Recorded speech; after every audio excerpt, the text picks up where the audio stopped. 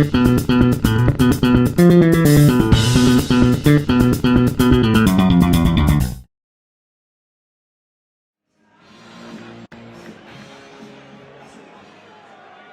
are your commentators, Stuart Pike and Rod Harrington. So here we go, leg 3 on the World Series tour. We've been to Dubai to see Michael van Gerwen win. In Japan, Phil Taylor took the honours. Who will it be in Perth, with Sydney and Auckland to follow? A terrific triple header of Tungsten coming your way here from Australia and New Zealand.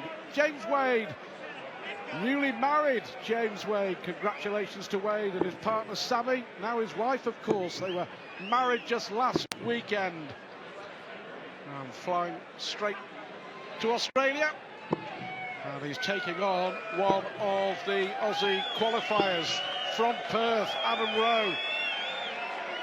48 years of age, but the biggest night of his darting life. A chance to take on one of the very best in the business. James Wade to get us underway. Thank you, ladies and gentlemen. First leg, an opportunity for him. We've seen over the last couple of years of World Series darts shocks and upsets. I wonder if we're going to see one here tonight here in Perth. Wade, of course, quite rightly, will be a big favourite. But Raymond van Barneveld and Michael van Gerwen have both lost games here in Australia against opponents that they shouldn't. And what a start this for Rowe. Well, it's certainly been the local. He's going to get plenty of crowd on his side, Stu, but James Wade coming off that runner-up spot at the World Match Play just a few weeks ago. He should be really at the top of his confidence, as we said so often. Well, there's Sammy. A really word of James Wade. So he should be relaxed coming into this, but full of confidence. 83. Very patient, Mrs. Wade. Mind you, honeymoon in Perth, Sydney and Auckland. Playing darts on your honeymoon. And James Wade, you know, this is serious for him. He was the first to admit in the interview before the game, he has underachieved in the World Series. He's due a good run, he's due a good win. Well, he's got to have a good win, Steve. He's got to have a good tournament and a good series, because once we get to Glasgow in November, the top 8 seeds, it may not be one of these World Series seeds. It could be a Whitlock, a Carl Anderson, or anybody else that's going to have a good run. So it's imperative that James Wade, Barneveld and Bunting, all three of those need good tournaments. And I have to say, out of the three, James Wade has the easier of the route. However, James, you require in front of the home crowd, anything can happen. But James Wade, the king of taking out shots like this.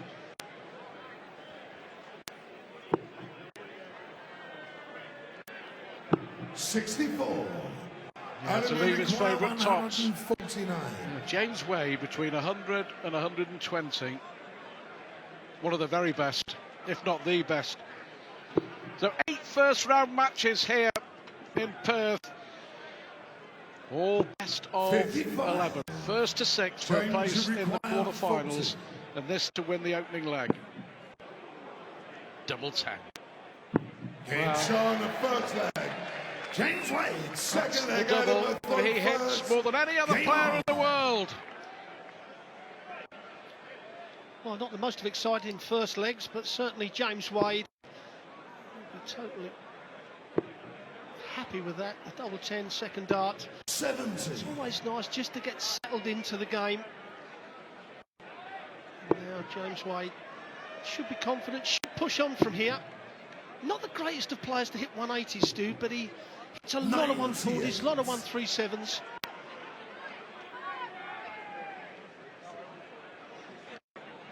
Well, his opponent, Adam Rowe, truck driver from Perth, had to play 9 matches to get through the qualifying event to get here. It was a really grueling day last week to get here. Well, talking of 180s,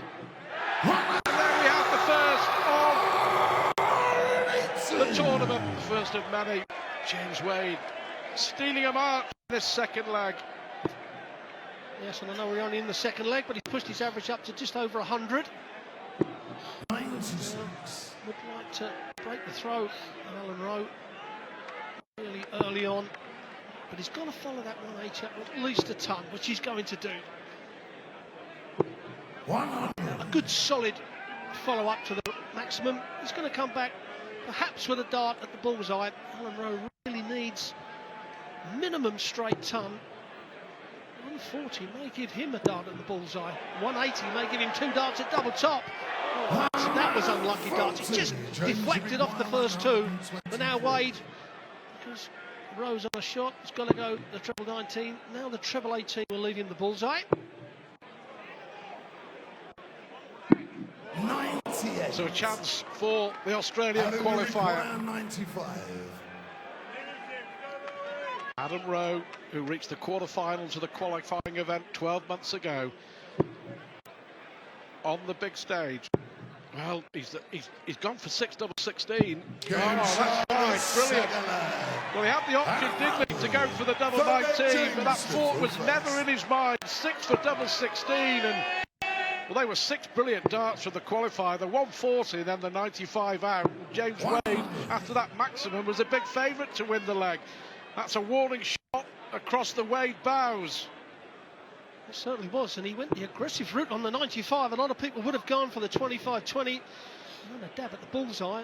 Alan Rowe right in there. I was surprised he didn't go for the 19s. What he's done by going to 6, he's only got the 1 dart, but however, it was only 1 dart he needed. This is the second maximum for James Wade. It's one of those 140s that he's so good at. But the hardest thing for Alan Rowe, Stu, is going to be to break the Wade throw.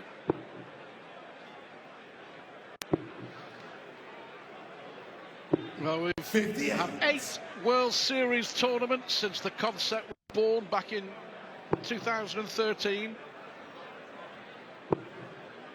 4 have been won by Michael van Gerwen. 4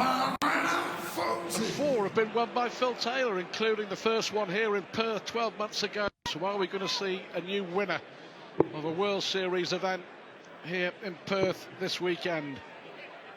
Well, this followed Singapore last year, and Phil Taylor had a torrid time.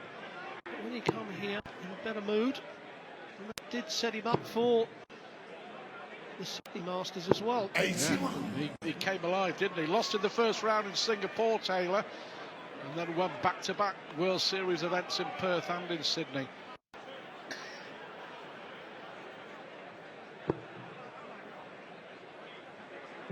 Wade, after 12 darts, is looking at his favourite double top. Up to 105 average at the moment is James Wade. He's just cranking the game up.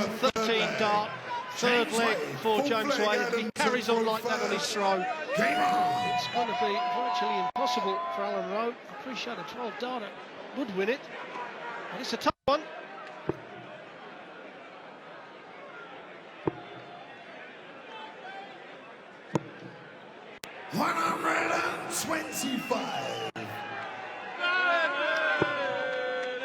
Good start to the leg. Maybe 20 points between them in the averages, but the first 3 legs all going with throw.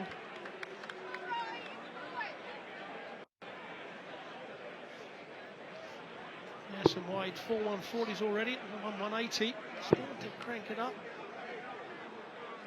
It's not going to go away. Apologies for calling him the wrong name earlier on, Stuart, but He's a decent player, you know, Rowe. Western Australian state champion 2 years on the row. Number 1 here in Western Australia for many, many years, Adam Rowe.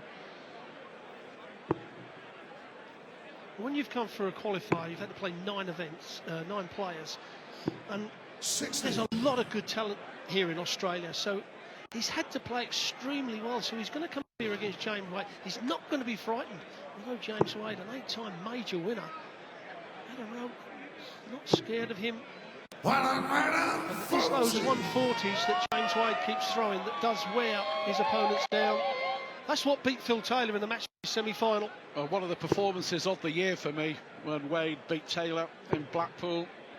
The World Match Play, 60. widely regarded as the second biggest tournament in world darts after the World Championship itself. Brilliant win by Wade in the semi-finals against Taylor, but lost in the final to Michael van Gerwen. Never really 57. could hit the heights of his performance of that semi-final, but a class act without a shadow of a doubt. Well, he took out 95, did Rowe to win the second leg. Needs the treble. So a chance here for Wade to 60. break through. He will normally look at treble 8 to leave tops. That's his favoured route. Oh, that's a fantastic dart. And so is that. Well, that's why he is one of the best in the business. 2 darts, take that, break of throw. 3-1, James Wade is on his way. Well, 13-14 are the darts used. Last 2 legs for Wadey. Started off with a 17 dart, well under 100, but pushing up to just under 103 average now. And you would think from here that Wadey, with his experience, should try and kick on. This is where they put in the sucker punch, the professionals, but Adam Rowe needs to break the way through straight away. 100.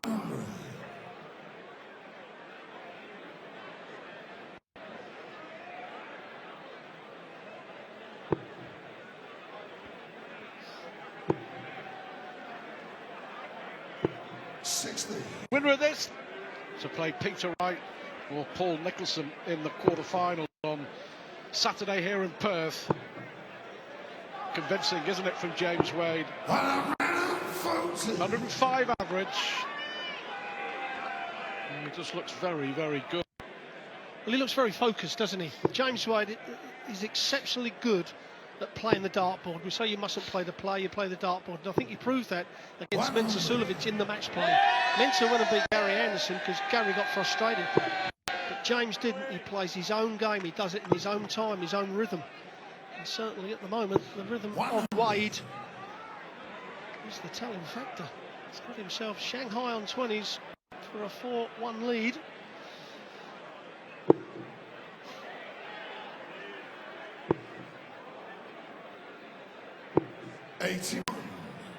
James should require 120.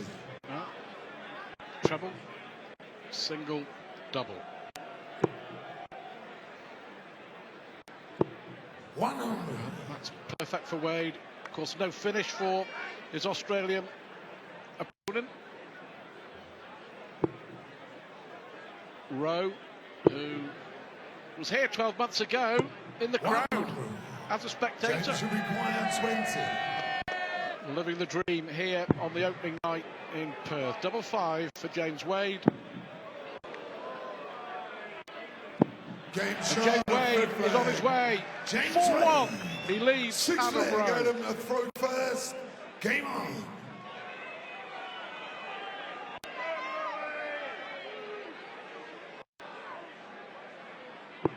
Difficult, isn't it, to start the event on the opening night, especially for the qualifier. Interesting, Rowe, you know, he only started playing a little while ago. He was out of the sport for nearly a year after having surgery on his shoulder. 140. He has the memory of that 95 finish in the second leg so far. Well, it just shows you how the game can turn. I mean, he took out the 95, absolutely sweet. He had a chance at 116. If he'd have taken that out, you know, then he's back in the game. And James Wade hitting the 5-5 with that third dart with Rowe on 102. It's just brilliant darts at crucial times, which can turn the tide of any game. And it's Wade that's marching on here in Perth. So it is the hardest game to play, the first one. And if it is James Wade to go on to win this, he'll be walking in the practice room laughing at all the other players. His bit of hard work for the day will be over. However, let's not forget, we've seen 97. Was a parry, come back from 5-1 down at Michael Van Gerwen in Sydney last year, so anything can happen. World Series is growing in stature, if that was no doubt. All building up to the World Series finals in Scotland, in Glasgow, in November. 58. James, you require 164.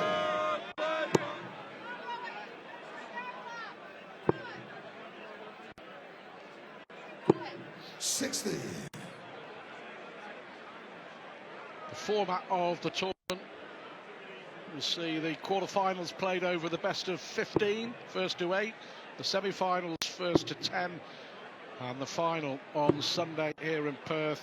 86. Best of 21, first to 11. Require 104.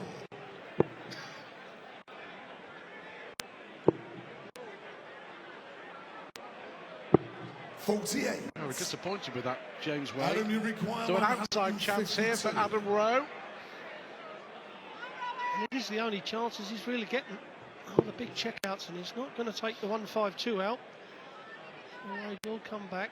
Just around the previous leg, a little bit on the double. With the 16 for double top. And sometimes 60. when you're releasing the first dart, getting it out the way on a big number gives you a better rhythm for the second dart. So let's see what Wade does with this. Well, he's going to waste 2 darts. Yeah, it was a poor first dart from James Wade. 36. That really set the tone, didn't it? Missed the big 16. So to stay in it. Already taken out 95. Rowe looking at 92. Well, he's gone the aggressive route again instead of the bullseye 25, and this time he's not going to get a dart at the double. That's the problem. James required you go 20. for that 25, you almost guarantee yourself a dart at the double. That's a long way off a double 10 for Wade, but that one isn't straight in the middle, and James Wade takes a 5-leg to 1 lead here. First game of the Perth Masters here in Australia. So James Wade now looking to close this match out on his throat. 100. Well, next week will be the 3rd staging of the Sydney Darts Masters. 3 places still on offer for that, for homegrown qualifiers. 3 big qualifying events in the early part of next week in Sydney to go and play on the big stage. 100.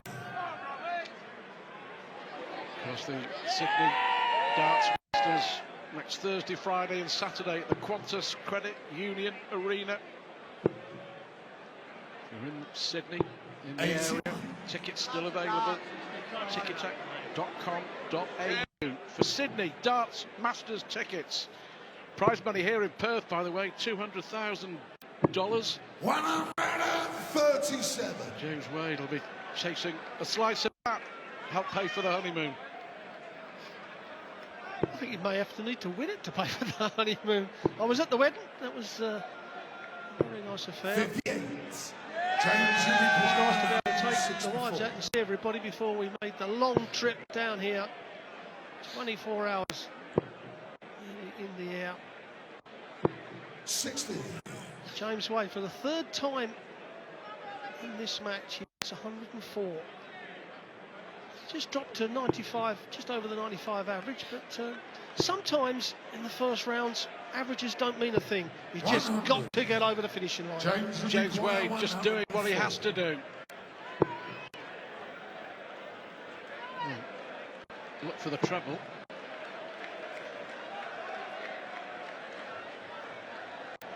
Now, to be fair, having given him the big up at the start of the game for being one of the best in the business, he's failed miserably to take out any of his top plus finishes that he's left, but tops the target unless, oh well, he missed the 18. Well, should have had a dart at the ball, he knows it. 72. That may well be the last dart that Adam Rowe throws in the Perth Darts Masters, as James Wade here looking at tops to round off a convincing victory of James Wade, the first man through to the quarterfinals here. of the Perth Darts Masters. A terrific performance from Wade. Coming up next, we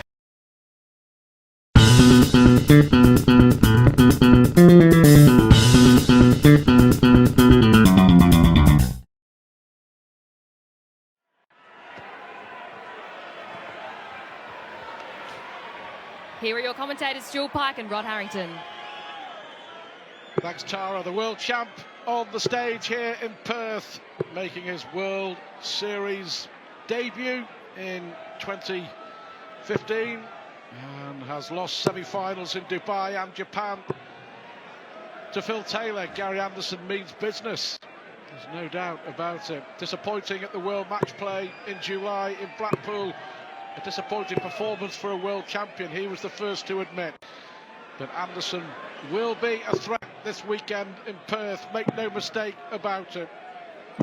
Yes, against an Australian darts icon. Here he is, Kim Lewis, 52 years of age, but he's been playing darts for nearly 40 years. Lives in Fremantle, just down the coast from the city centre in Perth, and he is enjoying a darting renaissance. But Gary Anderson certainly isn't enjoying the start to this match, is he? 30, wry smile, I think of embarrassment more than anything. Yes, I think it was, Stu. Kimberley, she said, has been playing an awful long time, and there is Ty and Rachel.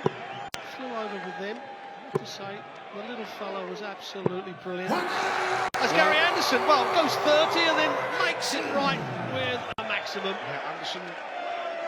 That's typical Anderson. It is, yeah. 30, then 180. Yeah, Gary Anderson's little son, Ty. And he will have enjoyed that. Already throwing darts, Anderson Jr. Just over 1 year of age. And as Anderson follows the 180 with a 140. I mean, the obvious biggest advantage for the 8 World Series professionals is that they play on these big stages in front of these lights, and it does get very hot up there, and it makes the grip completely different. Although Kim is very experienced over the last 40 years, as you said, Stu, the experience of playing on the heat up there. When we was doing the front of the show, it is extremely hot on that stage. Yeah, and it'll get warmer as the night goes on, but yeah, experience should count for so much. Anderson then for the first leg, 14 and tops. 34. Just a little rusty. Kim, you require 141. I think it's fair to say. Anderson and James Wade were practicing for a good hour or so upstairs earlier on the same practice board. Wade has done his job. 86. He's through. Gary, you require 20. Well, that should be a perfect marker for him. Absolutely was. Used the barrel, and Anderson, with the help of that maximum, taking the opening leg against the throw. So Anderson is off and running. Yes, we touched on his performance at the World Match Play when he was stunned, wasn't he, by 90. Austrian Metzior Sulovic in the last 16, and he just couldn't get his head round the pace of the game or the way that Sulovic played. And 60. Well, he got very frustrated, didn't he? He didn't know what to do. You know, the camera was on him and he was looking at the ceiling, he's looking around at the crowd. It reminded me a little bit of Peter Ebdon when he played Ronnie O'Sullivan a few years back in the World Championships, and Ebdon went on to win the World Championships. But the slow play absolutely ruined Ronnie, and it's the same sort of thing. Anderson, that mould of Sir Sullivan, you know, the raw talent. They need to get to the hockey very quickly. That's why they like playing the Lewises and the Van Gerwens. 125. well, Kim Lewis, who back in the day was playing the likes of Eric Bristow and Jockey Wilson, 60. representing Australia as well in Darts World Cup. 99. Comfortable so far for the world champion. Arguably, you know, one of the most popular world champions that we've seen 60. as well. I You require think everybody delighted that Anderson finally could completed his darting destiny 50. by winning the World Championship at the Alexandra Palace back in January. That epic win, of course, over Taylor in the final.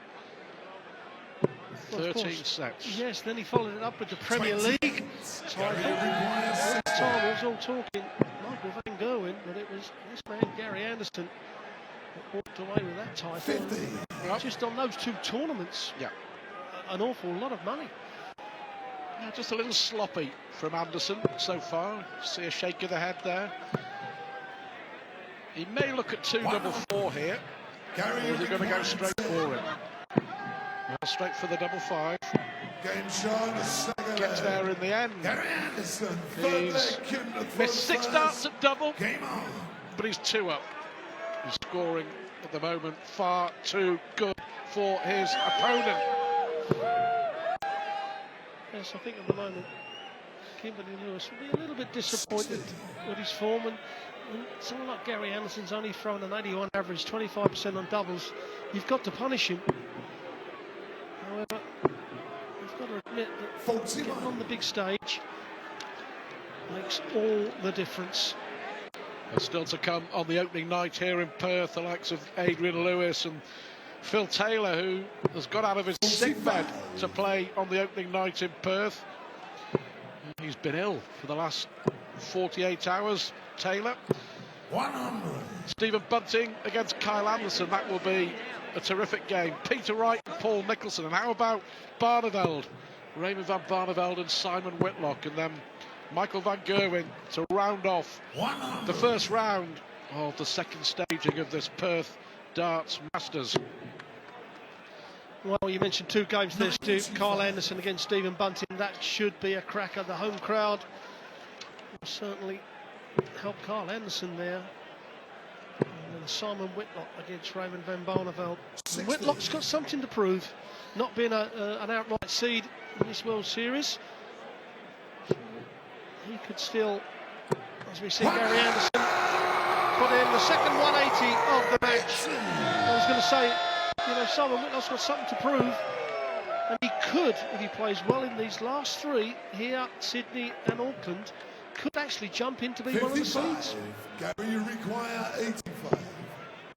Great dart, tops for Anderson. Game Well, shot, perfect combination. 13 darters from Anderson. Full flag Gary to throw first. 3 up Game on. in the blink of a darting eye. Gary Anderson.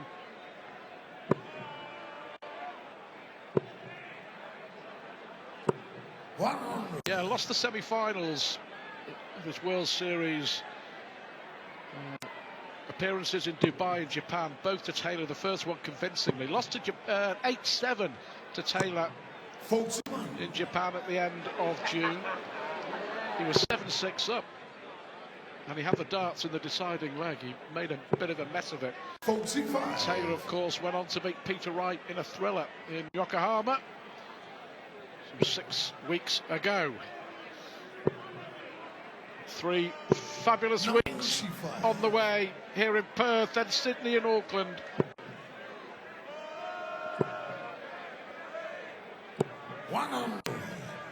But all a new experience for Anderson. World champion. But enjoying it, embracing what the World Series is and what the World Series has become, and what the World Series may be in the future, with more tournaments possibly in the pipeline. Yes, I can only see this series of events growing, going to regions of the world, as we see Kimberly Lewis put in a maximum. Will make him feel happy. I'm not saying it's going to make him smile, but certainly inside he'll be happy. But tops 76. The chance here now for Lewis to get on the board. Look at those 15s. Trouble gives him 2 at double top. Well, he's hit the 2, so he's not going to get a dart at the double unless Gary Anderson messes up the double tops. Well, he'll be disappointed, no doubt. Lewis, after hitting that maximum, he didn't get a dart at it. He didn't get a dart at the bull from 85 out. The world champ at the moment is in a hurry.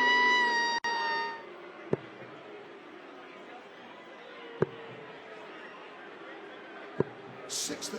Oh, well, potential quarter-final clash against Adrian Lewis, unless Loz Ryder, who is the top player in Australia at the moment, could cause an upset. That's our next game, but the winner of this will play Lewis or Ryder on Saturday in the quarterfinals. Is it going to be another maximum?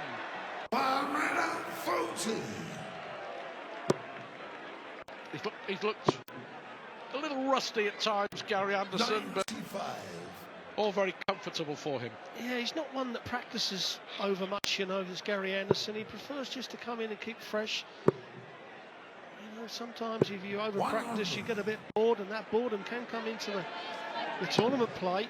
But Gary Anderson just likes to stay fresh. And sometimes, you know, the guys with the more talent, that is perhaps the better format than slogging it out on the dartboard for 4 to 6 hours a day. You always get the feeling with Gary Anderson that he never has to try too hard. That's a really good way of putting it, because it all comes so naturally for him. Well, there we go. A rest my case. Malud, he's left tops. Can Lewis get a leg on the board? First dart to the double. 77. Well, nowhere near in the end. So Anderson is dominant. Great performance so far. Anderson 5-0 up now against Kim Lewis. Game on. So here we go. The champion of the world just one leg away from a whitewash on the opening night here in Perth. I think Lewis will be disappointed that he hasn't really challenged, but this is all very new. He may be veteran stage Kim Lewis, but he would have never played in front of a crowd of this size in an atmosphere like this. And against the champion of the world, who hits his third 180. Well, Anderson, he started off very slow in the 2, possibly the third leg as well, and that's where Kimberly Lewis should have punished him. If you don't do it in those early legs when you're given the chance, you know that the likes of Anderson and the other players are going to finally turn the turbo on and go on and close the game out. And it looks exactly like it's going to happen. And Gary Anderson over Kimberly Lewis here. 62. So 126 doesn't have to go the bullseye route, so he's going to stay on the treble 20, treble 10, double 18 for the match. Brilliant. Well, the world champion wins it in style. Fabulous finish, and in the end, a fabulous performance. He started slowly, Gary Anderson, but ominously for the rest of the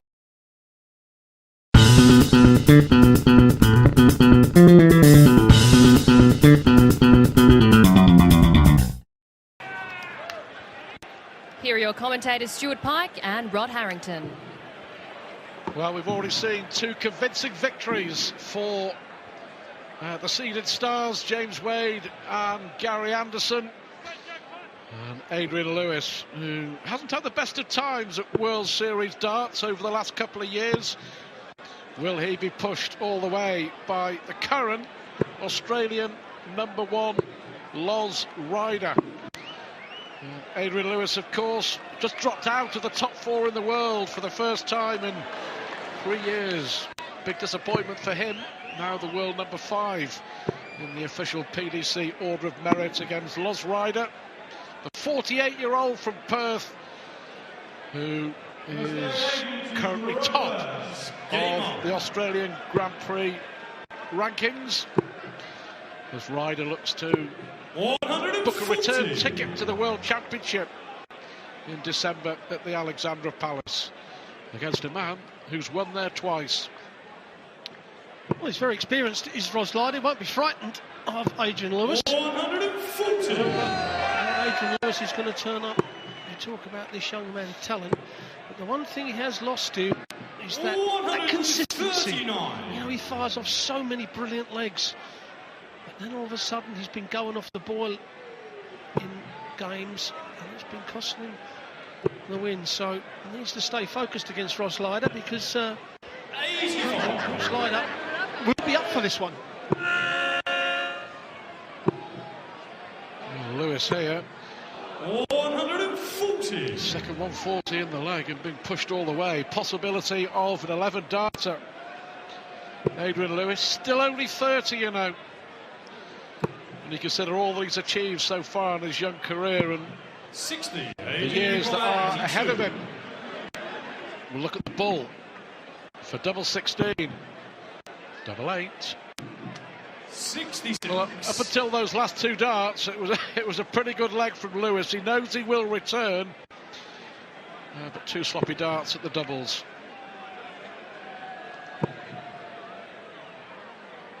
Oh, Lewis missed two darts at the double. This will be 4-13. A nice start. 13 darts it is. And when you think about it, Stu, you know, Adrian Lewis is only 30. Although he's been in the game, it seems an awful long time.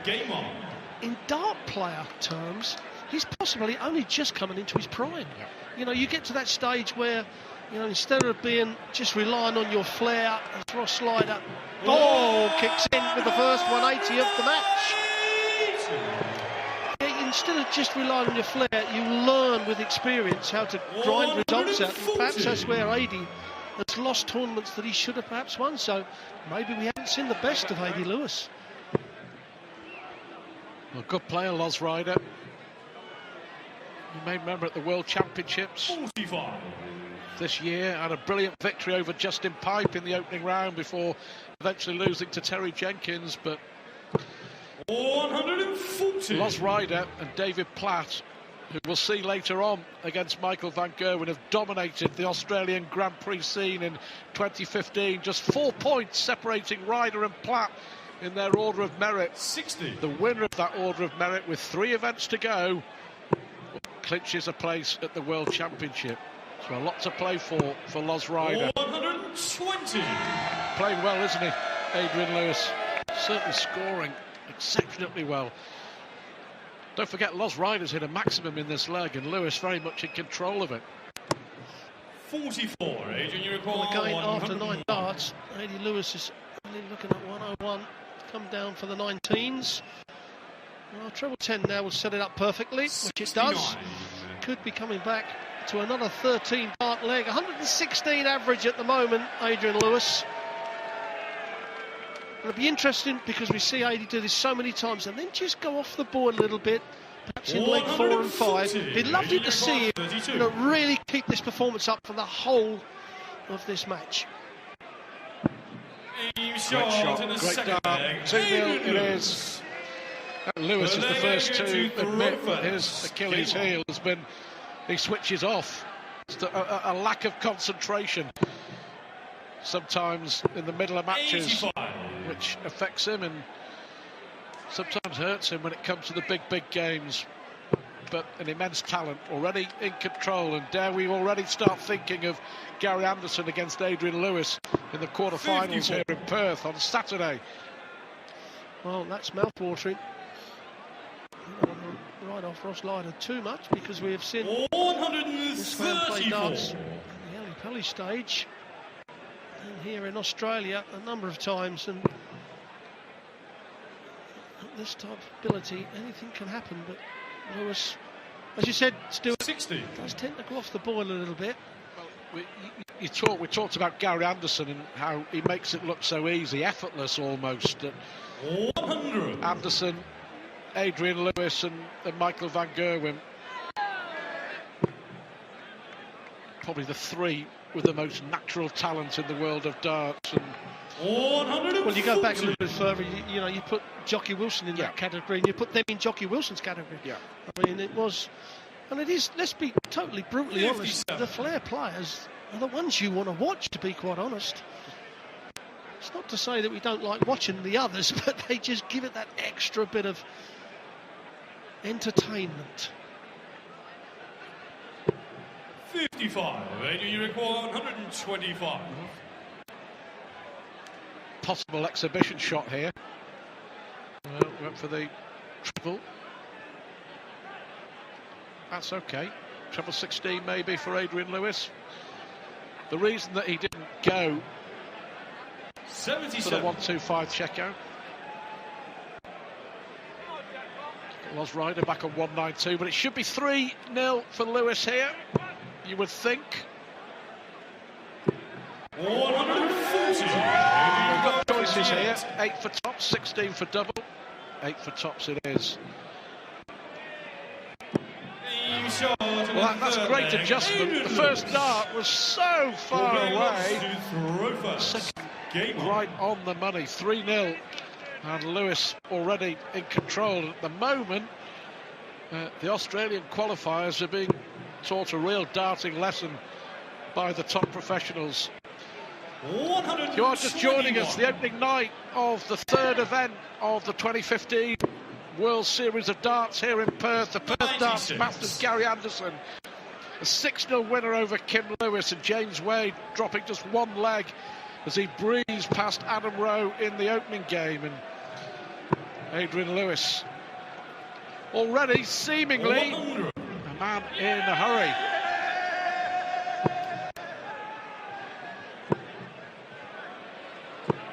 $140. 5 140s already in 4 legs. Not hit a maximum, but that's okay. The scoring has been exceptional so far, Lewis. Yes, in that last leg, it kind of answered one of the questions, because the double top, you know, perhaps before he would have missed the double top and let his opponent in, but he didn't. He pins the double top. 121. Took the 3-0 lead, because 2-1. Ross Ryder really has got a chance, but Adi Lewis here after 9 darts on the 144, 103 average. Pretty tidy stuff from the world champion at the moment. And you go 144. A chance here for Ryder. 92. Because you require 80. Hasn't yet had a dart and a double. That's a great dart. Confident dart to lead double 10. Just use the barrel, kiss the barrel, and then it goes. But you require 52. I wonder, with those misses, is any chance Loz Ryder had of getting back in this game? Have they gone? Well, they have now. That's 4-0. Adrian Lewis in total control here in Perth on the opening night. Well, Lost Rider, you know, he put himself in a good position to win that leg. 43. 2 darts at the double 10, and you just can't afford to let the professionals off. That's where they make their money. That's why they're here. They are the best in the world. Of course, Lewis, 85. world champion, under his belt, beside his name, however you'd like to express it, but it's certainly impressive start to the tournament for Lewis. Well, that should be some quarter-final. Lewis against Gary Anderson. 55. Yeah, I think Ryder will be disappointed. Originally from Derby in the UK, emigrated to Perth some 15 years 42. ago.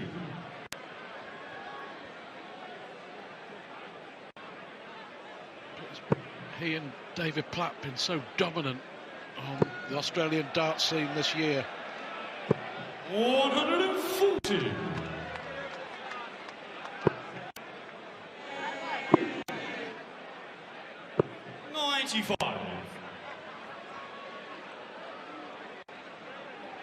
Well, another chance for Lost Rider to get himself to a double, down to a double first. Oh, he's hit the treble with the last dart, so may get a dart at the bullseye when he returns. May not need to have to go to 60. the bullseye route. So he's got 2 options. He could go the treble 20, 11 ball, but with Lewis not on a double. He's taken that out of the equation. 42. Now that's a bad miss. Missing that big number has cost him an extra dart and a double. 58. Well, he missed 2 darts at the double 10 for the 80 in the previous leg. He's now going to get at least 1 dart on a double. That's going to be 2 this time at double 11.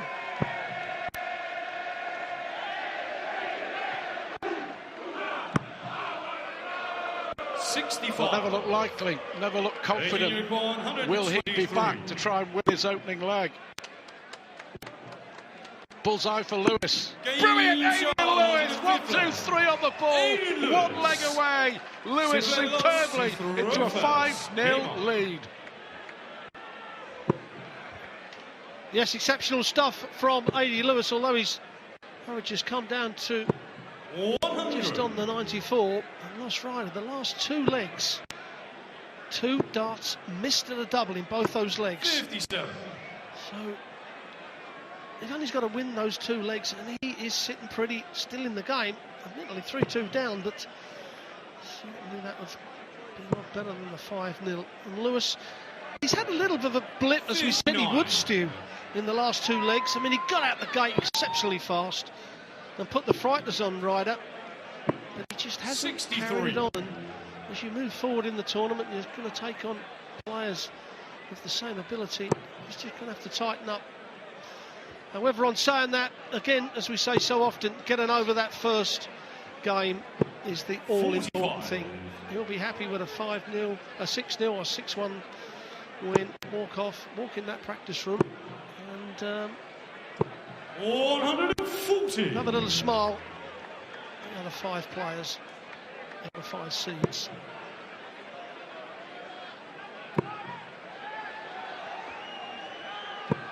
$140.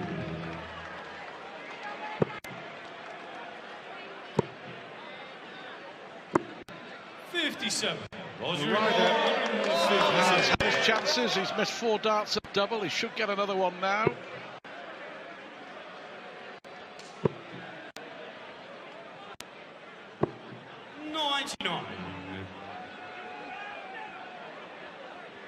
It's going to be 3 legs on the trot now.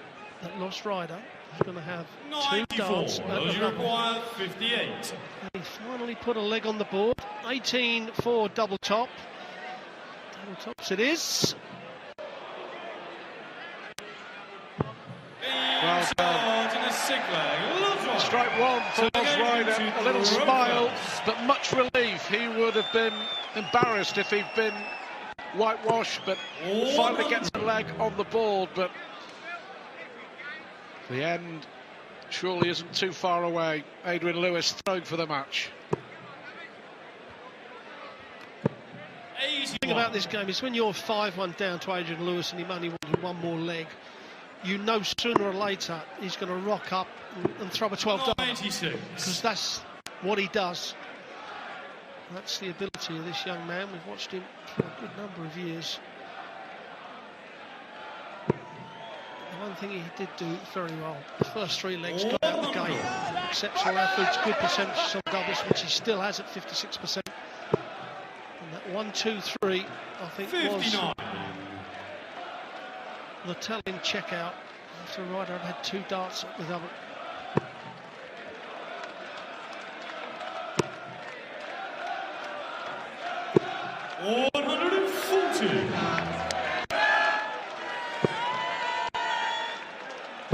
Coming to his own a little, isn't he, Lost Rider? 60.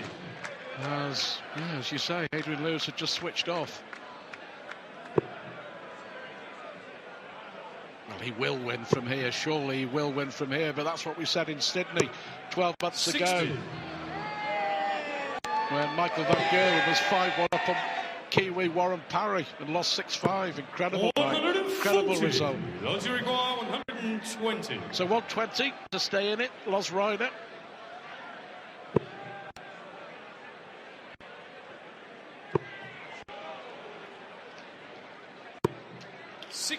Adrian, you require 46. For the match, tops he needs. 6. Those you require Careless. 60. Ryder again for the 4th leg on the trot, 2 darts to the double. Can he stay in the match? Oh, 20. he can't. He allows Lewis to come back to the board, and surely this time 40. Adrian Lewis will close this game out. Now down to the 10s. Doesn't want to split this.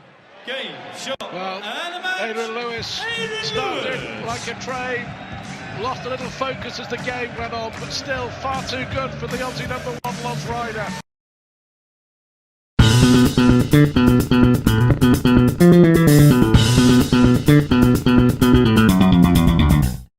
And Phil Taylor, the defending champion here, the #1 seed, has got himself out of his sickbed to play on the opening night here in Perth. He's been laid low with a virus for the last 48 hours.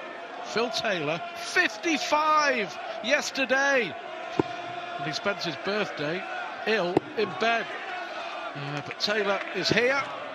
The world number 3 now, of course, to start the defence of his title against the 42-year-old Kiwi, Craig Caldwell, from Wellington in New Zealand, given the unenviable task of playing against the power. That's next week in Sydney, ticketek.com.au. If you're in Sydney, in the surrounding areas, Friday, Thursday, Friday, Saturday for the Sydney Darts Masters, which will be at the Qantas Credit Union Arena. Should be good. Taylor will be defending that title as well. Beat Stephen Bunting in the final in Sydney last August. Beat Michael van Gerwen in a thrilling final here in Perth 12 months ago. Well, I spoke to Phil as I come back from the stage. Said, you know, how you feeling? He said, I'm feeling pretty good now. So I think I got over it. The old adrenaline will get him over the rest. But he's got to be careful with the big Kiwi. 85. Caldwell.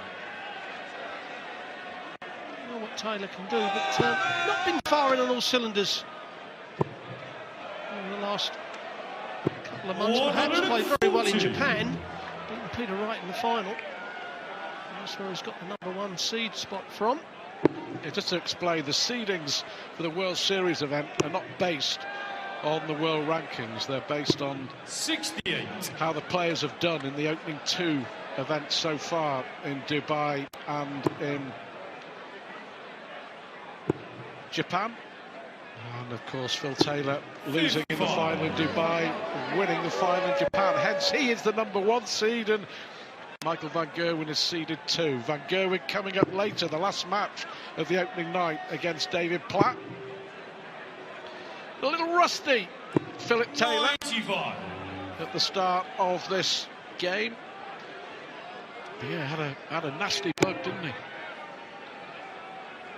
Yeah, it's two days in bed. I mean, it's going to drain you. Your body tends to shut down because you're not even just walking around. It can have an effect. But this would certainly wake him up.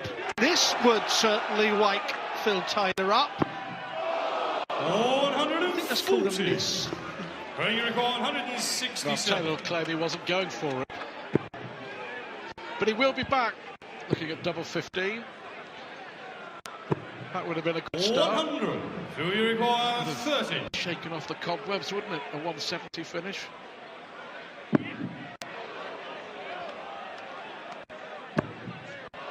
Well, he's opened the door here 22. for Craig Caldwell.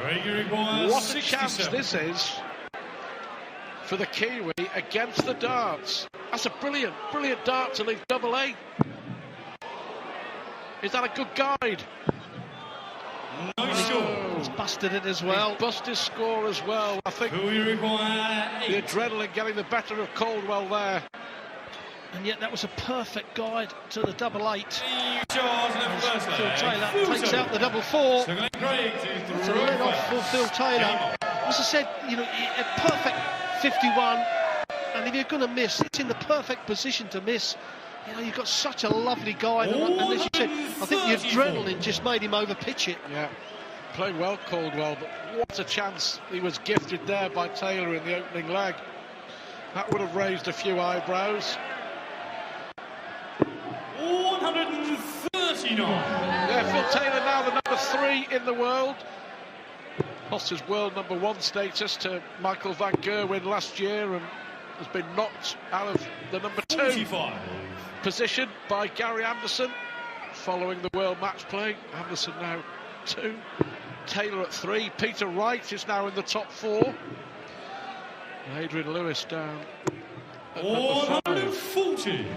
All change in the top echelons of darts world order. Yes, just to remind you, this is a standalone ranking system. It has no effect on the actual world rankings. So the world rankings will stay the same till the next tournament. Certainly, the World Series rankings made a big change this weekend. And coming up, Carl Anderson against Stephen Bunting. Bunting really got to work hard. Peter Wright against Paul Nicholson. And one of the matches of the night, alongside the Anderson-Bunting, Simon Whitlock against the big Dutchman, Barney. 45. What a hard game that is for Barney. Simon Whitlock, a lot to prove and been playing well.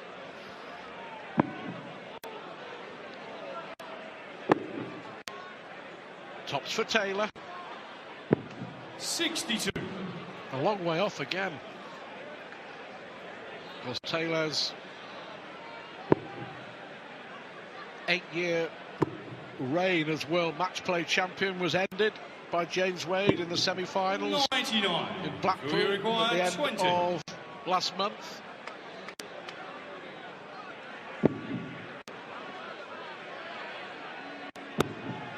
Shot in the 2-0 to Taylor. Phil Taylor. Kind of feel that Craig Caldwell has missed a trick. He'll be The disappointed. left field to throw first. Game on. And that's where the hardest thing is for well, anybody that's playing these top players, is when you give yourself a chance taking it. But that's when the nerves come in. When you're scoring, you don't tend to think about closing the game out. You get to the double, that's what makes you win the game. That's where the nerves come in. And certainly we see with Lost Rider missing darts at the double in, was it 4 legs? 97. Certainly Craig Caldwell missing the 2 darts at double 8 in the first leg of this match. But Summerfield's darts are going very wide and at weird angles at times as well. 45. We always got the feeling that Taylor would be a touch rusty, especially he's had no preparation for this event. 140. The winner of this to play either Stephen Bunting or Kyle Anderson in the quarterfinals. 135. Well, Taylor not at his best, but still good enough thus far. 60. Caldwell needed a ton there. The 60 wasn't really enough. So Taylor's going to get 6 darts from here. Oh, and that is sitting so well. If he lays this on the flights, he's hit the flight and smashed it through it. 140. That's very, very good darts. So now Caldwell's going to return that 140. I hope that Taylor misses perhaps the bullseye, or even the 180 will help. But that's a great reply, Stu. Really has put the pressure on Phil Taylor.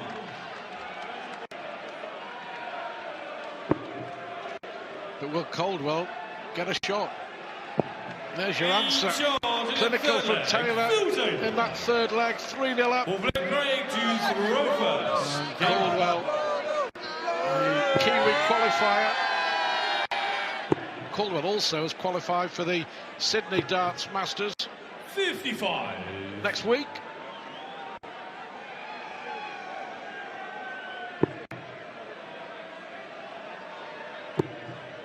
Yeah, incredible to think that since this 140. World Series was born, only Phil Taylor and Michael Van Gerwen have won the tournament 4 apiece. But Taylor has been so dominant here in Australia. Well done as Caldwell hits the first 180 of this match. And we look back to the first leg when he had chances to take it and break the Taylor throw. 140. Since then, Taylor has been dominant. Yes, and as you can see, up to just under 101 average for Taylor. No doubt that will 60. move up to about 103, 104. First 2 legs found his way into the game. Caldwell will reflect back on those 2 missed darts at double 8 in the very first leg. 91.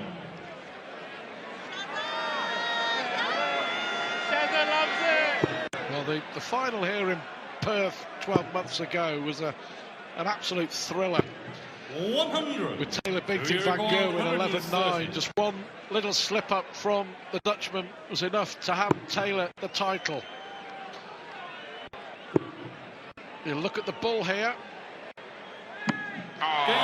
Clinical. He struggled on the doubles, but not on the bull. 4-0 Taylor. Fifth leg field to throw first. Game It's on. the best checkout of the evening. It goes to Phil Taylor. We've seen a 1-2-3 on the bull from Lewis. We've seen a terrific 1-2-6 from Anderson. And now we've seen a 1-18 from Taylor. And a smile on the face of Phil Taylor because it's at the start of the leg. And we are due a 9-dart leg steal. We keep saying it. It's been a long time on TV since this happened. Oh, and that's a perfect fourth dart. Perfect fifth dart. Surely he can't miss this. Well, it's on. Are we going to see a bit of history with a 9-darter in the World Series? Great response from Caldwell with a 140. 140. But Taylor here eyeing up the perfect leg.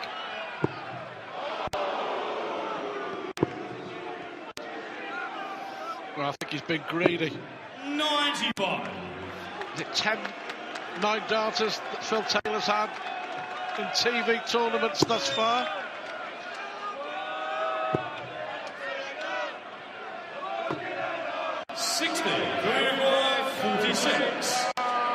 For another one. Double 16. Double 8. 30. That's where Taylor's troubles have been on the doubles. To be fair, for the last 12 months, double 8, double 16, that side of the board has let him down. 40. Unlucky with the bounce out, and surely this time 16. for Taylor, he was on a 9-darter.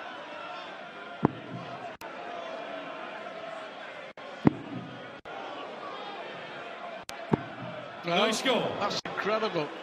He was on a 9-darter, 6 perfect darts from Taylor, but he's now had 15 in this leg. Chance here for Caldwell. Bullseye for the Kiwi. 96. Well, that would have been a real steal, wouldn't it? 16. A succession of missed doubles from Philip Taylor.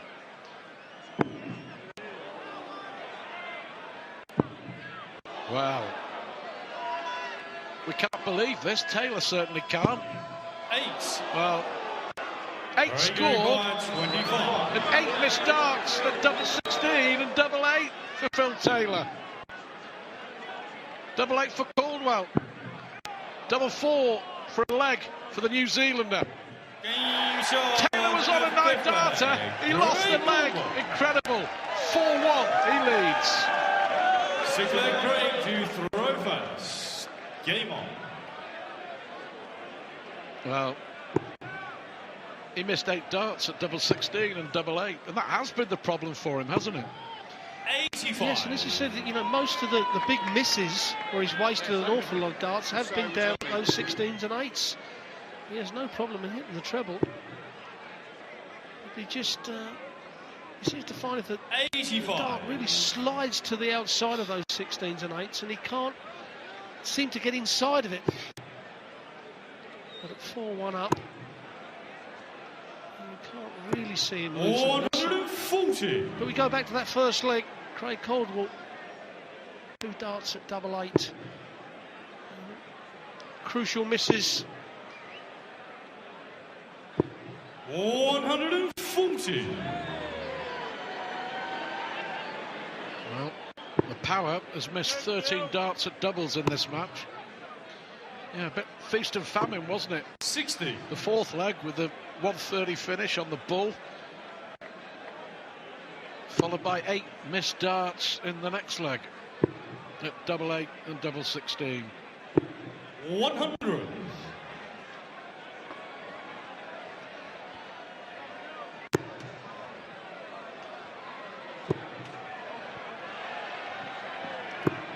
Well done, Craig Caldwell. He's himself a great chance here. Left double 18. He's played really well, hasn't he?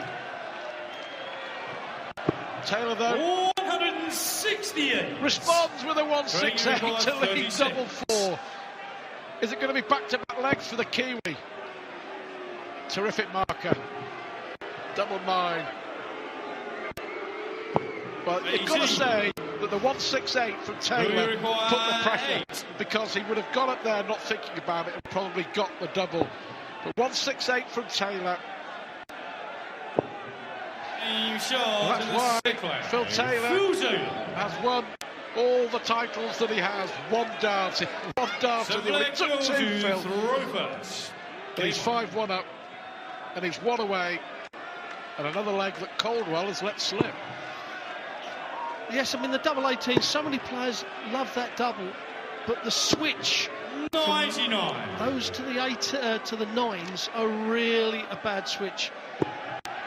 Hardly anybody hits the double 9 cleanly. Another player. 100. It's cost a leg too. And we've just seen so many games this evening. You know, the qualifiers missing doubles at crucial times. I think they just joined us. 60. James Wade against Adam Rowe. 6-1 to Wade. Gary Anderson beat Kimberly Lewis. Still, and Adrian Lewis against Lost Rider. 6-1. So it's been professional seeds that's been doing all the damage this evening. You know, Caldwell hasn't played too badly. He's just not taking the chances that have come along when they've come along. 5-1 down, but that really doesn't tell the story. 99. If the Kiwi had taken the key doubles, he would have been level. If some buts, coulds and shoulds and maybe. If you miss chances against Taylor, 62. you lose. Full stop. Yes, you're exactly right. Taylor still just under the 98 average. It's just been a real good performance apart from one leg, and that's the third maximum for Taylor. It has been quite a good performance, and if you take that one real bad leg out, Stu, where he hit the 2 180s actually, then you're talking about 106, 107 average. 63. And possibly a 40% on doubles, but this is to close the match out for another 6-1. Double 12. Not at his best, but the defending champion here in Perth, Phil Taylor, still far too good for Craig Caldwell. Acknowledge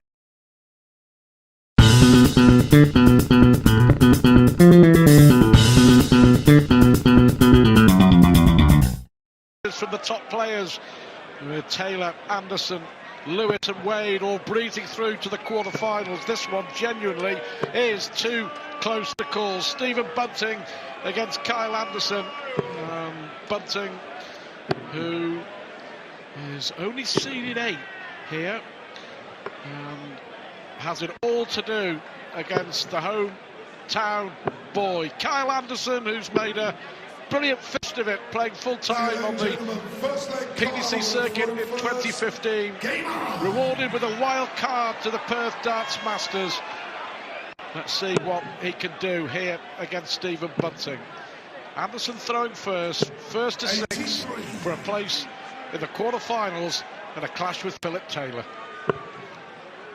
Yes, Stu, for me it's all right about the start of this game for Kyle Anderson. If he can get in front, 2-1 up, 3-2 up, and the crowd, the noise will go up, the adrenaline will start to run a little bit richer through the veins of Kyle Anderson. And of course, on the other side of that, the extra pressure will come on Stephen Bunting. For Stephen Bunting's game, he has got to do the reverse. He has absolutely got to get out of the gate quick. He's got to keep the crowd at bay.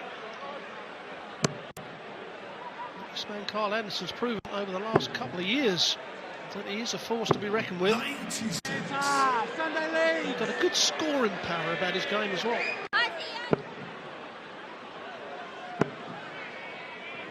Well, Kyle Anderson up to number 43 in the world, and that's taken him just 8 months. Made his debut at the World Match Play at Blackpool. It was a heck of an achievement to qualify with darts like this. It was unlucky.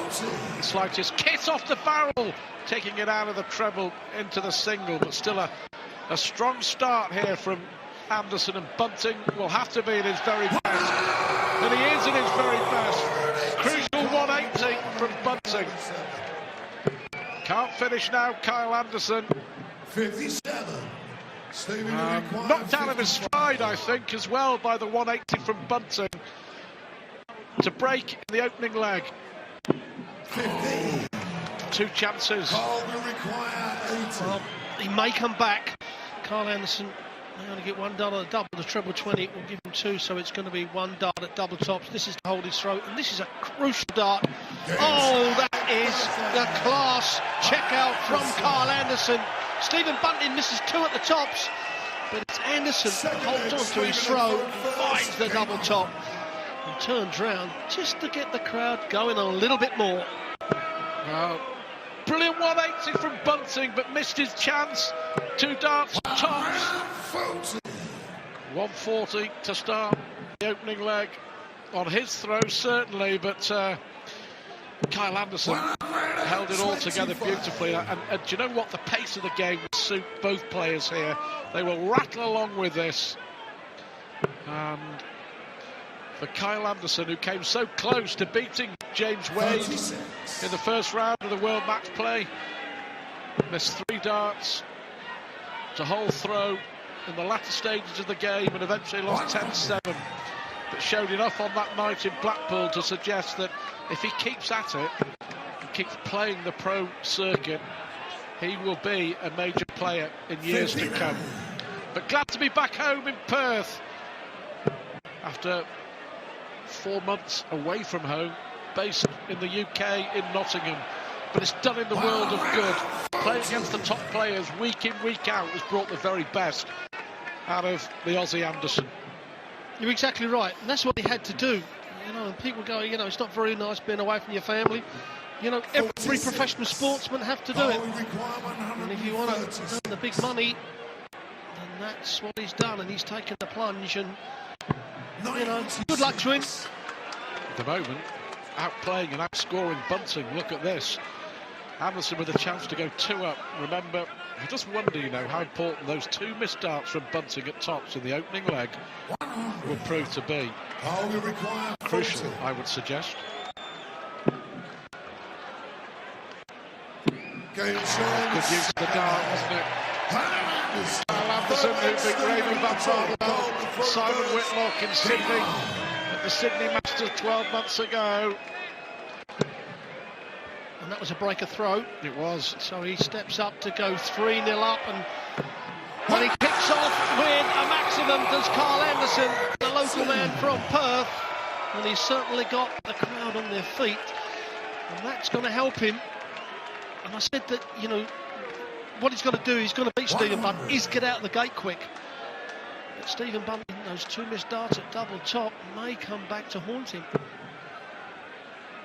You know, Simon Whitlock has been the #1 Australian player for so long, deservedly so, a class player, and we're going to see Whitlock in what could turn out to be the match of the night against Raymond Van Barneveld a little later. But you feel now in Kyle Anderson that there is a genuine challenger, another genuine top Aussie darting star.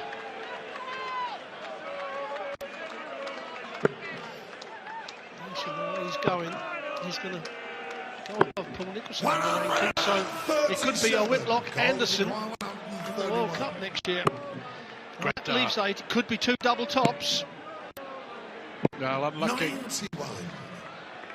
Just full of confidence. Knew exactly what he was doing. It wasn't a showpiece finish, it was a Kyle Anderson finish. And he will return under a bit of pressure from Bunting. Frustration there that Bunting has finally found a bit of range and rhythm, but will it make any difference?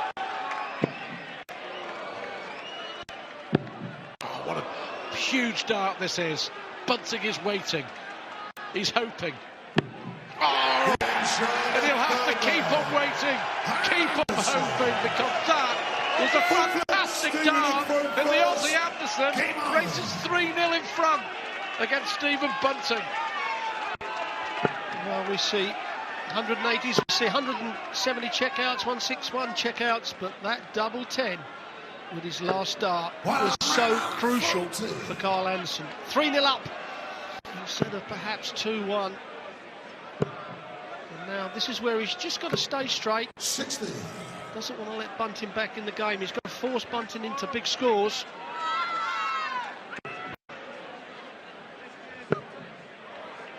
Well, Bunting really has to do something. He is 140, 118. Got to get a leg on the board, hold his throw. 95. Got a bit of work to do. Stephen Bunting, who reached the final on his World Series debut in Sydney last August, lost to Phil Taylor in the final. Convincing winner, Taylor, in the end. If memory serves me right, Bunting had darts to win every one of the first 7 legs. I think only managed to win a couple of them, so 100. missed chances in Sydney, missed chances in Perth so far for Bunting, but this possible 12-darter. 49. Well, he's going to come back with at least 3 darts of the double to put his first leg on the board. And stop the rot. Just needs to calm the game down a bit. Needs to find his range to Stephen Bunting. He's got to clean this up and then make sure the next leg 67. is a breaker throw against the Anderson throw, because Stephen, you require 32. he doesn't want to make it too easy. And there's the double 16 to make it 3 legs to 1. And now this is a mega important leg for Stephen Bunting. Got to find a way to break. Yeah, he's been in this position a lot of times, and we know he's a fighter. But Anderson is holding on to his throw very, very well. The last time he stepped up on his throw, he hit a maximum, and he's done it again. With Bunting to get back in the game, to give himself a chance. He's got to break throw twice. Of course, Anderson had the darts. 85. Full of confidence, isn't he, Kyle Anderson? Of course, his brother Bo is a really good player as well.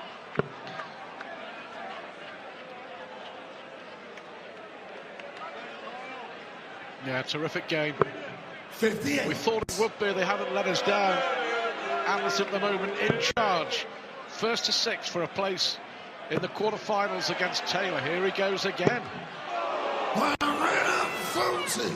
Holding on to his throw extremely well is Kyle Anderson. I know he hasn't finished this off yet, but 9 darts thrown and only 96 required. 96. Well, even if he just goes 20-20-16, he's going to come back with at least 3 darts and a double. 48. Well, that's okay. He will be back for 48. But by going that way, Stu, he's cost himself a dart and a double. 58. You know, if he cleans it up, that's absolutely fine. But if he misses this, that 1 extra dart. I think it's just the fact that he's confident. 8 tops is the way to go. Game shot. Still got plenty in the tank as Kyle Anderson, you know. 6 4 out of 7 on the doubles. He's 4-1 up on Stephen Bunting on the opening night here in Perth. 140.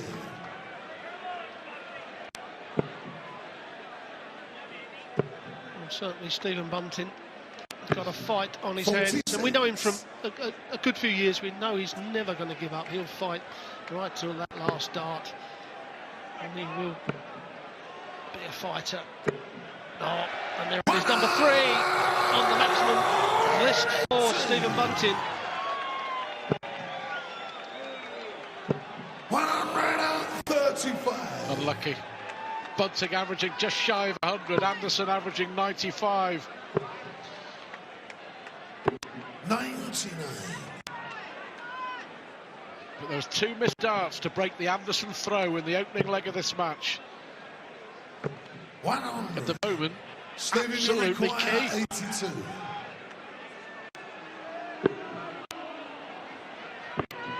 So tops he needs. 62. Well, he's going to get at least another 3. That will be the 4th leg on the trot, held on to throw, and held on very strongly as well by both players. 60. But again, Stephen, you require 20. it's the next leg. It's the important one. You've got to break your opponent's throw. Game shot. He held on to his throw with a 13-dart leg. 7th leg. Well, Goal to throw first. the last 2 Anderson throws he's kicked off with maximums. What's he going to do with these three? 57. Now, is this the chance that Stephen Bunting needed? Only 57 from Anderson. 100.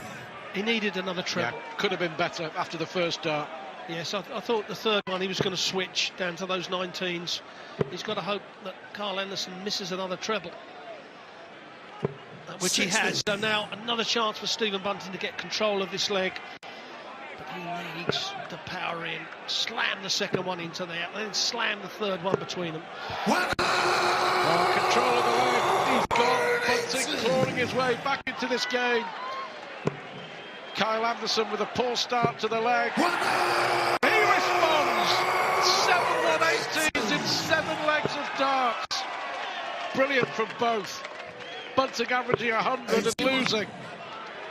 But what a response that is from Kyle Anderson. Been looking for at least a ton here. A 140 would be absolutely brilliant. Well, after 6 darts at the start of the leg without a big treble, 180, 140 from Kyle Anderson. But Stephen Bunting's last dart of his previous 3 hit a 1. That may have cost him a dart at the bullseye right there. So now Anderson to hold on to his throw and to go 1 leg away from a quarter-final place here in Perth. 16. He's been hitting the tops very well with the last dart. That may not help. He's dropped his dart. He's done the right thing. He's just stepped back, focused, double top. 24. Well, he just lost concentration, didn't he?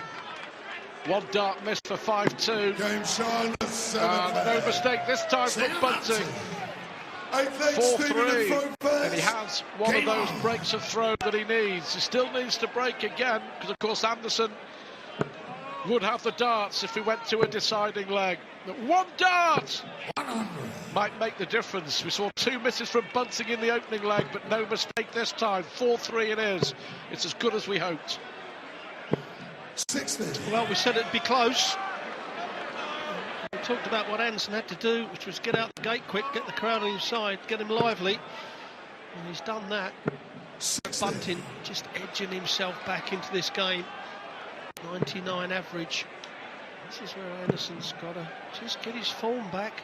Just starting to get a little bit scruffy on the scoring. He's opened the door for a Bunting revival. 97. 4-3, Kyle Anderson. Looking for a big win on the big stage in his hometown.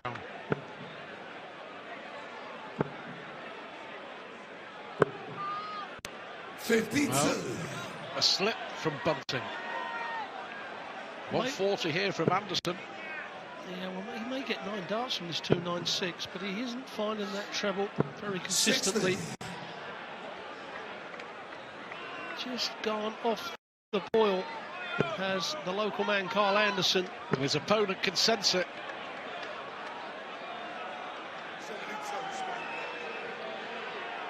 There's 72 left. 132. He went for the treble 12. And how much pressure will Stephen Bunting be on? 140. Stephen requires 60. He was 4-1 down to level it up. And he's double 10. 55. Careless. Well, he missed 2 darts at double top in the first leg that cost him dearly because Kyle Anderson took out the 80. Well, he's not going to get a dart at the double. 88. The big one may be the hardest thing to hit here for Stephen Bunting. This is where you really got to stay focused. Biggest dart of the match so far, without a doubt. Thank you, ladies and gentlemen. Thank you. Bunting. He's used to all this. He's blocked it. He doesn't know which side to go. You're exactly right. It's not the actual barrel, it's the flight from where he's standing. That flight is the blocker. That's a fantastic dart. Raw emotion on the the face there of Stephen Bunting, all right. Kyle to throw first. He could only see maybe a couple of millimetres, and that's where the dart went. It's 4-all. 121. Well, it's Bunting that's on the run now, and he's got to keep it going. And it certainly looks buzzing. like he is. 40. Well, we said we're going to have a close game, and they haven't let us down.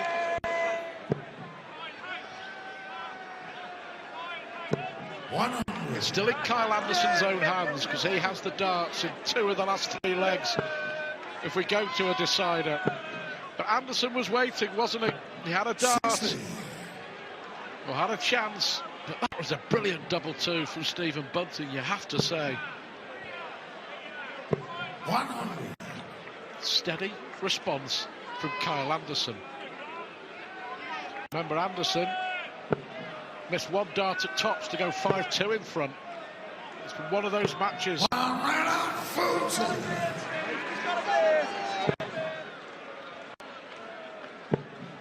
Needs to find another treble. And it does. Absolutely. Yes. Absolute. Good word. Fantastic darts from Anderson on his throw after 12 darts, 140. Stephen Bunting cannot go out. Anderson, 3 clear darts to go 1 leg away from a quarter-final place. But the pressure's on. If he's got to miss Stu, he's got to be just above. Doesn't want to split it. Well, tension in the arena, tension on the stage. But Anderson held it together superbly. He goes 5-4 in front. Well, if you're going to miss the double top, that was the perfect marker from Kyle Anderson. He just had to slam the second dart into the first. Deflection of the flights to stem and the 57. dart did all the rest. So now Bunting, been here a lot of times, needs to pull some big shots. Needs to pull, 140 and then a 180 for Stephen Bunting. It looks like we're going to have a decider. It does indeed, going the distance, and it's what we expected. 140. The third of 5 World Series events in 2015. Sydney next week, then Auckland in New Zealand.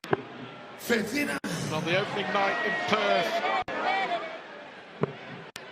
the hometown darts hero looks like being taken to a decider. Or can he do something very, very special here? We've had 9 180s in this match.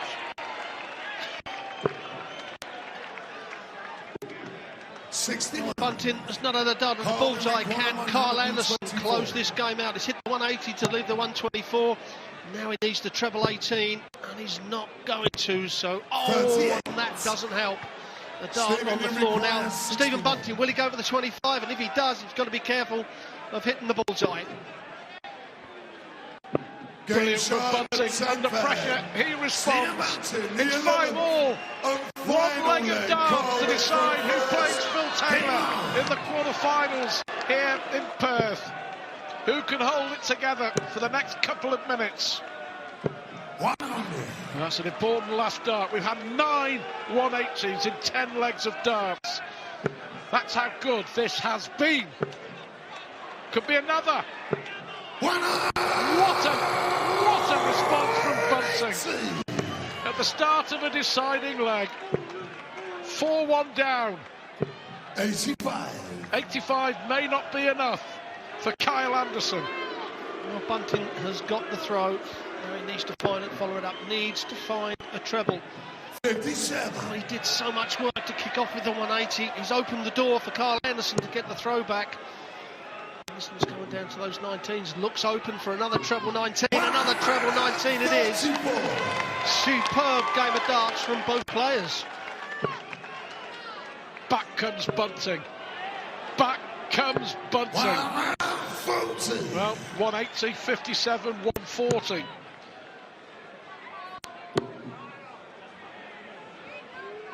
Kyle Anderson desperate for a treble here. 96. Oh, and he gets it. He gets it. 124. 124. Who's going to win this thriller? treble 18 for Bunting. So Kyle Anderson 63. should get at least one dart to win this. Bullseye for Anderson to win. 56. Stephen, you require He took this 61. out previously. 25, double 18. Don't hit the bullseye. Oh, and he's gone and hit the bullseye. Now double 4 for the match. 57. Oh, a dart gun missing them. We see it so often, Stu. They go for the 25. It is the right route, but he hit the bullseye. Well, the crowd in Perth are willing Kyle Anderson on here. Can he hold it together? Stephen Bunting has had his chance. And Kyle Anderson doesn't need another dart.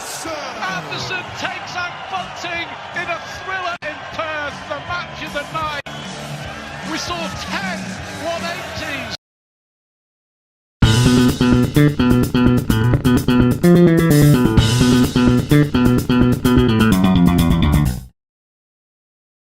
Sydney next week, 30 Friday, Saturday at the Qantas Credit Union Arena. You can. Ticketek.com.au for the Sydney Darts Masters, but Peter Wright here hoping to light up the Perth Darts Masters against Paul Nicholson, who, of course, born in the northeast of England, but made his name, as far as his darting career was concerned, here in Australia, based in Melbourne, and he dominated 6 or 7 years ago the Australian dart scene. Played in the Grand Slam, qualified for the World Championship, joined the PDC full-time. Memorably, 5 years ago, won the Players' Championship, won a TV major within a couple of years of joining the PDC. But his career has been on the slide for the last 12 months, Paul Nicholson. In complete contrast, Peter Wright now in the top 4 in the world. A career which looked over when he gave up darts a decade ago. And now look at him, one of the best we have.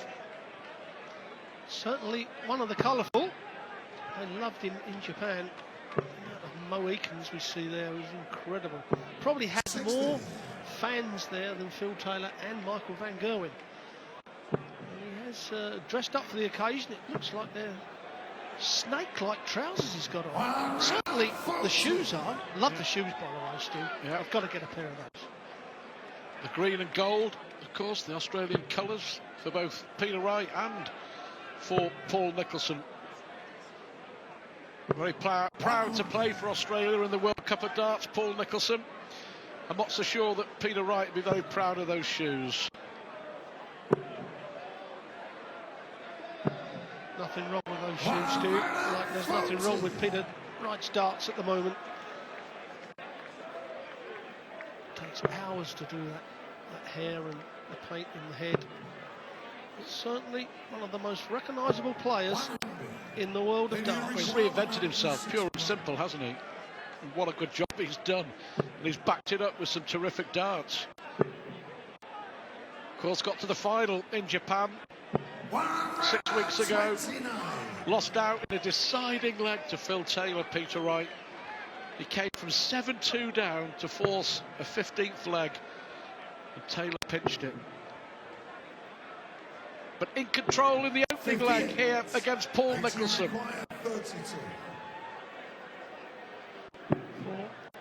Now a 14 dart leg. 14 darts it is, a very tidy opening start, opening leg to Peter Wright's campaign in the Perth Masters. Paul Nicholson, he's got to get his form back. It really is struggling. What's gone wrong with Paul Nicholson? He's now out of the world's top 32, and at this stage he hasn't qualified, and isn't on course to qualify for the World Championship, down to number 35 in the rankings. What looked like being a fantastic, promising darts career. What's gone wrong? Well, he's taken his eye off the ball. He started to have the aggressive hard man attitude walking onto the stage, and if you're going to do that, then you've got to live up to it. You've got to throw the darts, and it started to get at him, and he didn't know how to stop it. Well, and he said he was going to walk up without the glasses, without that, but he's still walking up with them. And you know, if you're going to do it, then you have to stick with it. But you've got to produce the darts, and it's not. He made himself out, and he created a persona as the bad boy of darts, didn't he? But then changed his mind, and then sort of got caught in limbo, not sure what to do, whether to carry on with the bad boy reputation or to try and turn things around. I think also, I have to say that he perhaps started to think about the game too much. Definitely. And you're absolutely right. Made too many changes. Oh, listen, if you win a TV major and you beat Phil Taylor on the way to winning it, you're a good darts player. So, you know, there's no doubt Paul Nicholson is a really good darts player, but somewhere along the line he's lost his way. Well, we could name probably another dozen players in the last 5 to 6 years that's actually gone down the same route as Paul. It's a shame, but there's no sympathy in this game. You know, you're not going to play players that are going to let you win just to stay up there. They're going to bury you with all the youngsters and the Challenge Tour players coming through. No room for mediocre darts anymore. Peter Wright has proved it. That's a 14 dart leg. 107 average for Peter Wright. And so this consistency from Wright, which he's shown now for 2 to 3 years. He's going to keep Wright certainly up there in the rankings. Well, the highlight for me in Japan, not necessarily the way that he came back in the final to beat Phil Taylor. I think it was more about the way that he came back in the semi-final to beat to beat Michael van Gerwen. Taylor beat Anderson in a thrilling semi-final, and you may remember Peter Wright was 7-6 down to Michael van Gerwen in Japan. Well, he took out the 1-4-1 and decided in the deciding leg with van Gerwen sat on 44 to go through to the final. It was absolutely incredible, and that one visit, that one checkout encapsulated what Peter Wright has done over the last 2 years. And it was ironic that in the other semi-final between Anderson and Taylor, Anderson took out the wrong shot that cost him the match. Indeed. Back to this game, it certainly is an impressive start for Peter Wright. Look at that, Look at the averages. Look at the averages of Paul Nicholson. I'm sorry, you're not going to win an argument with averages like that from Nick. 112 plays 70. I think the first 2.5 legs of this match have just encapsulated what we were saying. Double 18 for Peter Wright. And he will return, but it's shown perfectly how one player is on the up and the other at the moment is on the slide. We can only hope that Paul Nicholson can get his act together, can rediscover his touch.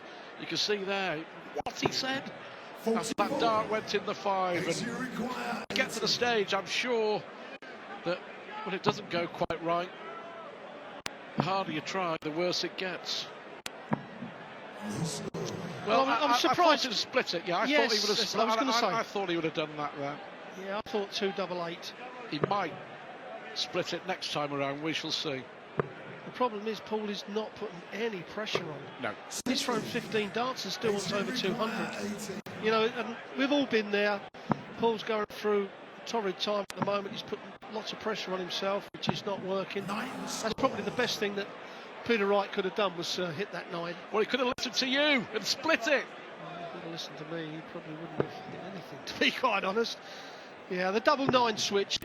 Not many people hit that cleanly. It's not the greatest of switch. I know they're professional. They should hit anything. But that's not the case with that double 9. Now he'll probably pin this double 4. Game shot. Well, there you go. He should have listened to you. He could have won this leg half a dozen darts ago. But he's 3-0 up.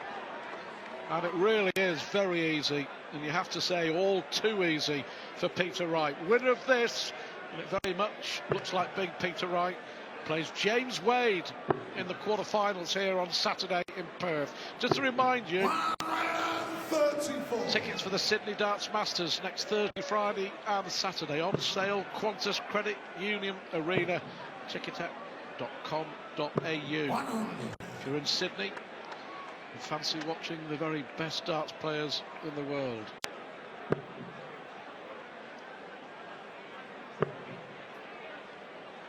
Well, Paul started this leg off really well with 2 treble 19s, but hasn't followed it up. Still got 3 dart advantage, and that's Peter Wright fires in a maximum. And there's 2.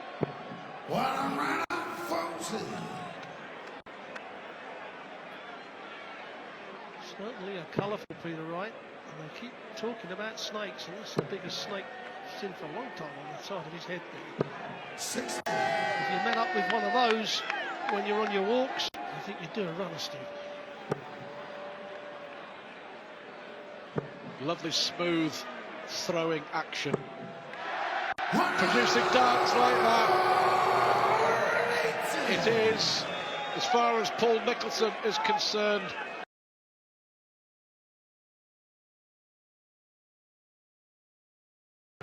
embarrassingly one-sided.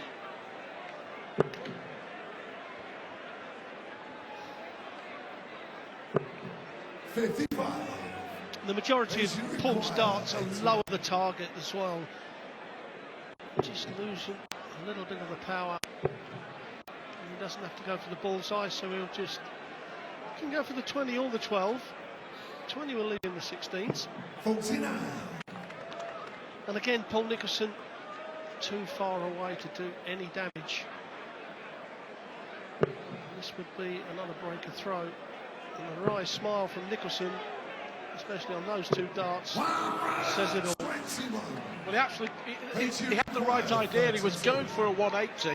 Even though he would have left double 6 to give himself a bit of a spark. In the end, it's academic. It doesn't matter. It's 4-0.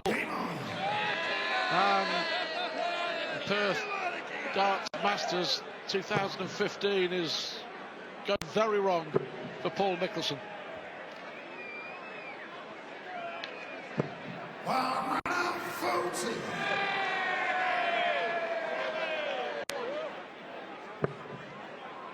Probably just had to take himself back to those good times when he won that major, the Players' Championship finals in 2010 in the Circus Tavern. Beat Mervyn King in the final after beating Phil Taylor in the semis. Exactly right. Yeah, sometimes you've just got to go back to basics. You've got to look at your practice regime. You've got to look at what you're doing. You know, off the board, is that working for you? And just try. You've got to change something. If you don't change something, then this won't change. And as I said, Stu, there's so many players that it's happened to that we've seen drift out thinking it's just going to stay there forever, and they never come back. It is so hard nowadays to get back after you've just lost that.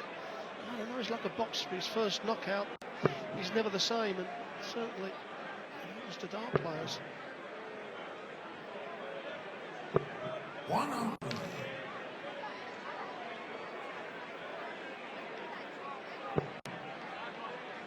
Well, he has got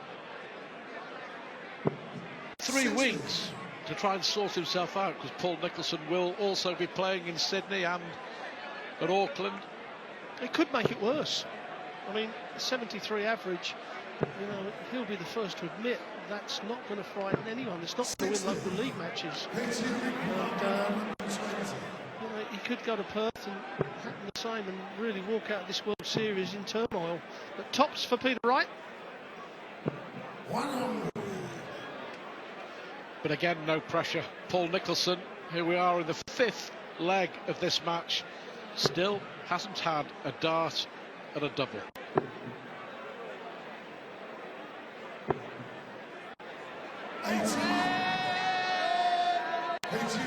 Double 10.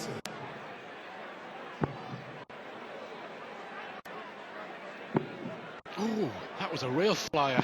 That wasn't. Double 5. It is. And it's 5-0 to Peter Wright.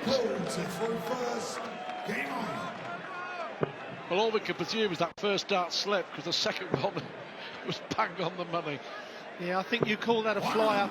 I mean, that was nearly as bad at any double dart at double 5 I think I've ever seen, but the double 12, the double 5 was nearly in the double 12, but it is 5-0 to Peter Wright. And although you could say that Paul Nicholson has made it easy for him, Peter Wright would play this sort of game even if someone was pushing him. Well, he's got that type of game now. He's done what he's had to do, and he's not got out of second gear, but he's still played well.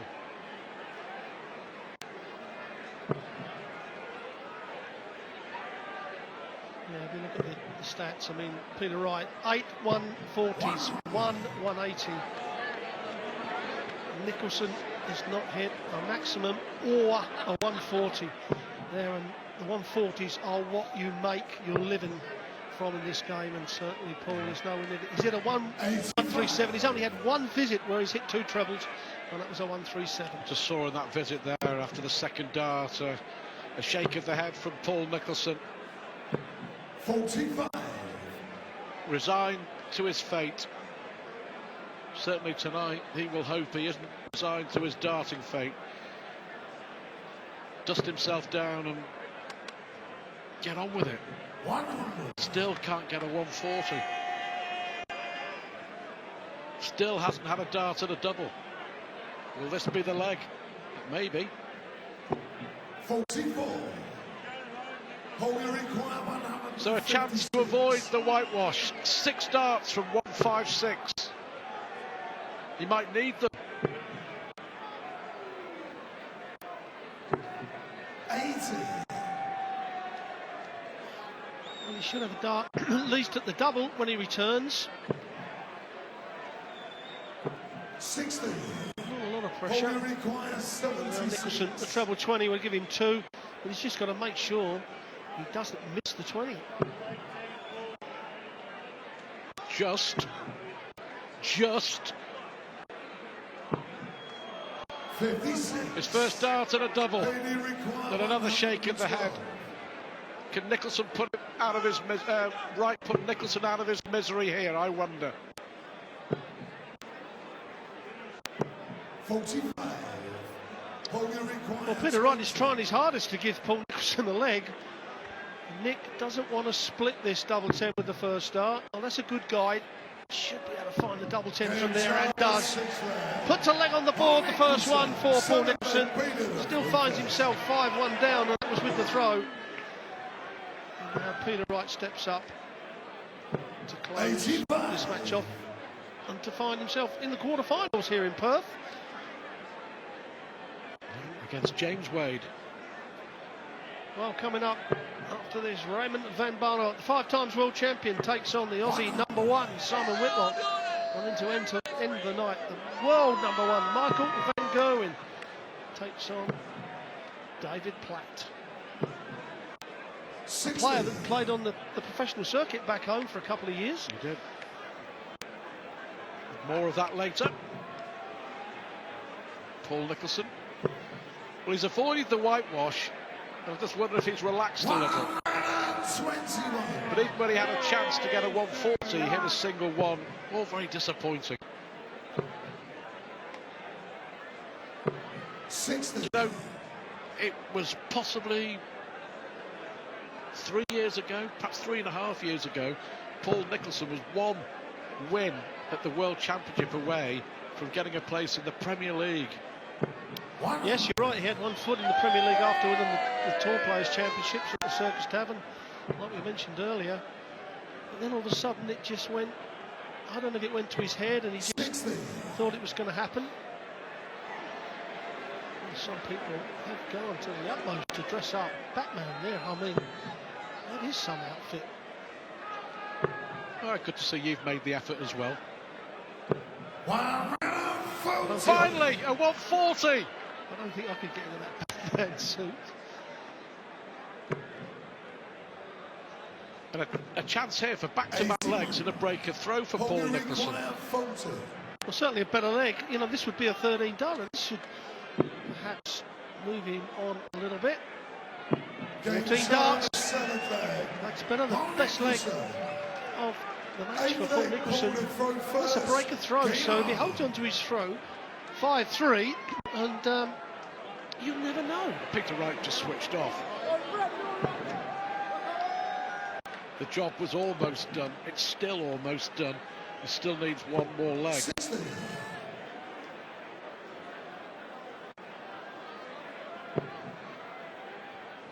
Peter Wright's appeared in 2 World Series finals. 140. Lost them both. Dubai to Van Gerwen. Japan to Taylor.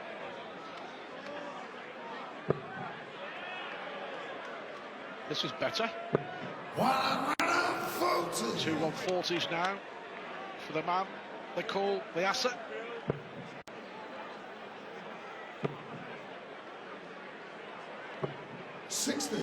Will this be the year that Peter Wright finally wins a big TV major? I think he's got a major in him. However, the longer he goes on without winning one, the harder it will get. 45. Certainly going off the ball like this, he's not going to be able to do that against the other professionals. I mean, Paul Nicholson has got himself back into this game now. 140.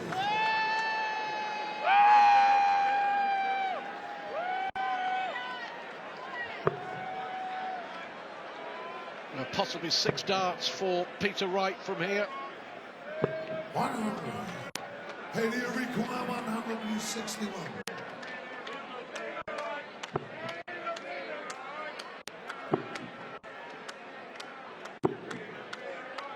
100. That'll do nicely to leave double 14. 56.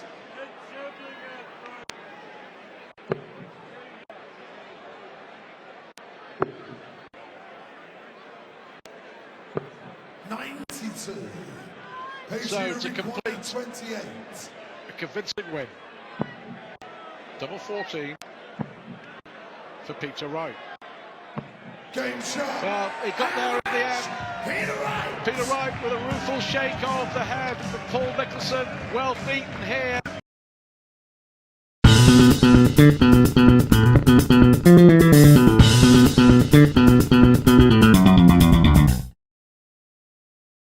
Soil, of course, against Raymond van Barneveld, who the last time we saw him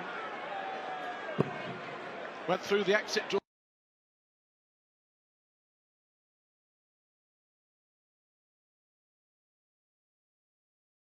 It's the second biggest tournament in the world. Barley didn't really show up. But Simon Whitlock, the Aussie #1, had a run at first round exits which spanned a year in TV major events. Whitlock finally won on the big stage at the World Match Play and lost in the second round. But I would suggest not just a big Perth Darts Masters, but a really important triple header in Perth, Sydney and Auckland for both these players. Yes, you're exactly right, Stu. Both these players are trying to find the form that made this man a 5 times world champion, and the form that made Simon Whitlock climb up the PDC rankings extremely quick. A European event, won several tour events, but as you said, the last year he just hasn't found any form whatsoever. And if you look at the form line coming into the event, then this is possibly one of the better draws that Simon Whitlock could have asked for. Yeah, Whitlock, who 85. was a seeded player in the World Series, now a qualifier, having to rely on wild cards to play in Perth, Sydney and Auckland. 137.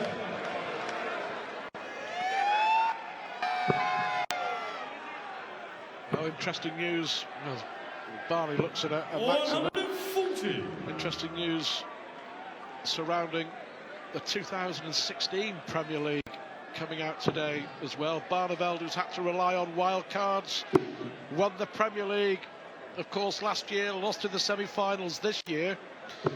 For the first time, the Premier League will head to Barneveld's backyard with a date in Holland. The Premier League going to Holland next May. 45. Yes, the very first time to mainland Europe. Maybe the start of more to come. So now another 25. That leaves double top to wrap this first leg up. 70. Very low. But Barneveld cannot check out, so Whitlock will come back. And what Whitlock's got to do, he'll know Barney's game as well as anybody, as we all do. So And what he needs to do is get out the gate quick, get 2 or 3 legs up. This Barney of old, Whitlock takes out the double 10. Barney, not of old, of late, the last couple of years, when he's got behind, it just lacks that oomph, that fight to find the form to get back into games. We have seen it on the odd occasion. We did in the Premier League, didn't he? He was 1 leg away from being eliminated in the Premier League, and then all of a sudden he makes the semi-final. So he's still got the form there. That's the first maximum of the game, and it goes to Simon Whitlock. And against the throw.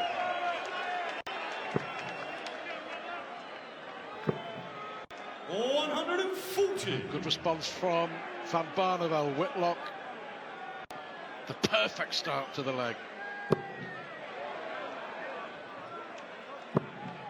Well, no 9 darter, but control of the leg. As far as the dart stars have been concerned, Raymond Van Barneveld with another 140. It's been a bit like emergency ward 10, or should we say emergency ward 55. Phil Taylor was in bed for a day and a half with a bug, and Raymond Van Barneveld had to endure a trip to the dentist today for root canal surgery. Not the best preparation for a darts tournament. And I don't think there's any worse pain than toothache. Now bullseye for Barneveld. Just on the upside, so a chance here for Whitlock to break the throw. And looking at the treble, there's 2 ways, treble 16 or treble 20. Treble 20, I know he's going for the treble 16. That leaves the bullseye for Whitlock now. Oh, it's a long way off, so Barneveld comes back. 9 for double 8. Do you know what, Rob? Whitlock should be really disappointed. He started the leg with a 180. The best he's had so far is a dart at the bull, and that's the best he's going to get. Raymond Van Barneveld strikes back. He hit a couple of back-to-back 140s, didn't he, Barneveld, to keep himself in the leg. For Whitlock to only get a dart at the bull after starting with a maximum will be hugely disappointing.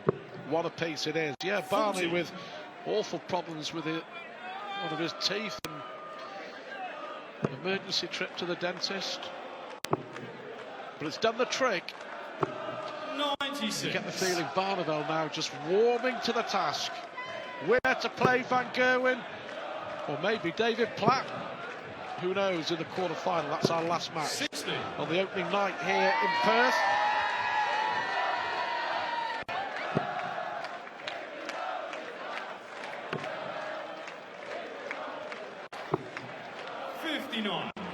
I've said so many times the talent of Barneveld. Every now and again you see it. The only one that doesn't believe that Barneveld can still win tournaments and is a great player is this man himself. You need the self-belief, the confidence in your own ability, and Barney seems to lack that so much at times. 140.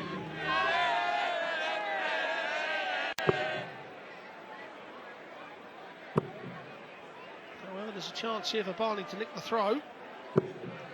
58. Certainly now he's going to get at least 6 darts from 206.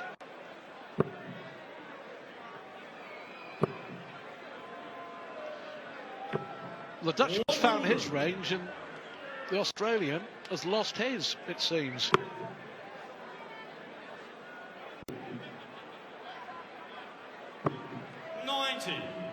Aiming to require 106. So to hit the front with a break of throw. Well, no. Double 18. He was caught in 3 minds there. Whether to go for 12, whether to go for 18, whether to go for a single 6. But he made the right choice. And he's broken throw.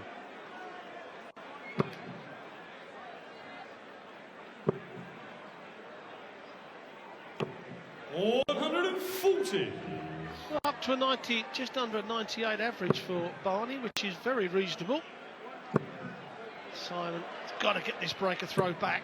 And another 180 at the start of the leg. Did that 2 legs ago. And only had 1 dart at the bullseye. Needs to get a bit more. But Barney is filling the treble up himself. 2 140s for Barney. A lovely start to this leg.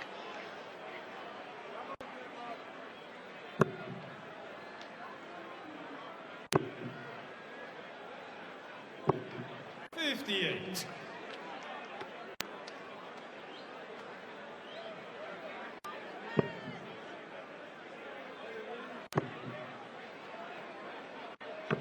$101.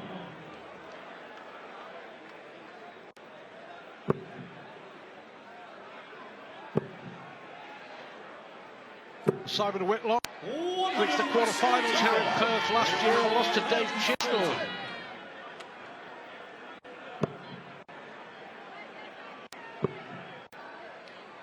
The ton would be perfect. 100. And there's 138. another one of those. To leave double 12 for Whitlock. Oh, great effort. 126. He needed it as well, didn't he, Stu? Yeah. I mean, for Barney, this is a great leg of darts. Both players only thrown 12 darts. Barney on double top. That's not a bad guide. A little bit north side. Oh, well, now what a dart this is going to be. Oh! Barney pulls the 3rd dart out of the bag on the double 10. And one of the crucial leg of darts. 3 legs to 1 up. Could be 2 all. Yeah. Worth 2 legs, that 1 leg. 140. Well, twice Simon Whitlock has hit 180s at the start of legs, and he's lost both legs. Barneveld remains one of the most popular players in the world. 140. Not often that a winning leg from Raymond van Barneveld is greeted with near silence. It was then, and there's parties at home crowd who see Simon Whitlock hit a 3rd maximum.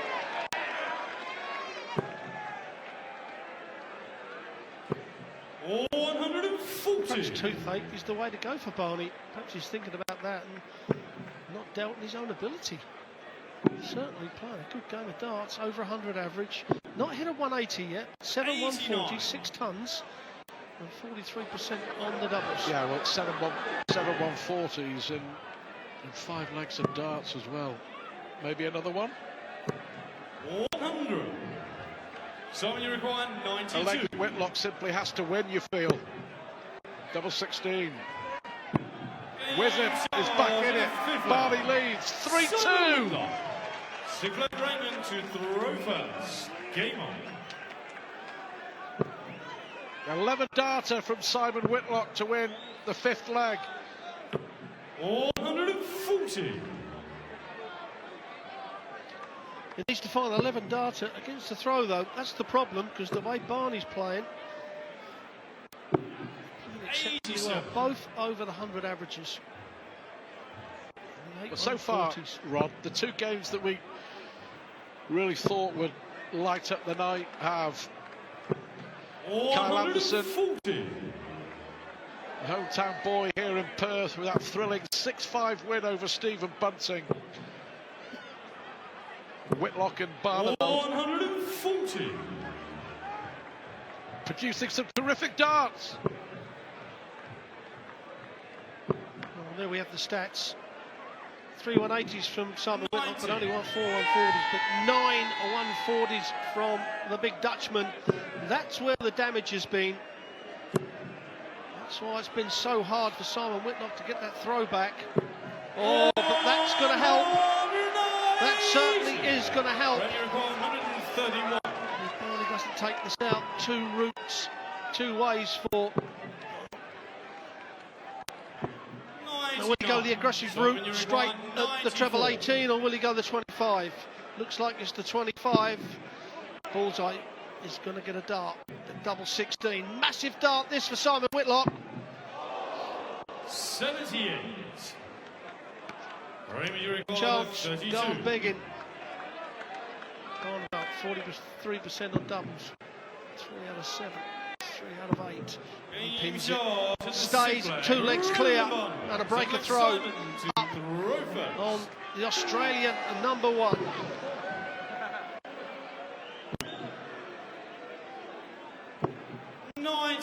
Oh, they're both playing well.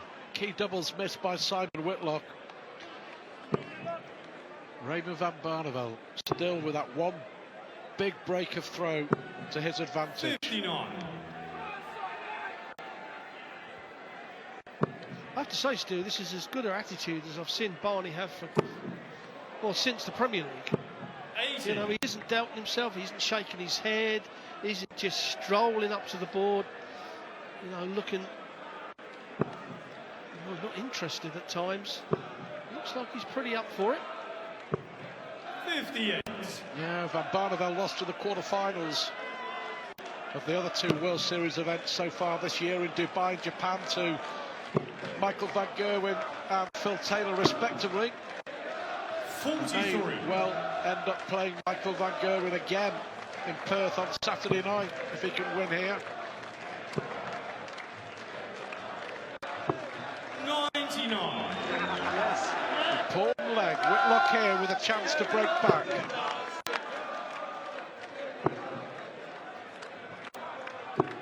$96.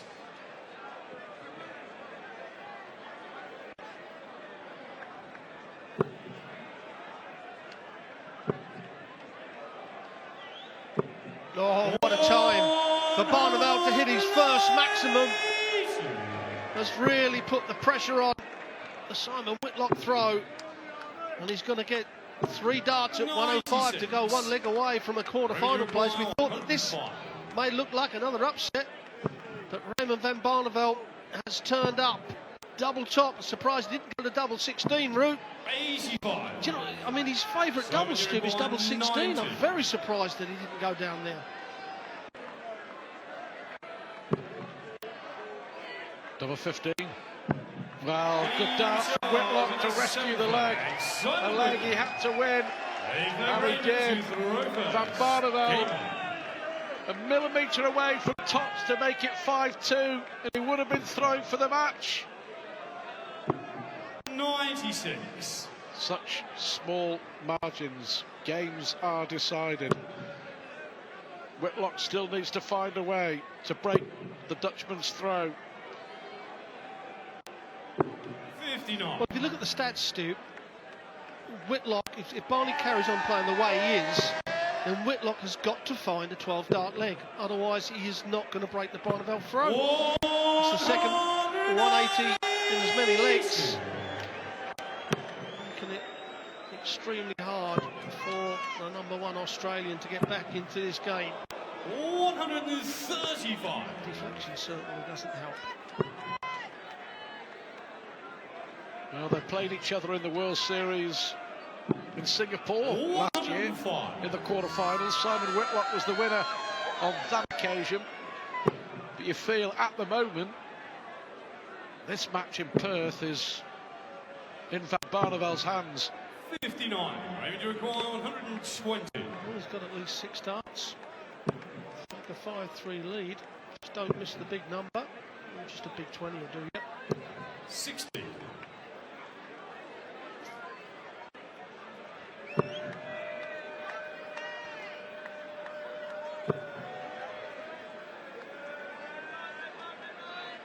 Disappointing 42. for Simon Whitlock 60. to go within 1 leg of the quarterfinals.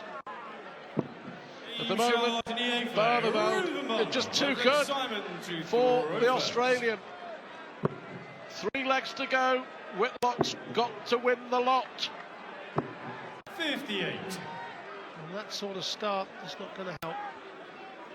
This is as good as I've seen Barney play for quite a while. I know he has led for most of the game, which makes it so much easier. 140. Certainly is easier to lead than it is to chase, as Simon Whitlock is finding now tension, darts going low. It's a pure sign 57. of pressure.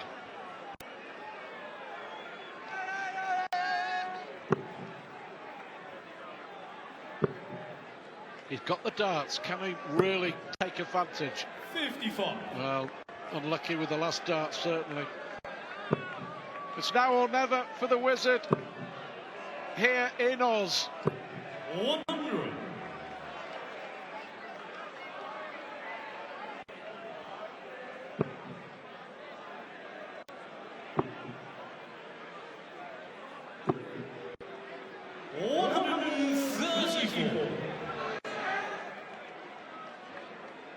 Well, 102 average now, Raymond van Barneveld.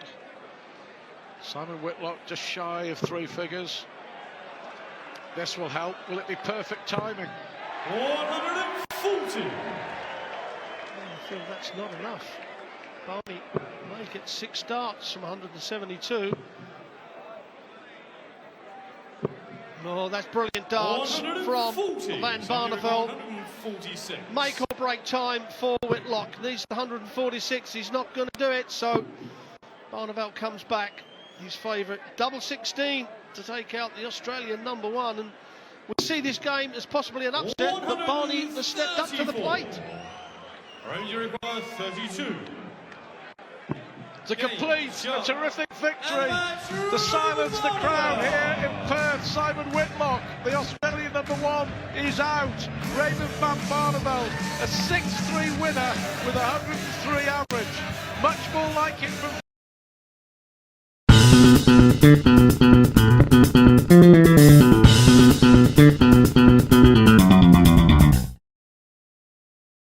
Certainly not least, he's the current world number 1, Michael van Gerwen, against the UK-born Aussie David Platt. Here's John McDonald. Well, we're underway. Michael van Gerwen and David Platt, the last match of the night. The winner to play Raymond van Barneveld in the quarter-finals. Michael van Gerwen, who lost the final, and a terrific final it was, 11-9 to Phil Taylor in Perth just 12 months ago, against David Platt, who's had a terrific year on First leg, Michael, the Australian Grand Prix circuit, emigrated to Perth a decade or so ago, but handed a real tough draw against the real McCoy.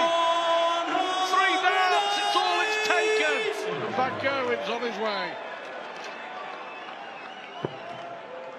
Well, there we have now the famous 100. expression and the fist pumps of Van Gerwen.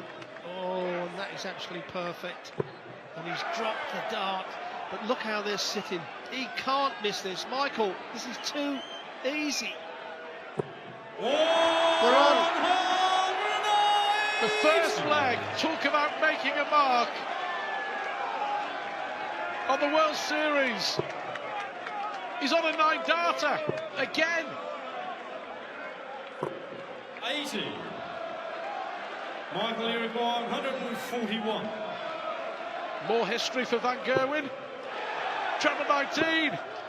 Oh, and he'll be so 99. disappointed. He really will.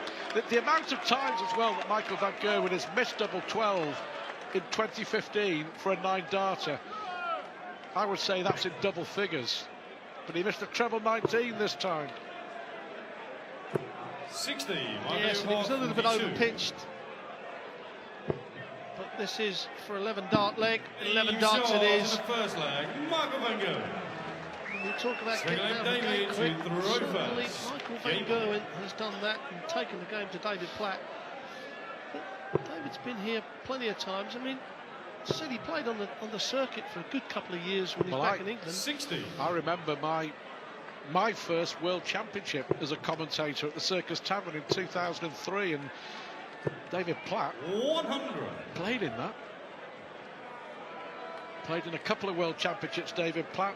Painter and decorator by trade, but still travels all around Australia. And Platt, you know, has got a chance to go back to the World Championship at the Alexandra 119. Palace. He is just 4 points behind Loz Ryder at the top of the Australian Grand Prix Order of Merit, 100. with 3 events to go. It's very much between Platt and Ryder as to who wins that prize place at the World Championship. Michael van Gerwen will be at the Alexandra Palace going for a second 60. World Championship, having just won a first World Match Play at Blackpool. He was the first to admit that he only really played at the top of his game in one of those matches at the match play.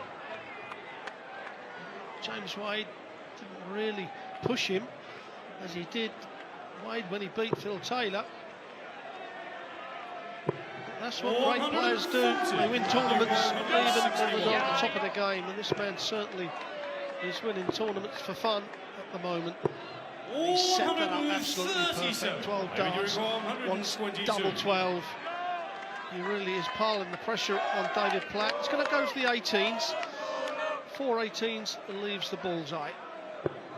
He's not going to do that now. So Van Gerwen returns to make it 2-0. Michael required 24. Never in doubt. And Michael van Gerwen, who lost in Perth in the final 12 months ago, desperate to go one better. We've had 8 World Series tournaments since it started in 2013. 100. Phil Taylor's won 4, Michael van Gerwen has won 4, but van Gerwen hasn't won on Aussie soil. David Platt here. 135. Unlucky, looking for a maximum. Yeah, Van Gerwen won all 3 of the Dubai Darts Masters, and he won in Singapore last year. But of course, after losing here in Perth, he then went to Sydney and was 5-1 up against Kiwi Warren Parry and just switched off. Incredibly, lost 6-5 in one of the really 100. big upsets of last year.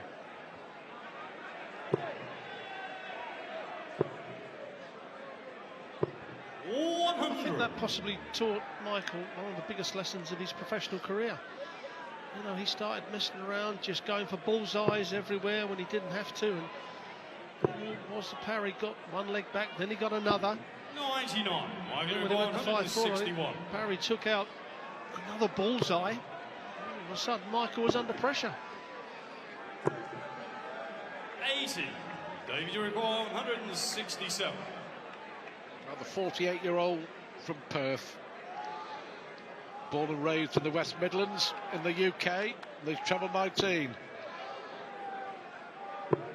99. Michael required 81. So treble 19, double 12, the equation for Van Gerwen.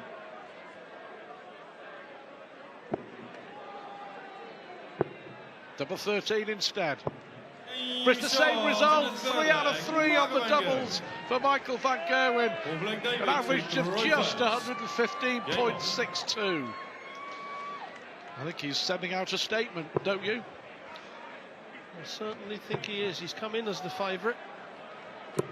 Well, David Platt, it's his first maximum of the match. And to be fair to David Platt, I think he's walked into Van Gerwen at his best. And Platt is now over 100 average, but Van Gerwen 117.36. Incredible darts. And so David Platt, he's not laying down. He's giving it a fight. 44.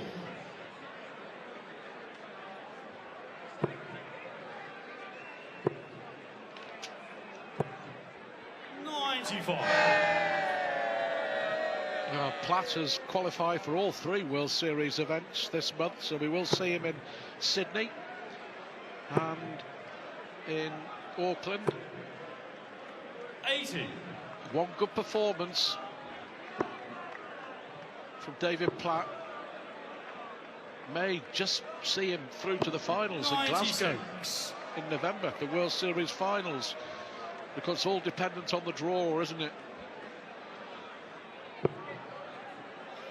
Yes, you're exactly right. I mean,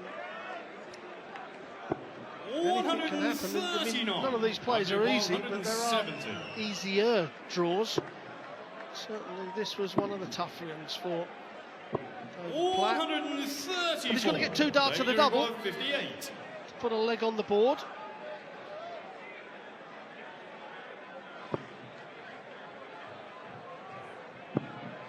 Well, he only needed 1. Good stuff. David Platt hit the maximum.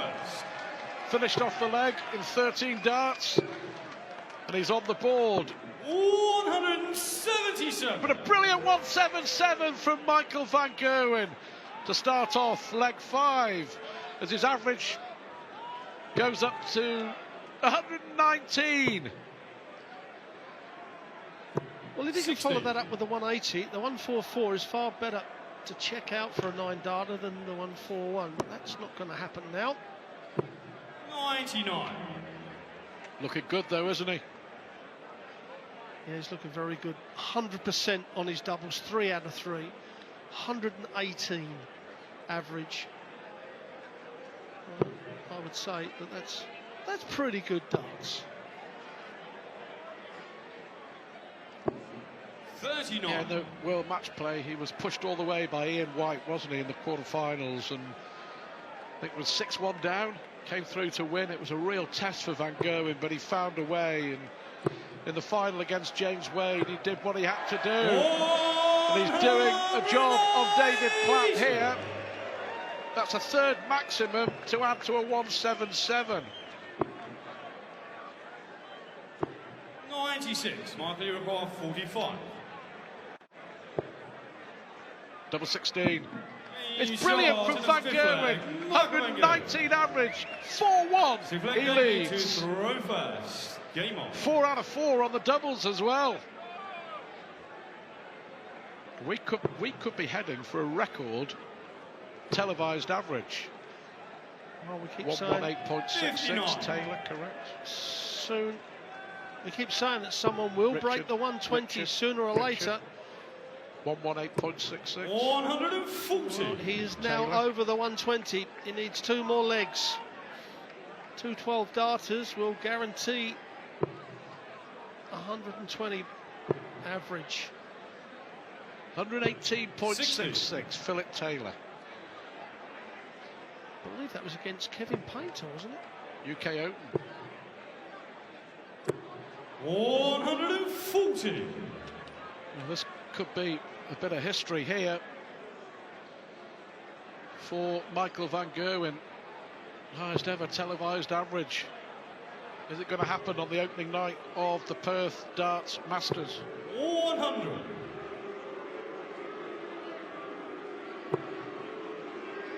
180 would certainly help out here, Michael. 140. Another 140.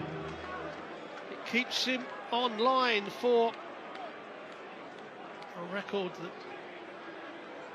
always do. The players are certainly capable of doing it, but whether it was ever going to happen. But he's got to stay focused. Needs to take this out in 2 darts, really. And he's going to take 3. Needs the bullseye, and that is not going to help the average. 142. Because he comes back and he's going to waste the first dart on a 9. So if he wins this leg, the last leg, I think got to be a 12-dart minimum. 90. Michael, you require 25. Maximum, I should say. This is going to bring him down to under 118.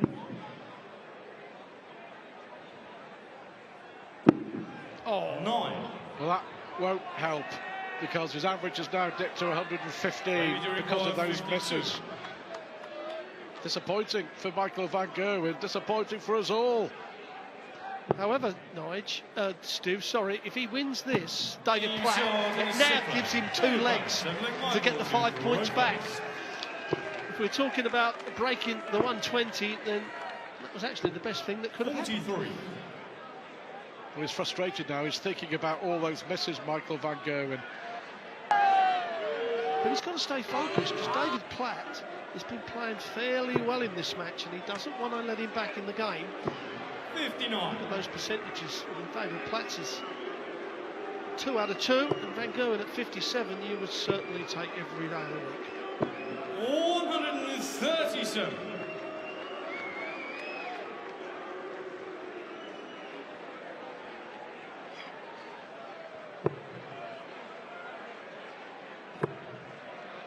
He's doing okay, isn't he? Oh, No, he's doing better than okay.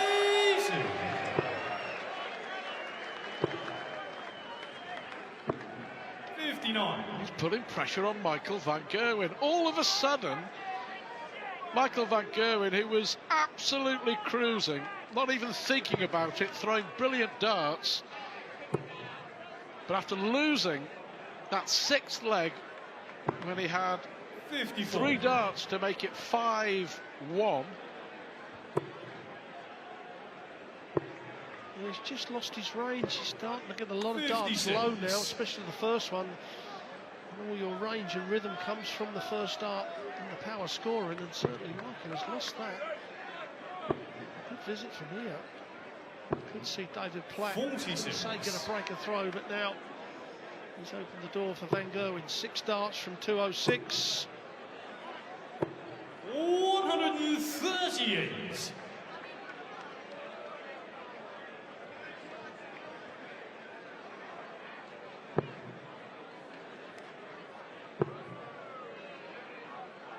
That 118.66.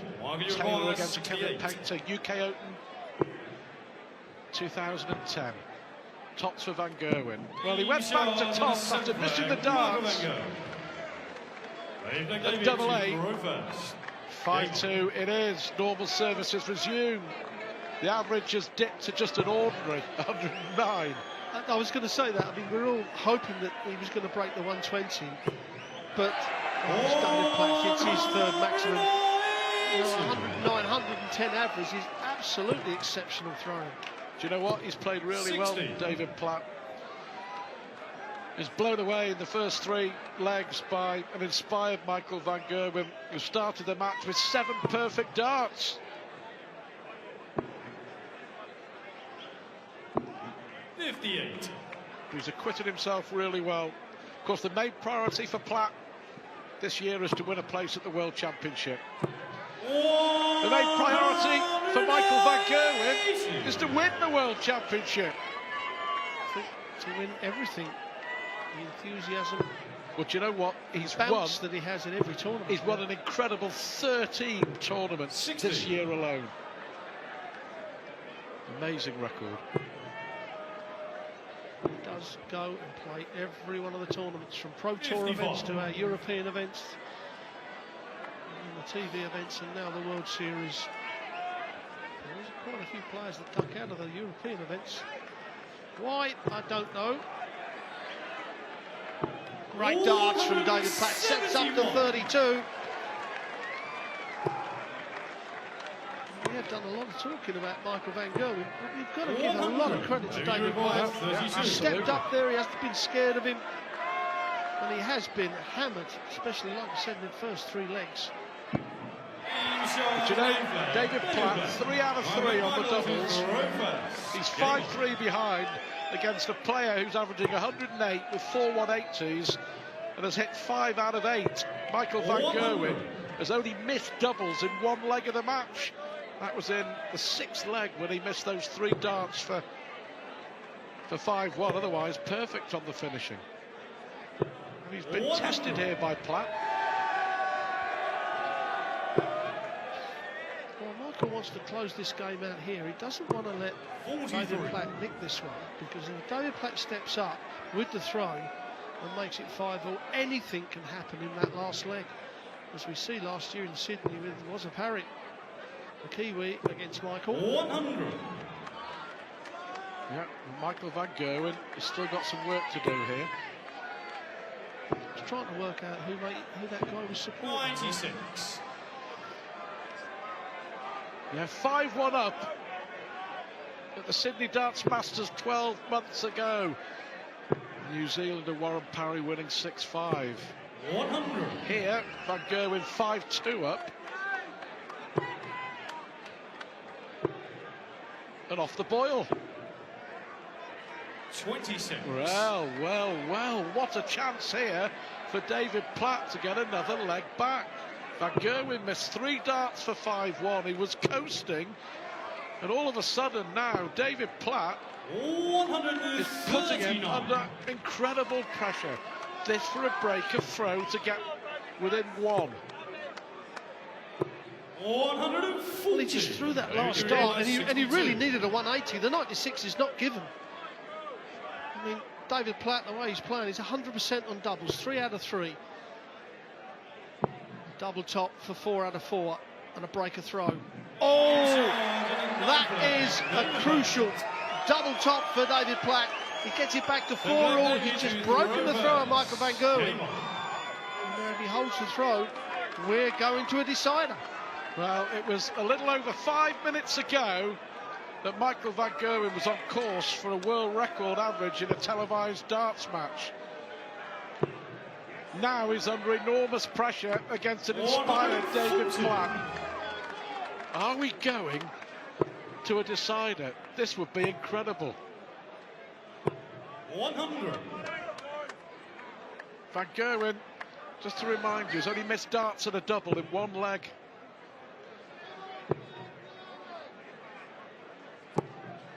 Unlucky. They were 3 really, really well thrown darts from Platt. I thought the third would have been down at the 19s, though.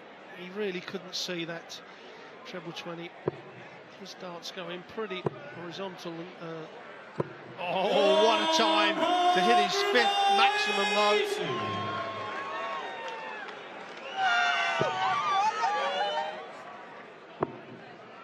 Needs to find another treble. 96. Well, who can get a home in 6 darts from here? Van Gerwen gets the first attempt. 57. Well, frustration. Looking a little on edge as well, Michael. He's left a finish, but not the finish he wanted. Needs a big treble. 93. Gets a big treble. 164.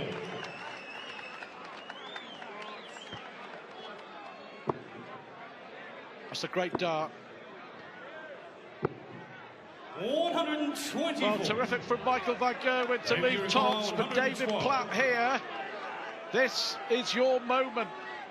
A chance to take this to a deciding leg. 1 treble. Oh, unlucky, not that treble. That's really, really unlucky. He's put up a terrific show here, David Platt. 42.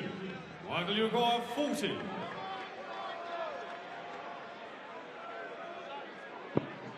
shot. So Michael Van Gerwen finally gets the job done. Well played, he says. Well played.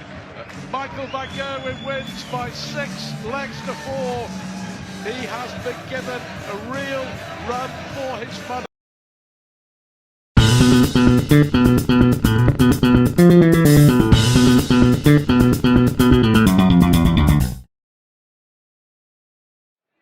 Getting the party started in commentary tonight, Stuart Pike and Paul Nicholson. Yes, thanks Tara. 4 terrific games to look forward to. Phil Taylor, the defending champ. Peter Wright has appeared in 2 World Series finals already. James Wade would love to get to another final, having lost the World Match Play to Michael Van Gerwen last month in Blackpool. Very convincing in the opening round against the Aussie qualifier Adam Rowe, and Peter Wright also convincing in his win over Paul Nicholson. Hence Paul with us in commentary for quarterfinals night. Welcome. Too close to call this? It is too close to call, Stu. I've been in the venue for a couple of hours now, and I've been asking a lot of people about what's going to happen in this game, and nobody can call it. Well, Wade against Wright, the winner will play either Van Gerwen or Van Barneveld in the semi-finals. Russ Bray in charge, and it is game on. Day 2 here at the Perth Darts Masters. Of course, next week we head to Sydney, then to Auckland, as the sport of darts continues to grow. Talk of a couple more events maybe on the World Series calendar in 2016.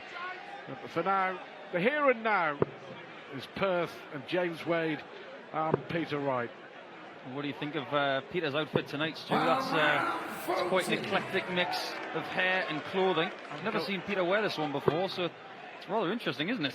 Yeah, I think 8 out of 10 for the hair, 2 out of 10 for the outfit, I'm afraid. Looks like the kind of blancmange we used to get at first school back in the 80s. He puts a lot of effort in, I'll give him that.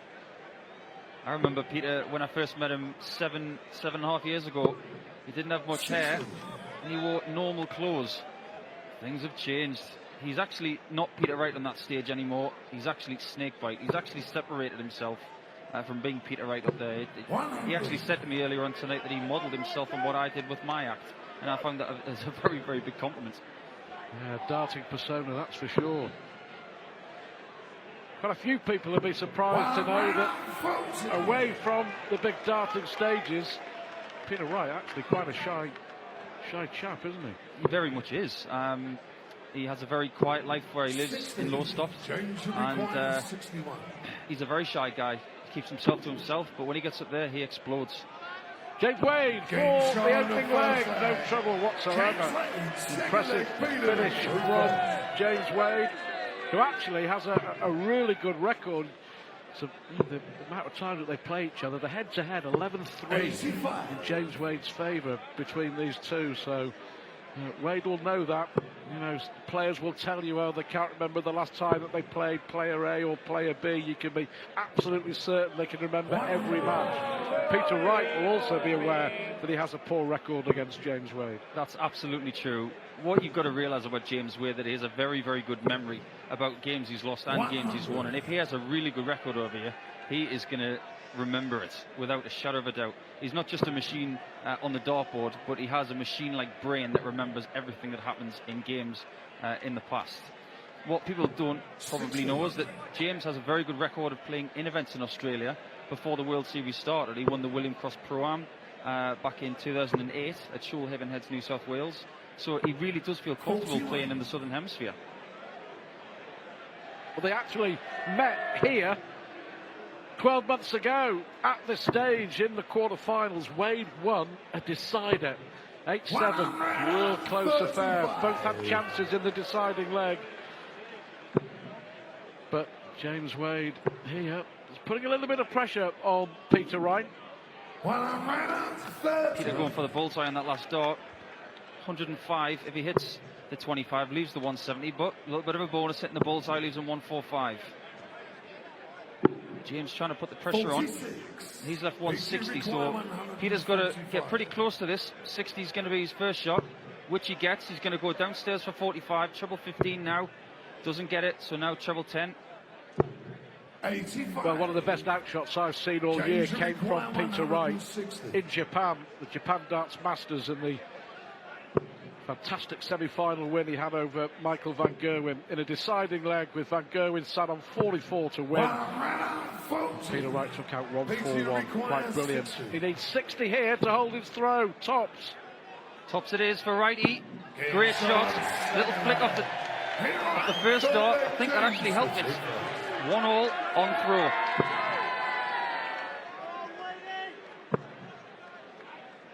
Funnily enough, when he hit the one with the first dart there, Stu, every dart player thinks, well, that's the one gone.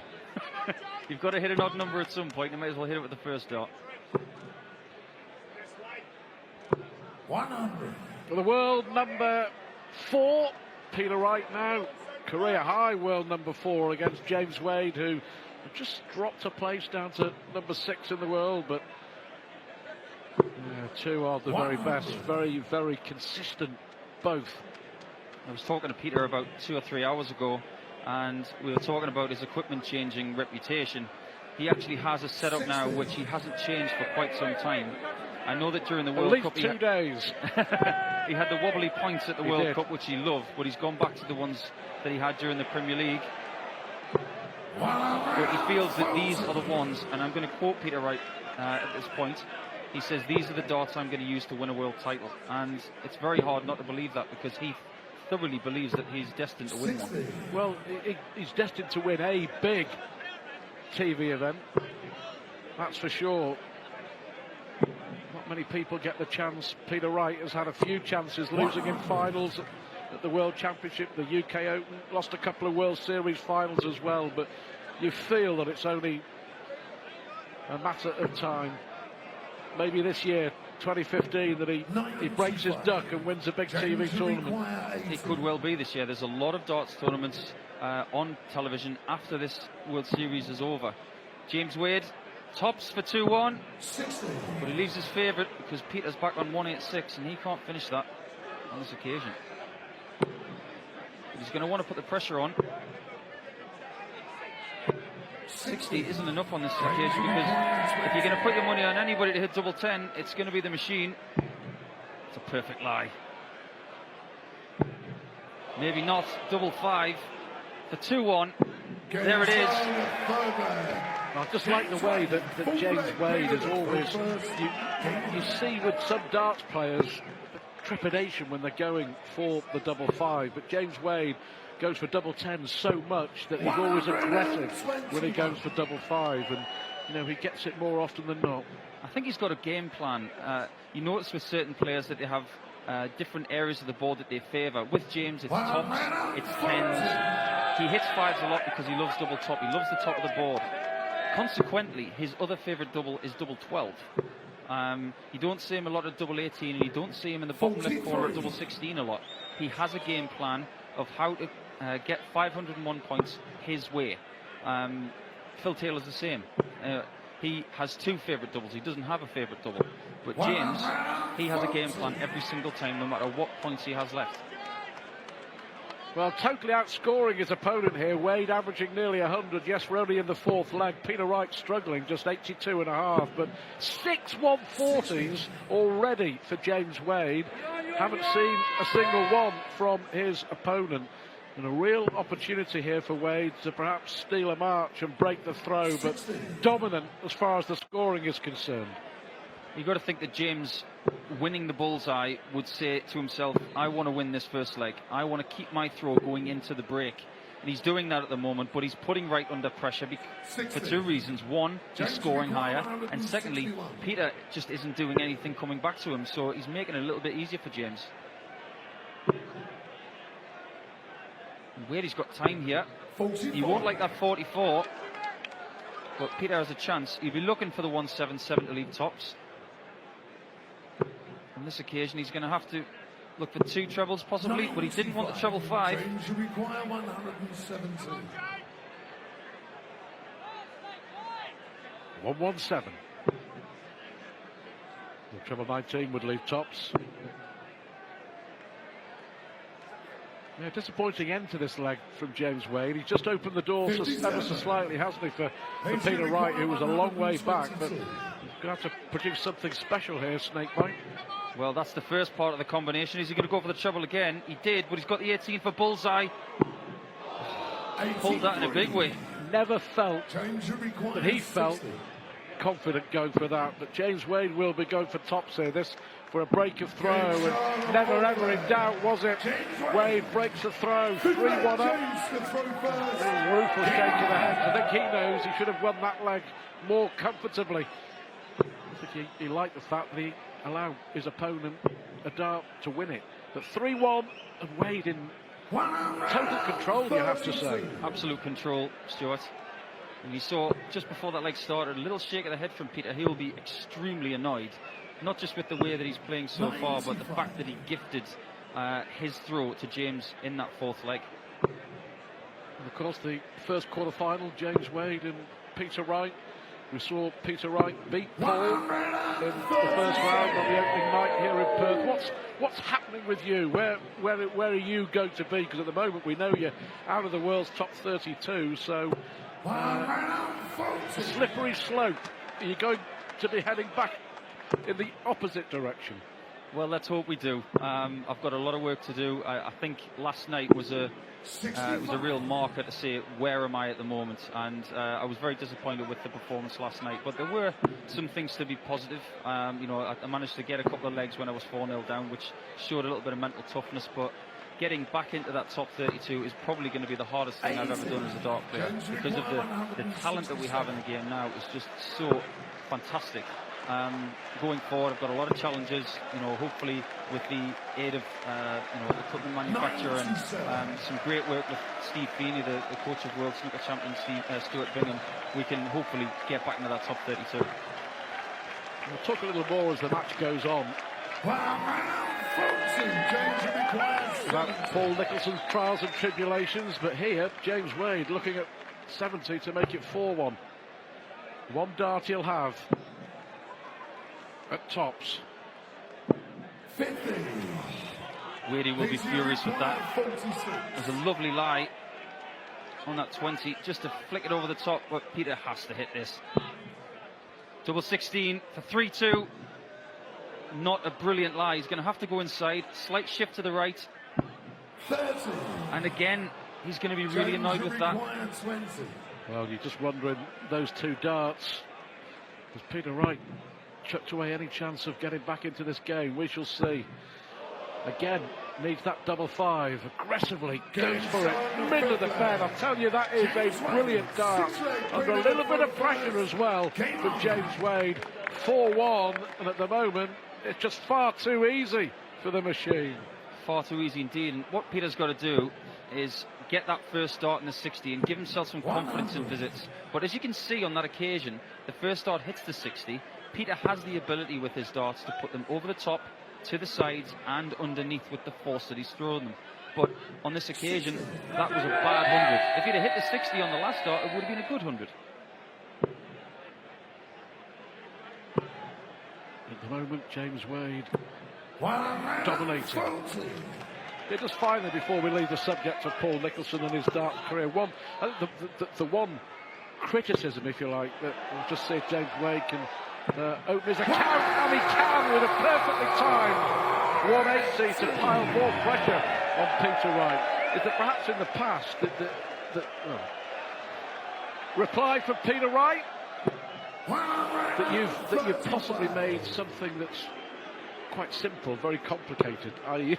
the sport of darts, overthinking things maybe. That sounds like me, Stuart, it really does. I make everything too difficult for myself. There was a point in 2011 where it actually worked, but I think now it's a case of stepping back and making everything more simple. But it's bullseye for Wright, and it bullseye it is. So that's the confidence booster that he needed, going right into the break. Perfect timing. Yep, James Wade looked to be in control. That might be the finish, the moment to get Peter Wright started. We shall see. But he has a break of throw, and also the fact that Wade won the darts in the practice room, it means that Peter Wright has to break him twice to get back into this game and give himself a chance of winning. Yes, he does. And I think that 1-2-6 could prove a pivotal moment, because if you're going to have a confidence booster in a game where you're not playing at your best, it's probably the best possible time to have that confidence boost was at that point. So he'll come back onto the stage after the break thinking, okay, let's get started now. Thank you, ladies and gentlemen. Seventh leg, James. Well, first to 8 to go through to the semi-finals here in Perth, the second staging of the Perth Darts Masters 12 months ago. Phil Taylor in a brilliant final 36. edged out Michael Van Gerwen at 11-9, and we're expecting certainly the quarter-final, semi-final, final to be just as good. 40. Peter Wright's picked it up, hasn't he? Noticeably. At one stage he didn't hit a 140 and Wade had 6, but he's hit 4 now. And James Wade hits his 8th 140. 97 average Wade, 91 Wright, but Wright has certainly picked it up a little, hasn't he? He has. I think his throw has been slightly more deliberate since the start of the game. He's created this sort of rhythm over the last few months where it's been very repetitive and fluid. But I think tonight he needs to be a little bit more deliberate.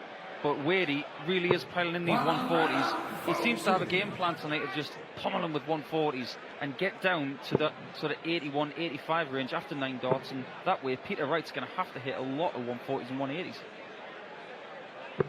60. James should require. September 15 will be the target.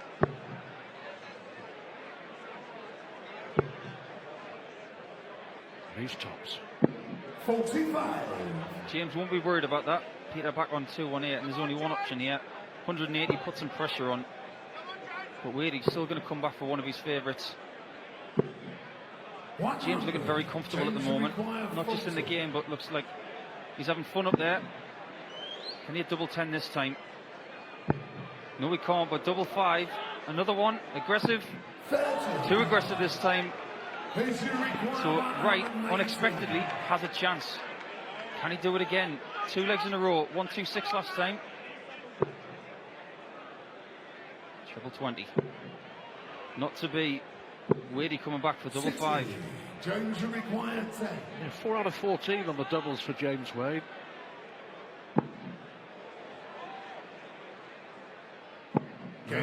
Three legs he's won with double 5, and 5-2 it is. He was dominant with the scoring in that leg, hence he got more chances at the end of it to win it, but it's a long way back for Peter Wright now. If you notice the first start on double 5 for James there, what they usually say to people when they're talking about double 1 is 1 up, 1 in, and that first start was a perfect marker, and he will have been thinking that. More pressure from Wade, another 180 from James. He really is piling the pressure on Snakebite tonight. And Peter is running out of time. He's going to have to kick. He's going to have to kick now. 82. Well, we talked a little bit earlier about Peter Wright's brilliant checkout, one of the best checkouts of the year. For me, James Wade produced one of the best performances of the year so far with his victory over Phil Taylor in the semi-finals of the World Match Play, and he's replicating, all right, it's a shorter distance here, but for me, he's replicating that performance when he just dominated his opponent for long periods of the game and didn't really let Phil Taylor get into a rhythm. And there's the Peter Wright camp, and just to the left, James Wade's new wife, Sammy. What's really interesting for me is that the game with James and Phil at Blackpool was very similar for me to the 2-9 dart game. It was nip and tuck. But James, what a beautiful guide for double top for 6-2.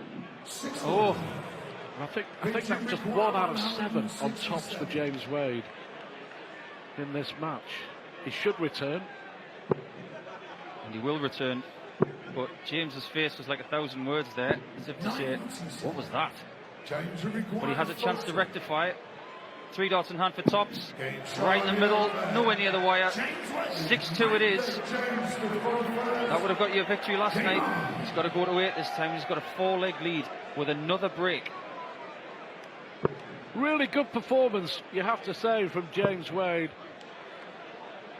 He has got his game head on, all right. Third 180, not normally known for heavy scoring as far as the maximums are concerned, but his 140s, 10 140s, 3 180s, 98 average, despite the fact that normally the strongest point of his game, his finishing, has been a little bit off.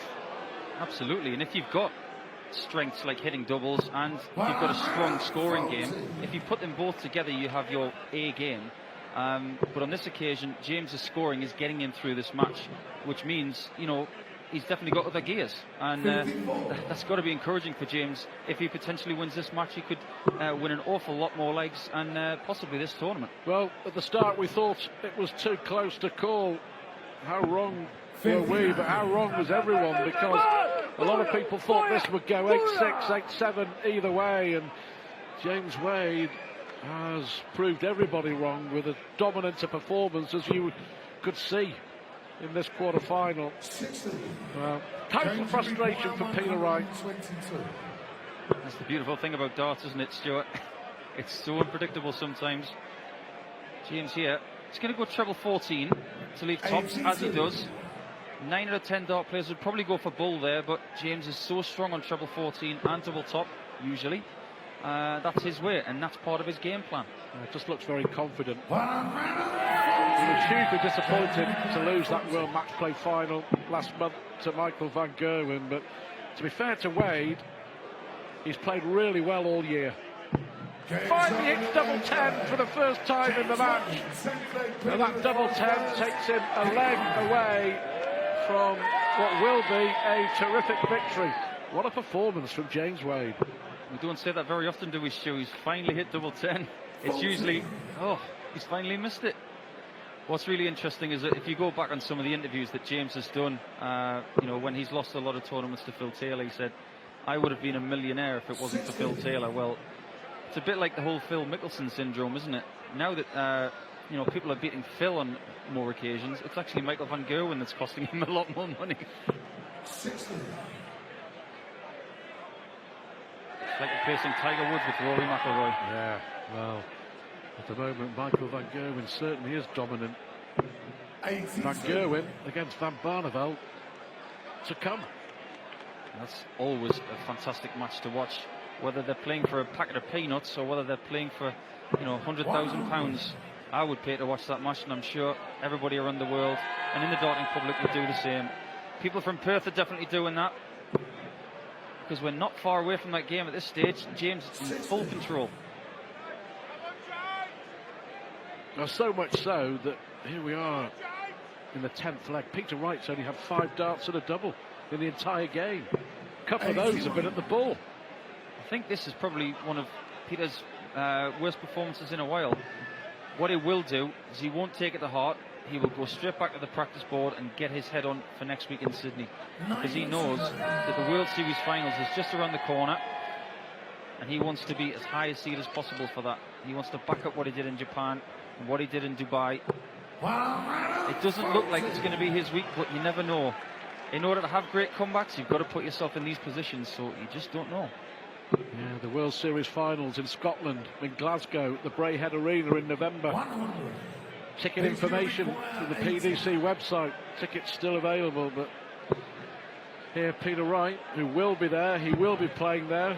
We'll be hoping to extend this game into at least another leg, but two more missed darts at double. Well, James has 100 to go through. Tops for the match. It's not a bad gate, it's nice and clear. And it's there.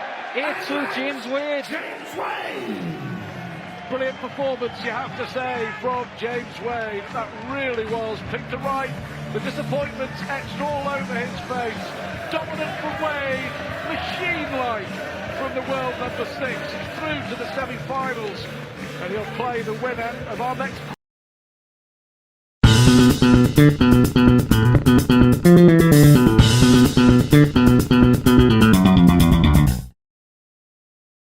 In Perth, lost in the final.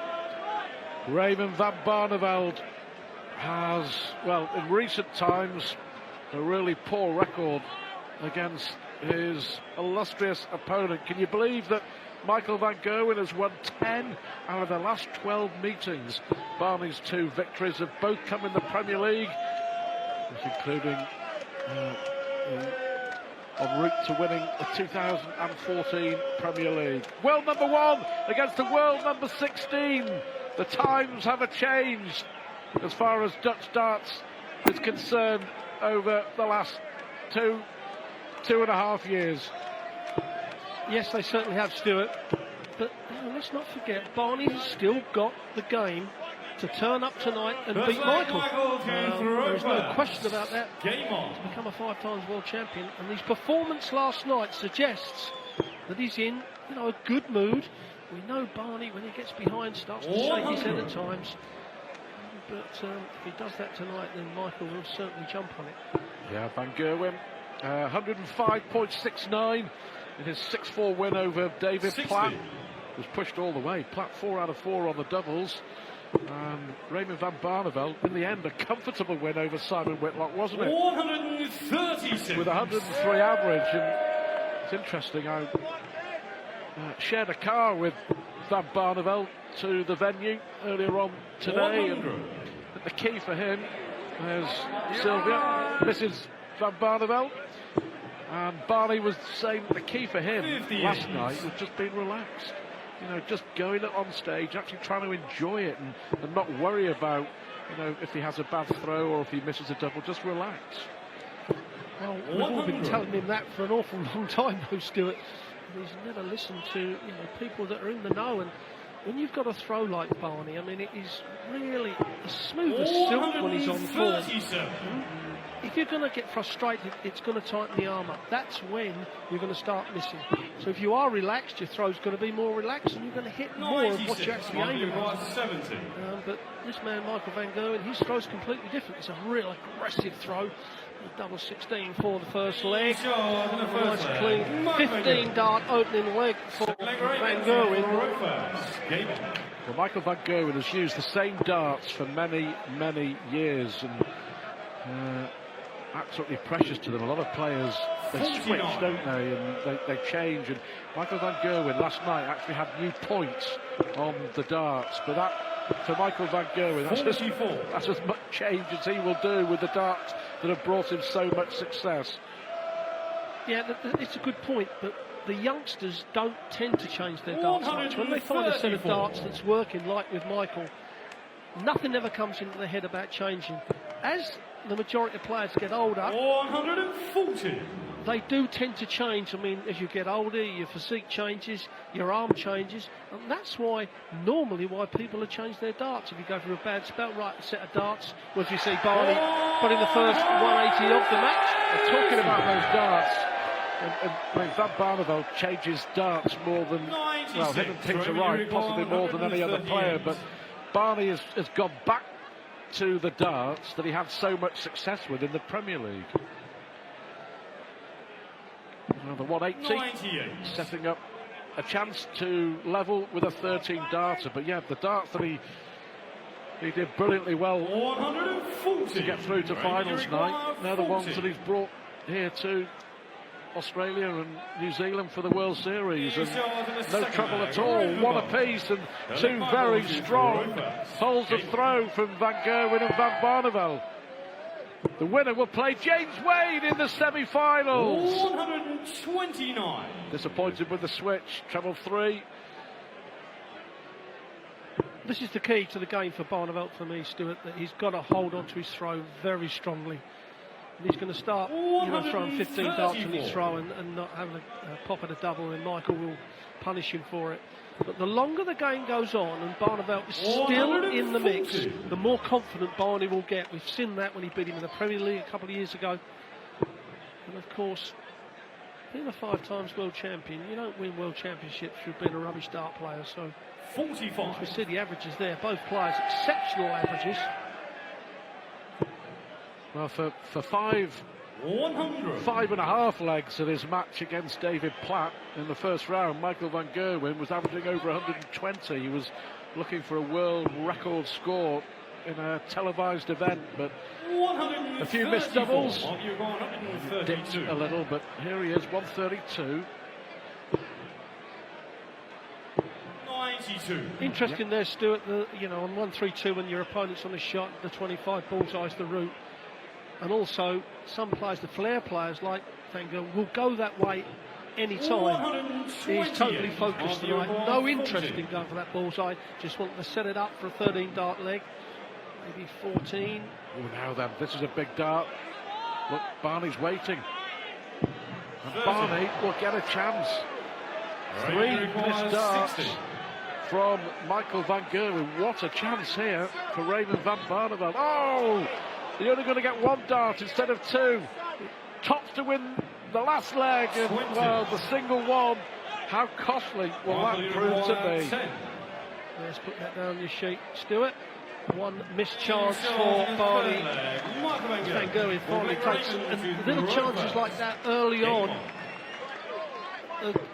is the destiny of how this match goes, and that one mistake by Barney could be very costly come the end of the game. Yeah, it may well be, but the key, as we were saying before, we've just got to forget about it. Just get on with his game, and starts the leg with a 140. From Perth, we go to Sydney. Thursday, Friday and Saturday, the Qantas Credit Union Arena for the next stage of the 2015 World Series.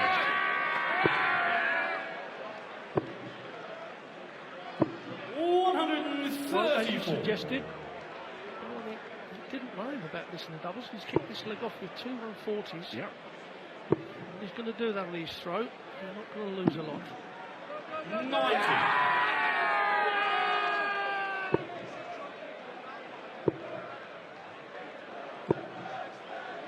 60.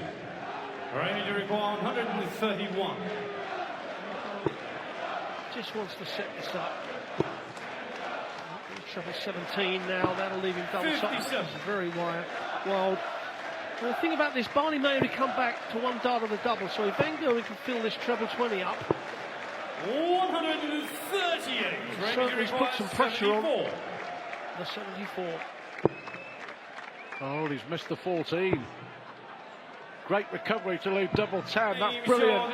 Well, in the last leg, he was wide of the mark with the first dart and paid the price, but that's a great recovery. And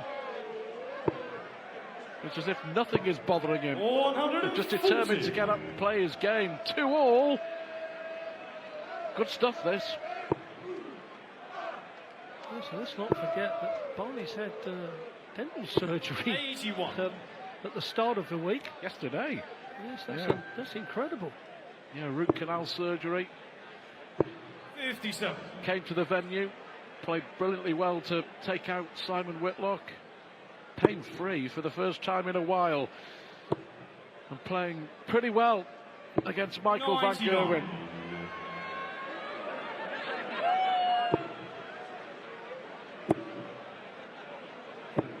96. Michael van Gerwen losing in the final to Phil Taylor here 12 months ago. He does look focused, Steve, doesn't he? He does. Look at his eyes, his head's not moving at all, not even blinking in between throwing those darts. That's a good sign for Barneveld. 140. Barney can just set this up. Van Gerwen comes back, maybe only one dart of the double. Could see a breaker throw here, but he needs a treble. 96. Finds the treble. Well, 68. Well, Barneveld took out the 74 under pressure the previous leg. Can Van Gerwen take out the 68? Question answered in 2 darts. 6 leg Raymond to throw fast. Well, Game on. all 5 legs, one on throw, and make no mistake, Van Barneveld is right in this quarter-final. 140. And he is matching Van Gerwen blow for blow at the moment. Michael will know he's in again. 134. He beat Barney in the quarterfinals of the Dubai Darts Masters, but that was close. Just came down to one missed dart from Barney. 10-8 it was. 134. He's playing really well here. Van Gerwen 102 average, Barneveld 103. 121. Just the impression that Van Gerwen is rushing the last dart. Certainly when he's going for the treble 20. 4 or 5 occasions he's had to get his first maximum 60. of this quarter-final, but just rushed the last dart. Well, the thing about Van Gerwen, Stuart, is that he's good enough to be called a legend, although he hasn't been in the game long enough to actually be called it. But to keep continuously beating Van Barneveld and Taylor puts him up there with the greats of the game. And so by beating Barney, so he's so determined to keep beating the 2 big boys, and that's why you see those extra rush darts. He just so wants to find that extra treble. 96. Yeah. It wasn't a criticism, it was an observation. Very hard to criticise the best player in the world, which Michael van Gerwen is.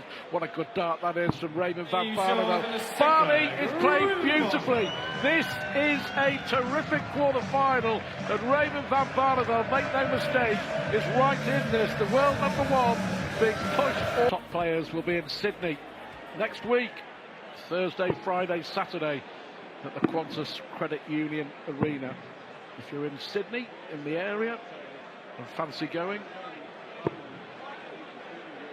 it should be a great tournament.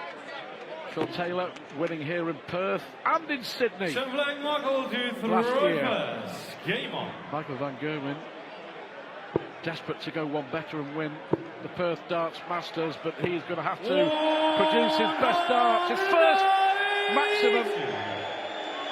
And those are the sort of darts Michael van Gerwen will need. He had to really dig deep, didn't he, to beat David Platt in the first round. But again, Barneveld's still in it. That's a great response. Yes, it's taken 7 legs. 60. World #1, finally hit a maximum. But again, Barney's 3 darts to follow up shows that he's in a good place. Just needs to keep that nice smooth rhythm going, and as I said, as we get towards the business end of this game, then the pressure will come on Michael more than Raymond. Another one maybe? Absolutely, another one from Michael van Gerwen. 2 in this leg, possible 11-darter. What I like about Van Barnevelt's performance is that he's not 134, panicking. He's just playing his own game. Double 12. Well, out of the break, that's a brilliant leg. Have to say, an 11 darter from Michael van Gerwen. And that's as good a leg as we've seen in this tournament so far. Brilliant from the young man. Well, 59. Regular anorak here at the World Series in Australia, Richard Ashdown, our spotter, come up with this little gem of information. First time they met back in 2006 at the International Darts League when Michael van Gerwen was 17. It was his TV debut. 100. Barney beat him, and not so long after that, Van Gerwen, still only 17, hit a 9-darter against Barney at the Masters of Darts, also in Holland. And of course, Barney went on to win that famous World Championship in the PDC, beating Phil Taylor in what many people still refer to as the greatest game. And Michael van Gerwen has turned his career into something which is just simply sensational. Both icons of the game. Well, certainly Van Gerwen has turned the screw a little bit after the commercial break. He's got a chance for the first break of throw. 18, he's got to go for the ball. Now it's the double 7. Double 7 it is. A beautiful 88 checkout from Michael van Gerwen, and that is the first break of throw of this match. And now a little bit of daylight for the world number 1. 100. He's come out after the break with 2 brilliant legs. 11 darter followed by a 12 darter. 99. To be fair, Van Barneveld has not done a lot wrong, has he? No, but Michael just holds that extra little bit of scoring power, doesn't he? You know, when he gets on the run, 3 or 4 legs, he throws level 12s, as we call it. It's very hard to hold. See, Barney is still playing exactly the same game that he's done literally from the start, just over the 100 average. But it's Mighty Mike that's upped his average by 3 or 4 points. That's the difference. Here, Barneveld with a chance. Stolen a march in this leg. And a great chance to strike back and break back straight away. 140. A 7th 140 from Van Barneveld. 105 average Van Gerwen. 104 average Van Barneveld. 45. Well, we praised Van Gerwen for the last 2 legs. You've got to praise Van Barneveld here for a fantastic response. He won't go 18. He's got to go 18. 90. He wasn't going to go for the ball there. I was actually surprised that he went the 18 route, because that leads into the bullseye, where the treble 20 is just going to set it up. But the bullseye could have cost him. Now his favourite double 16 to get that break straight back. 13 darts for Barneveld, now 14. Oh, he doesn't want to let Van Gerwen come back from this, and doesn't. A real good solid leg from Barney. He's back in the game. Back in the game, back in business. And I have to say, playing really, really well. And you just saw in 2 brilliant legs from Van Gerwen putting the accelerator down and, you know, really saying, over to you, mate, because this is my game and I'm going to win. But not a bit of it. The response from Van Barneveld, certainly encouraging to see for all the Barney army. Huge legion of fans around the world. This would be perfect timing. 140. But at the moment, the 140s are getting the job done for Barney. Well, they are the bread and butter of a professional player's game, I'm afraid. The 180s are great to have, but the 140s are going to win you leg on leg. But I think it's the attitude that Barney's got. Last night beating Simon, because we see that as an upset, we have to say. And he's come out against Michael tonight with that same attitude. You know, as if he's just playing. Oh, brilliant darts from Van Gerwen. Gives him a chance. But it is the attitude, to me, that is giving Barney, well, letting him throw the darts that he's throwing. 65. Michael With a 180 with perfect timing from Van Gerwen. Double 11. you have to say, we've just seen 6 fabulous darts. Well, 6 perfect darts. 180, 124. He was quiet for a leg and a half, but you can't keep Van Gerwen quiet for long. Well, his last 3 legs have been 11, 12, 12. Exceptional throw up to 106.5, so he's turning the screw slightly. But Barney, 140. I keep saying it, he's in a good mood, and when he's in a good mood, the fluency of his throws there, but certainly the fluency of Van Gerwen didn't hit a 180 for 7 legs, he's now hit 4.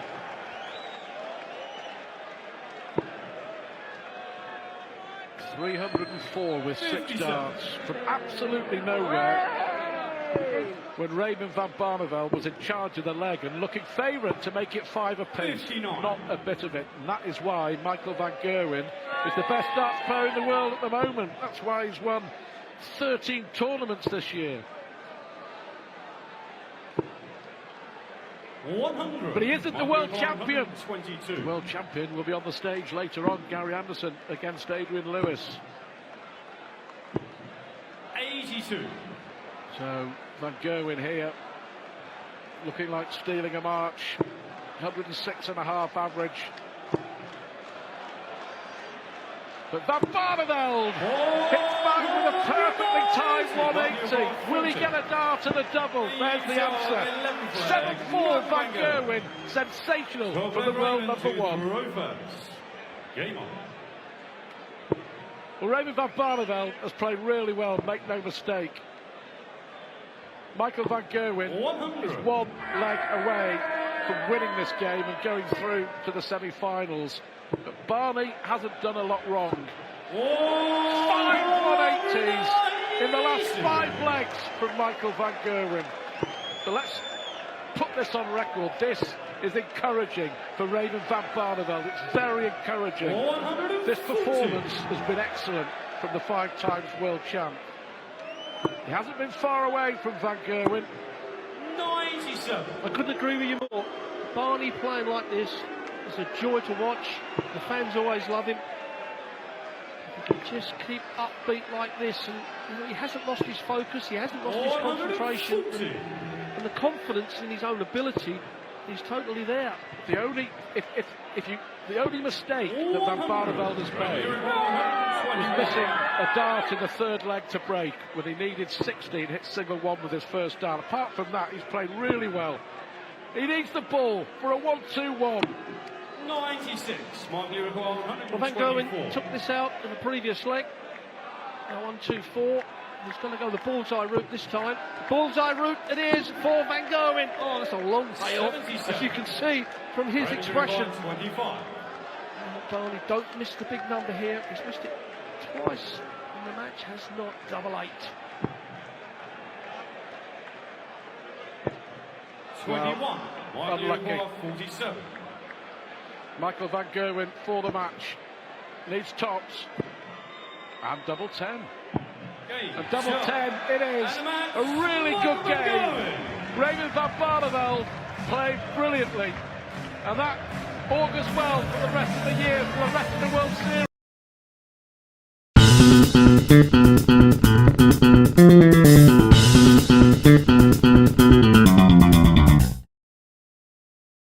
Going to be bringing the power behind the mics. Here's Stuart Pike and Paul Nicholson.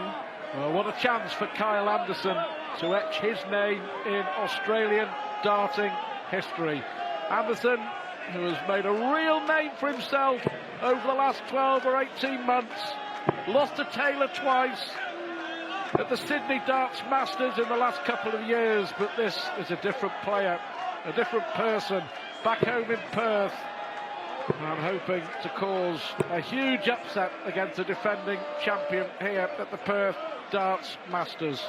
Anderson get off to a flyer. He's got a real chance against Taylor.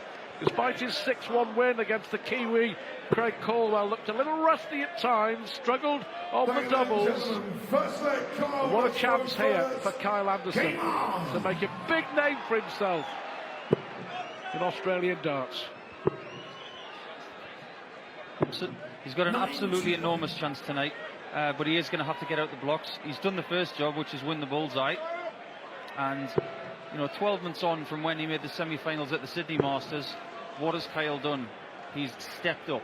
He made the World Match Play, played a fantastic game against the eventual finalist, James Wade, but he came out of that performance covered in roses and glory because he played really, really well. Well, he did. He was possibly 2 or 3 darts away from being in charge of that game. 2 or 3 missed darts at doubles, and Wade took control, as James Wade does. And of course, James Wade went on to beat Phil Taylor and then lost the final to Michael van Gerwen, the World Match Play. In case you don't know, millions watching around the world to this World Series triple header. Perth, Sydney and Auckland, the World Match Play, the second biggest tournament after the World Championship. And it was won by Michael van Gerwen in Blackpool in July. Phil Taylor had won it time after time after time. He was denied 16th match play title by James Wade. Kyle Anderson here, that's a great dart. He hits a lot of 180s, Kyle Anderson. Certainly does hit a lot of 180s. Speaking to Kyle at length over the last few days since coming to Perth, he said he was really, really nervous about this tournament. Being his backyard, he felt like he had something to prove. But I think after last night being involved in that real tussle with Stephen Bunting, he doesn't feel nervous anymore. And looking at the footage tonight, he doesn't look nervous to me. He looks determined. 58. So a chance for Taylor to pinch the opening leg, and how many times have we said that over the years, and how many times has Phil Taylor done that over the years? He's going to get a dart at tops. 90. I thought Phil was going to hit that. There was just something in the air, but I was wrong. 48 for Kyle. He started this leg, he'll want this tops, and he's got it. That's a perfect shot. That's the dart you want to settle the nerves if there was any there. He's going to feel really good now. Well, do you know what was most impressive for me about Kyle Anderson's performance against Stephen Bunting in the first round is that how he held it together, because he raced into a 4-1 lead. He missed darts to go 5-2 up. He was in total control.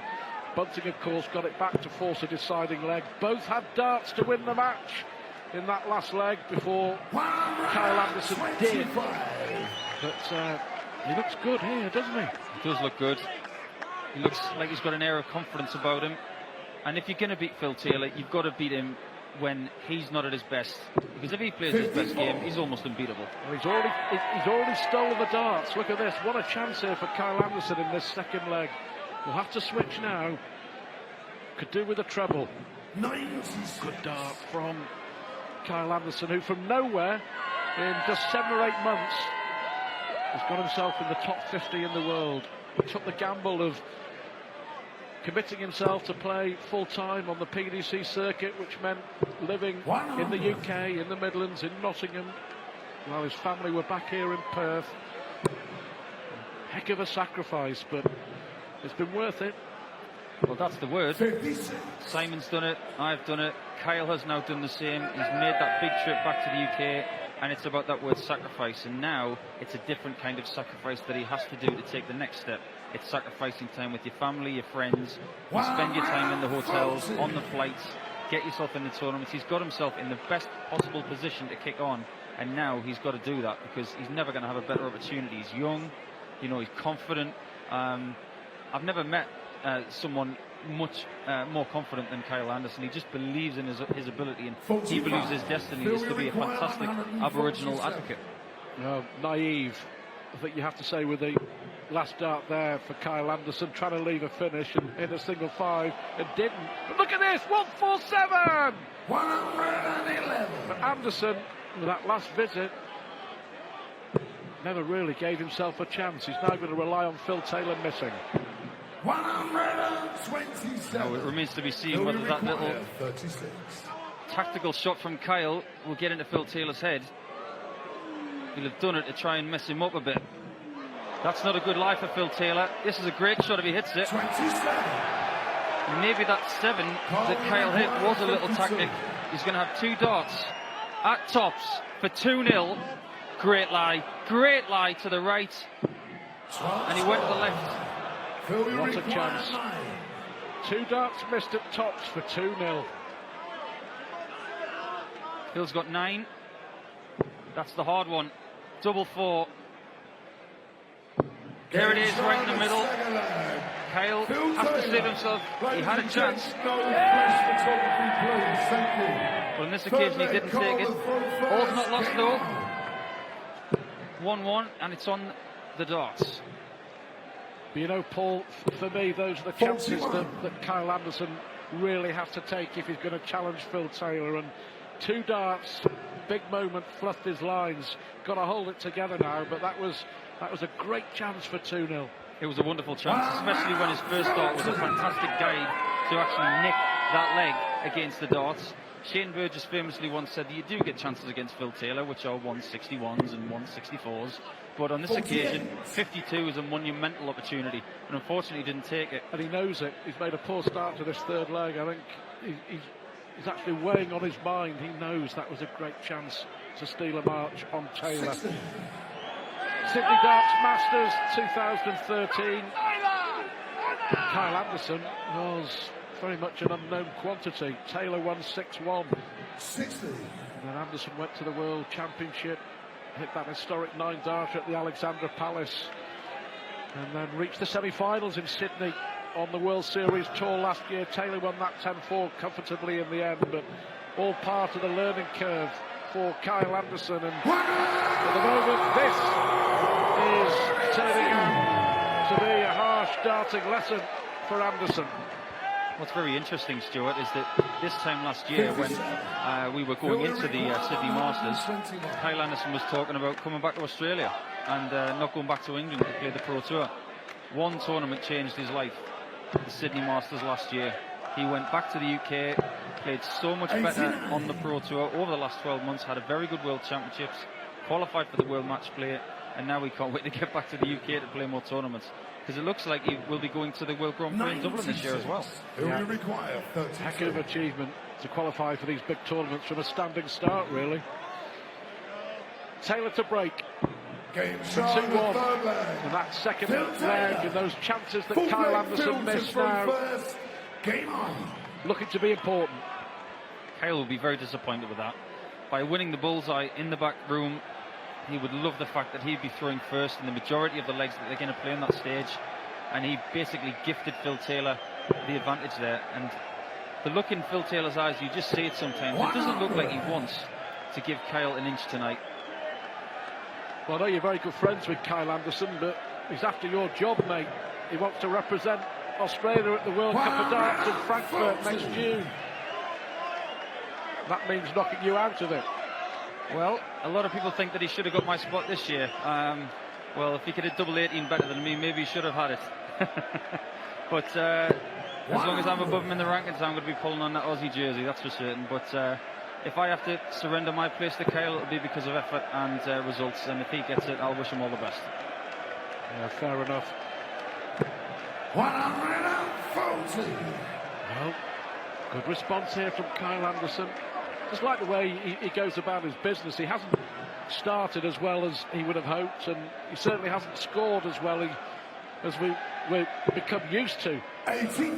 over the last year or so. But Phil Taylor is off the pace as well. Let's make no mistake. Taylor not on his best, so I'm sure Kyle Anderson can sense he's got a great opportunity here. 140, 140, 140. Possible 11 darter to break straight back. Well, the perfect riposte to losing your throw, Stuart, is to break back straight away. Perfect bounce back ability, and let's see what he's made of. Because Taylor's left 78, so he's going to have to go for treble 19 now. 62, got to go single 12. Took the gamble, double 13. 55. It was a gamble for the treble 12, but he hit it. He had the biggest segment for double 13, and he's missed another chance to break back with Phil. Left 78. Single 20 now. Double top to hold. There it is. Cruel game, isn't it? Kyle Anderson could easily have been 2-0 up. He could easily have been 3-1 in front, Kyle Anderson. But Phil Taylor dishing out the darting punishment, and Taylor leads 3-1, and he just has the uncanny ability of knocking the stuffing and the confidence and the belief out of his opponents. That's absolutely right, Stuart. That's what Eric Bristow taught him in the late 80s. It was about bullying your opponent, and when you get chances, take them, especially when they've missed chances. Phil Taylor has taught everybody two very good lessons in his darting career. One, kick your opponent when they're down. A 180 from Kyle, that's what he needs. He needs a lot more of that to get the crowd involved, and that could have an effect on this match. But as we were saying, Phil has a very famous analogy for big-time darts, and it's something I actually can't see on live TV. But it's a brilliant rule. It's basically about you can't practice being in certain situations. Look what Kyle's found now. He's back. That's magnificent response. Back-to-back 180s from the Aussie star, who left 81 after 9 in the last leg, but missed a dart to level the match at 2-all. 100. Surely he'll get this back to 3-2 from here. 81 it is. Won't go the same route this time because Phil's not on it, but 81 double 16. He's coming back. He wants to be 3-2 going into the break. Well, he wants to be 3-3 going into the break. Well, he should be in front, but this is pressure from Taylor. Well, it's the ultimate pressure from Taylor. Kyle Anderson could easily be in front in this game. That's a great leg. And I have to say, showed a lot of character, a bit of bottle, no little amount of skill in that leg. 3-2. Lots of skill indeed. He'll be really pleased with the way he plays in that leg, and I get the feeling the crowd is starting to get involved too. I really do. This is quite a volatile atmosphere for the power, and let's see how he handles it. Partisan. 96. Phil is used to having a lot of the crowd behind him, but they're all behind this man, Kyle Anderson. 140's okay. Missed 2 darts to go 2-0 up Kyle Anderson. Missed another dart to make it 2-2, but well, fancies chances maybe here of making it 3-all. Well, he's going to have to mirror that shot. Another 140 here will put him in the driving seat. It's a perfect start. Just going to shift to the left here to see if he can see more of the bed. Ton will do, keeps him on level pegging. Got a really nice, fluent, flowing, throwing style. It's the kind of throw that will stand the test of time. It's straight up and straight down. It's a brilliant thing to watch. Kyle Anderson has a lot of people who have flown from all over the country for this particular tournament. The support he has had over the last few days has been monumental. Yeah. 45. Inundated with messages of support, Kyle Anderson. After his win over Stephen Bunting and before this match here with Phil Taylor, great local support.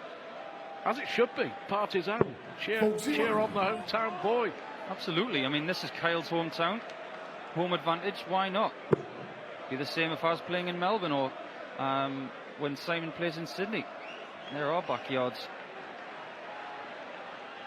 And I get booed everywhere I go, Stuart. Even my friends like to boo me. 28. It's looking good for Taylor in this leg, though. We'll make an exception in the commentary box. 101 for Taylor, 6 darts if he needs them. Double 16 it is for 4-2. 4-2 it is.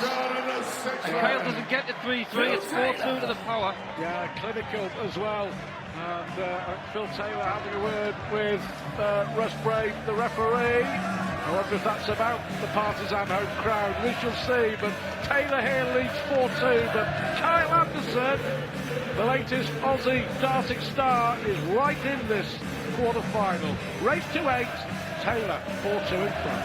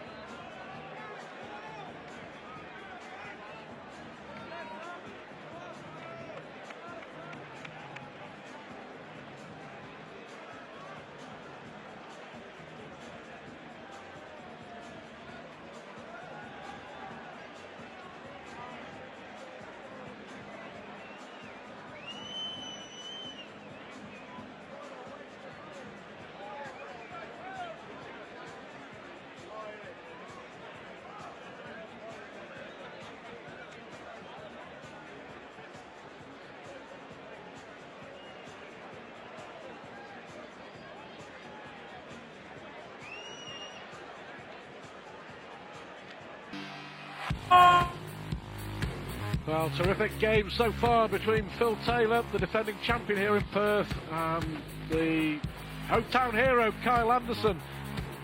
Should really be level at 3 apiece. Anderson missing darts in 2 legs against Taylor and has paid the price. Phil picking up the pace, averaging over 100 in the last 3 legs to take control of this quarter-final.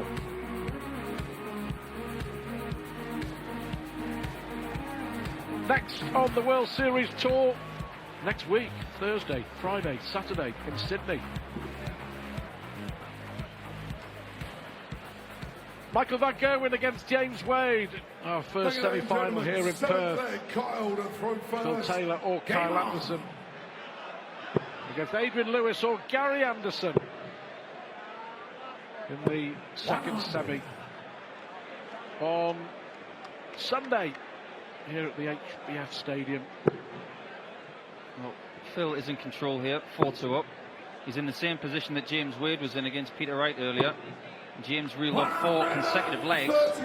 Phil will be wanting to get off that stage as soon as possible. I don't think he likes this partisan atmosphere, because he's, like you say, Stuart, he's not used to it. But I think Kyle should have really riled them up in the break, you know, get them quite vocal, get them loud, because he really, really does play his best darts when he's got that support with him. 98. Kyle Anderson will be also hoping that he will have done enough to get through to the World Series finals in Scotland, 98. November the 21st and 22nd in Glasgow. It will be a terrific couple of days for sure. It certainly will. And unfortunately, Kyle is not actually going to be playing in the Sydney Masters this year, and he's not going to be playing in Auckland, which is a bit of a disappointment. He's chosen to go and see family in Queensland, and I fully respect that. Kyle's a huge family man. It means a lot to him, you know, about his culture and his family. It means everything to him. Darts does come second or third to that, but I'm sure he'll do enough to get there, and it'll be great to see him in Glasgow. He'll be well supported by all the guys up there in Glasgow for sure. Well, yet again, the setup shot from Phil Taylor, for me, is the difference between the two players. It's what's done the damage. He's given himself another chance here, Taylor, for what would be a double break of throw. But again, the 140 setup shot has opened the door for Taylor. Taylor has 70 now. What's he going to do? 12 or 20? 12 it is for tops for 5-2. 5-2 it is, and that's a real kick in the stones to Kyle Anderson. And it's the second time that Taylor has done exactly that, hitting the 140 and then the 70 out. And Kyle Anderson now, it's a long way back. The match may well have been lost in the early stages, but Taylor's finishing, which has been of a real concern for him over the last 12 months or so, has been spot on when it has really mattered in this match. But the difference, I maintain, has been Taylor's setup shot, which have put pressure on Anderson, and then Taylor has followed it up by winning the leg. I couldn't agree with you more there, Stuart. And I think if you look at his doubles percentage, for instance, which is currently at 45%, that's not setting the world on fire, but it's the timing of certain shots which have actually got him in this position, and that is true Phil Taylor-like. 57. Kyle's going to have to kick really, really quickly. He's going to have to do something that Michael Van Gerwen does a lot, which is have that 3 or 4 leg spell to really get him back in this game. And Kyle does have that little kick. He's actually played on the Pro Tour against the likes of Van Gerwen and people like Raymond van Barneveld, and had kicking styles like that. So he does have it in his game. He's just got to get that one thing to kick him on, a big finish, a couple of 180s like he did in the first half. So we've got to see what he's made of now. 100. May not be enough. 100. Phil Taylor down at number 3 in the world. Gary Anderson has taken his spot at number 2. Of course, Michael Van Gerwen overhauled him as world number 1 a little while ago. I wonder, Stuart, when was the last time Phil Taylor was number 3 in the world? I know a couple of guys who might know that. Our spotter, Richard Ashdown, possibly Andy Scott, who's the statistician for the PDC. if you guys know at home, don't be afraid to tweet us at official PDC or at Perth Darts. Yeah, let us We'd know. love to know. Taylor with another one, this time a 106. His finishing has been really, really good.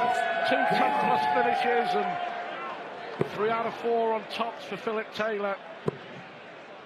In charge of this quarter-final. And, you know, we talked about the crowd factor. The crowd has fallen silent because of the way Phil Taylor's playing. Well, the great Sid Waddell once said, you could hear a blob of vinegar drop on a chip.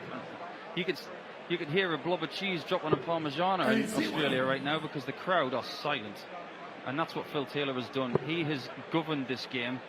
He's basically done exactly what James Wade did to Peter Wright earlier. Kyle needs more of that. He needs a lot more of that.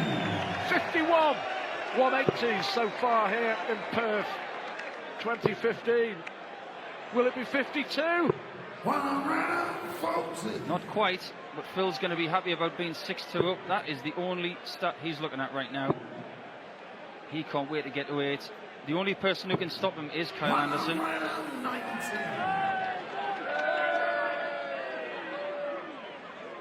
It's not often you see a nun with white wraparound sunglasses and a handlebar moustache. 100. Carl will require 102. To stay in it.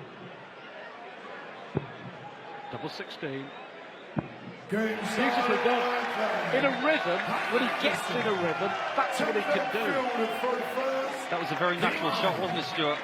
Unlike the 81 from earlier, he had to readjust for the double 13. I think on this occasion, he knew he was going to hit a 10, and he knew he was going to go for the double 16 on this occasion. And like you said, the rhythm of that shot was much, much better. And that is the first step to the comeback.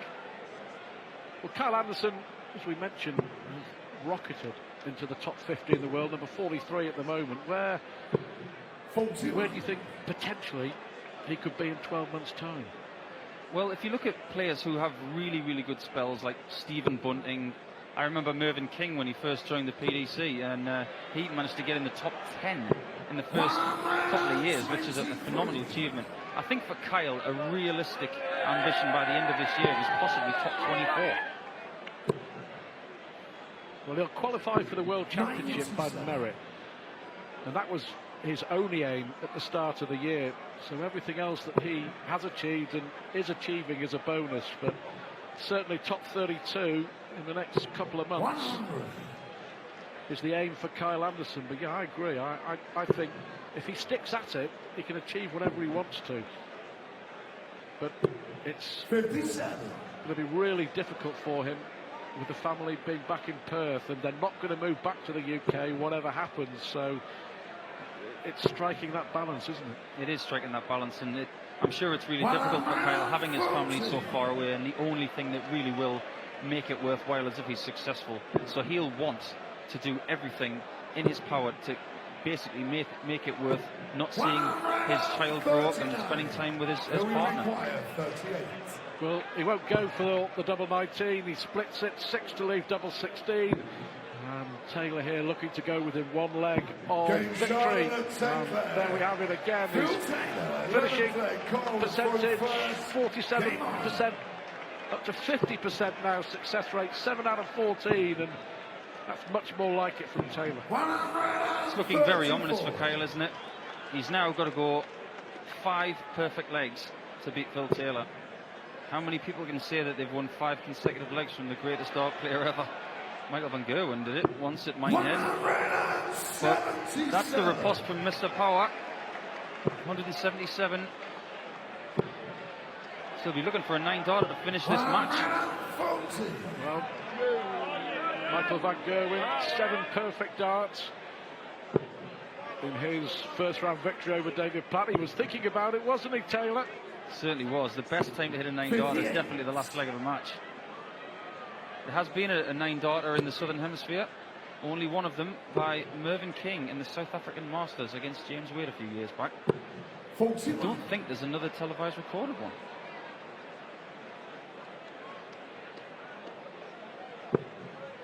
Taylor's got to go downstairs now. Another one of those will be good. And he gets it, leaves 132, so he's in command of this leg. If Kyle can't put some pressure on this shot. Needs some lipstick.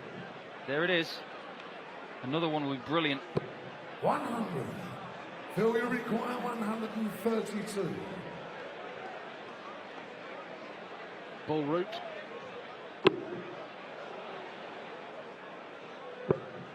So a chance here for Kyle 124. to keep this game alive. 86 it is for Kyle Anderson. Can he, well, loose one. Treble 15 maybe for tops, that will be the target. Not to be on this occasion. 76. Taylor's coming back. He can't wait to get to the hockey. Really quick. Double four it is for the match. Double four it is. One dart, that's all Phil Taylor needed, and the hometown hero Kyle Anderson is out. The defending champion here in Perth, relentless. Taylor through to another semi-final. Great performance as well. 100 average from Taylor.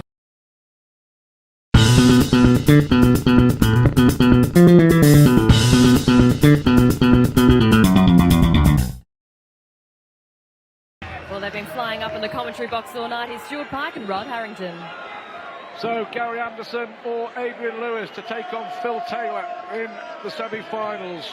We already know that Michael Van Gerwen will be playing James Wade in the first semi on Sunday here in Perth. And we reckon this could be the match of the night. We shall see. Gary Anderson, the champion of the world, against Adrian Lewis, who of course has won it twice back-to-back. There he is, the world champion, the world number 2 against the world number 5. And they won't muck around, they'll get on with this. We will hopefully have 14 or 15 legs of exceptional darts. Well, if both players turn up, Stuart, we will definitely have 45. that many legs. And exceptional darts is guaranteed. These two of the rawest talents in the game. Their fluency will suit each other, the speed. And certainly what normally happens in a game like this, once one player starts hitting the big scores, the other normally follows suit. So what we need early on is a little 180. Perhaps 80 will oblige here, but I said at the top of this, Stuart, about 80's game. He seems to chuck that third dart away too many times for me. He gets 2 treble 20s and it's just a flick. I'd just like him to keep a little bit better rhythm. And if he does, his consistency will go up. That's a great first dart. More like it. That's the third dart that Rod was talking about. Bang on the money. And Lewis here has left 86 after 12. 100. Impressive first leg. Less so for Gary Anderson. Double 4. Well, that's a good leg. Really good. If you want to start a big quarter-final here in the World Series with a dominant display on throw, that's what Adrian Lewis has done. Yes, we spoke about his third dart, hit the 140 to set the checkout out. 58. That extra treble 20s, that's what it did. And he's just got to keep, as I said, that rhythm with the third dart, and then he's a force to be reckoned with. No real rhythm from Anderson on the treble 20 so far, so the treble 19 will have to do.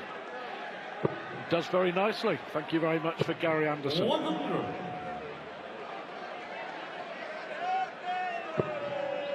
Incredible to think, you know, that 45. Gary Anderson has won 10 out of the last 11 meetings between these two. Absolutely dominant in the head-to-heads. Adrian Lewis's only win against Anderson 40. in the last 18 months or so has come on the Pro Tour in a Players' Championship event. Absolute dominance between the pair. 59. Do you know what, I mean, Anderson's finding it hard to find the treble with the darts, and normally when it's hard to find the treble, the darts are going low, but Gary Anderson, he's pitching them at least an inch over the top. So he needs to just find the range, and there again, although it's in the one, it's above the treble. 80. He needs to find that range early on. Well, disappointing, you have to say, from both, as far as the scoring is 44. concerned. Gary, They will get better 90. with so much at stake. A place in the semi-finals here in Perth. 50. And finally left to finish, but Anderson's had 18 darts in this leg. You can see how far Lewis is behind. 60. The ladies had Gary, 18 and he scored 40. 140. So Anderson to level it up. To be quite honest, Gary will not care that it's a 19-dart leg. It is one leg on the board. And she said, Stuart, both of them have not woken up yet. You know, if one of them can get into some stride, he could get a little bit of a lead here and put the pressure on them. Both players only just over the 80 average, which we was not expecting. 77. Yeah, not a lot from Anderson, not too much from Lewis either, so it is one apiece. Holder throw apiece. Van Gerwen against Wade, Taylor against question mark. And that's a much better first dart, much better second dart. 125. But again, in the combination, a loose one from the world champ.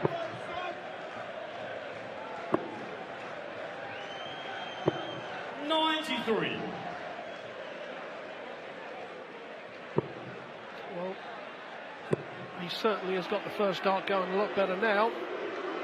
He should come down just to knock that odd 9 off. 34.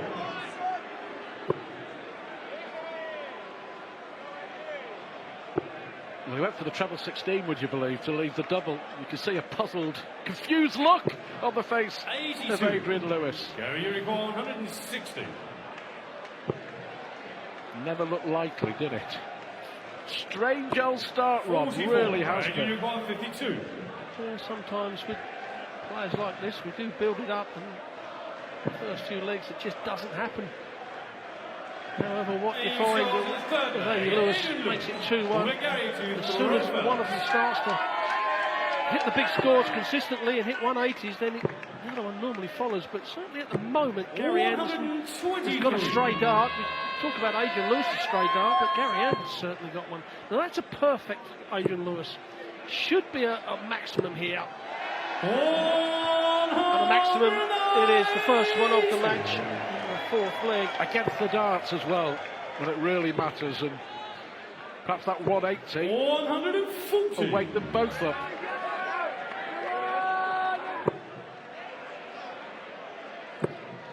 Oh, that's number 5. Oh, that just caught the barrel and bounced it low. Adrian Lewis not worried about that 9-dart leg. He's always worried about putting this leg on the board. It'd be a breaker throw. You take a 2-leg lead. He's going to get possibly 6 darts from here, Stu. Oh, this is not going to help.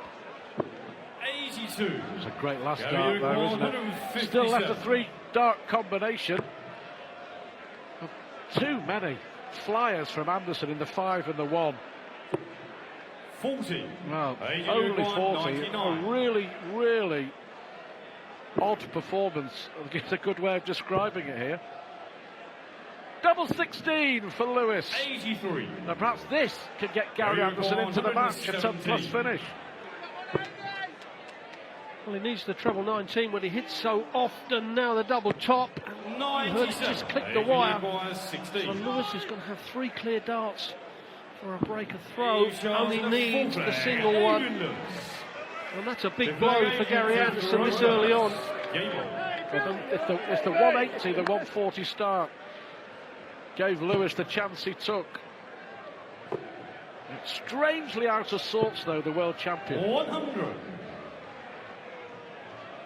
A lot of loose darts. Won't like that lie. Has to come down. 96. He's gone from an inch above Gary to just below. Just needs to find 50. middle ground on the first dart. The first dart is the most important dart you're going to throw because it sets your line and length. That's a little bit high. 100. I kind of think that straight tons are not going to be enough for Gary Anderson. When Lewis is going to pop up and hit 140s. It's another 140. He's fourth. And you think we're in the fifth leg, and Gary Anderson's only hit 140. And that is the match in a nutshell, in a sentence. 100. 8 tons, but tons are not enough against Adrian Lewis. 140. Both players far from their best, but one player is still a lot better than the other, if you know what I mean. And Adrian Lewis here 60. with a great chance Adrian to make it requires 4-1 against an out of sorts world champion. Tops for another one. 23. Gary require 145. The problem is, the only checkouts that Gary are getting at the moment are over 100. This treble 15 will put him back in the game. Now he wants double top for the second time. 105. The leg before it was just below, 40. that was just above. And Lewis comes back to the board.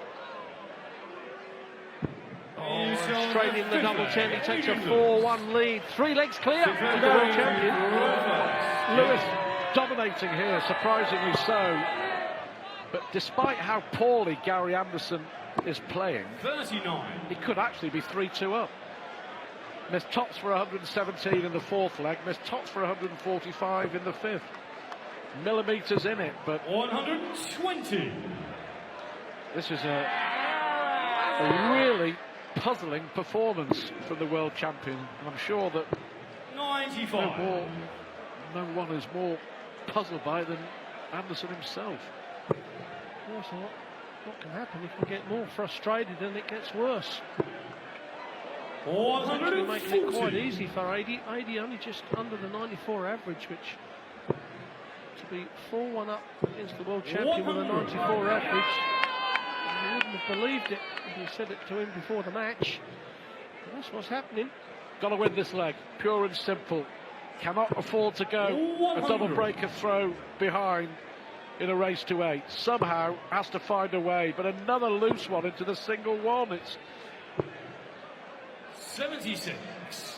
Adrian require 141. strange old performance. But Lewis can't quite believe it. 65. Lewis not have to really get out of second gear against the champion of the world, has he? 57. Here he comes Adrian again. requires 76. 86 average, Gary Anderson. Lewis needs tops to go 5-1 up. It's a procession, a real procession for Adrian Lewis. Gary Anderson, not even at the starting gate, let alone not at the races. Adrian Lewis, at the moment, is powering his way through towards the semi-finals. At the moment, to victory against a world champion who can't put a foot right. Lewis 5-1 in front, 56% on the doubles. Gary Anderson, listen to this, 86 average. Lewis in second gear, Anderson still in neutral. It really has been a dominant display as Adrian Lewis looks to book a semi-final spot against Phil Taylor. Next stop on the World Series, Sydney. Next Thursday, Friday, Saturday. And if Adrian Lewis can round off victory here against the world champion, it will be his first victory in a knockout television tournament since he beat Anderson to win the World Championship final in 2011 in a knockout TV event. We talked, didn't we, about Anderson's dominance, winning 10 out of the last 11 against Lewis. And all Lewis has got to do here is hold it together and hold his throw. Yes, you're exactly right. Hold on to your throw, you can't lose. Well, perhaps the break come at the right time for Gary Anderson. His first maximum of the match, and he's only hit 140 as well. Well, perhaps they're both woken up at last. But that's an incredible stat, you know, when you think what Adrian Lewis has won and the ability of the young man, that he's only beaten Gary once in that knockout stage. That's an incredible stat. First time 100. in a long time. Another flyer from the world champ. 45. I guess Anderson must be thinking there's no pressure now. He can play with freedom. But even after starting this leg with a maximum, 117. Gary Anderson hasn't been able to follow it through. I'm not sure Adrian Lewis was thinking about leaving double two. Yes, I don't understand that. Adrian, you You know, if he splits this and has to go up to the ones, then he could be given a leg away. Leg away, he didn't. It was a great double one, because that weren't the route that he would have done by choice. It was just a quickly thrown dart that's flown into the treble 18. Well, look at that from Gary. 33.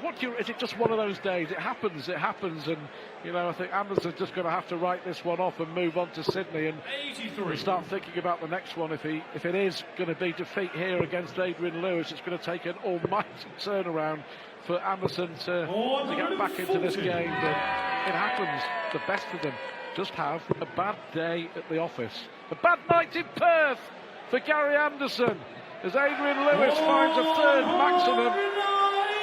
I'm sure Lewis can't quite believe it. 100. Yes, that's exactly what happens, and you normally find these type of guys do have these matches now and again, and you just have to forget about it. It is a bad day at the office, as you said. It happens. Yes, it does. 39. But I think these type of players accept it a little bit better than other players do. Certainly Gary Anderson does. If it happens, it happens. But I can absolutely assure you, if it is to be defeat for Gary Anderson, within 2 minutes of walking off the stage, he will have consigned it 133. to the Gary, you recall 170. bin of darting history. He really will have forgotten about it, and he'll be thinking about moving on to 31. Sydney. Adrian, you recall 66. Well, I don't know if there's a little bit of problem with the grip or the dart or whatever, but certainly Gary is massively out of sorts. And well, Adie's done what we call a professional job, Stuart. 26. He's done what he's had to do. He hasn't thrown brilliant darts himself, but sometimes winning, you don't have to throw brilliant darts. You just do the right thing at the right time. 43. And fair play to Lewis. That's exactly what he's done. 40.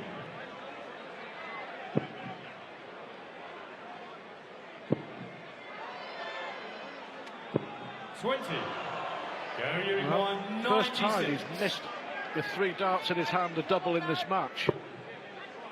Double 18 tops. That may be the route that he goes. Well, that's what he was trying to do, but 56. The way that Gary's played tonight, Adrian, you recall 20. you never really felt that he was confident it was going to happen. Double 5 for Lewis. 15. 6 darts he's missed. Gary, you recall 40. This for Anderson to pinch one. And this would only be a holder throw. It's yours again. And it is. Gary Anderson. A right smile. 6-2. White flag Adrian to throw first.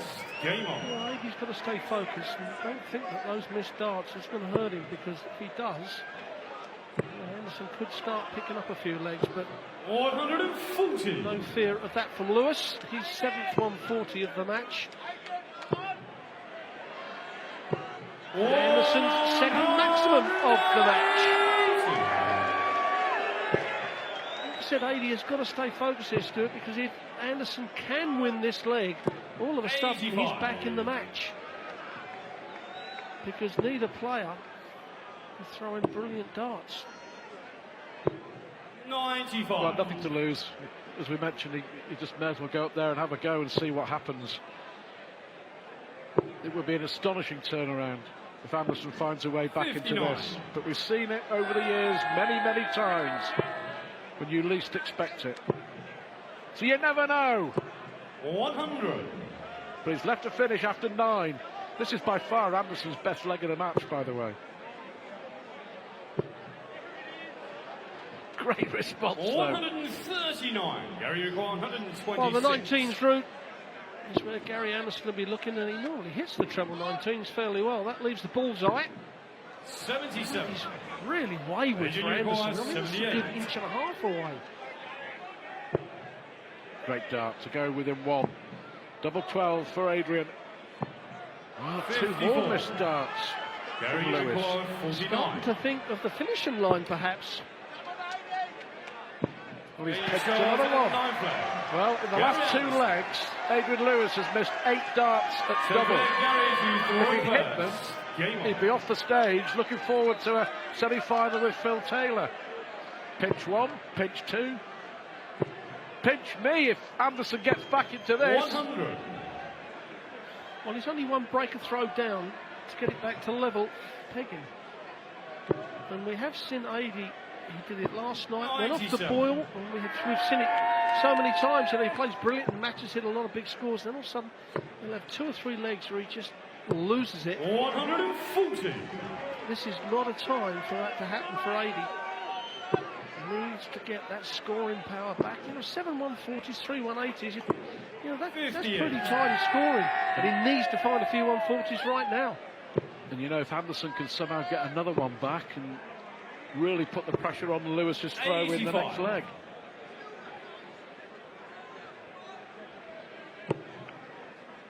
Well, if Anderson can win this leg, then the next leg is by far the most crucial leg of the match so far, because if Anderson can nick that, then all of a sudden the tide will turn who's the favourite of winning this match.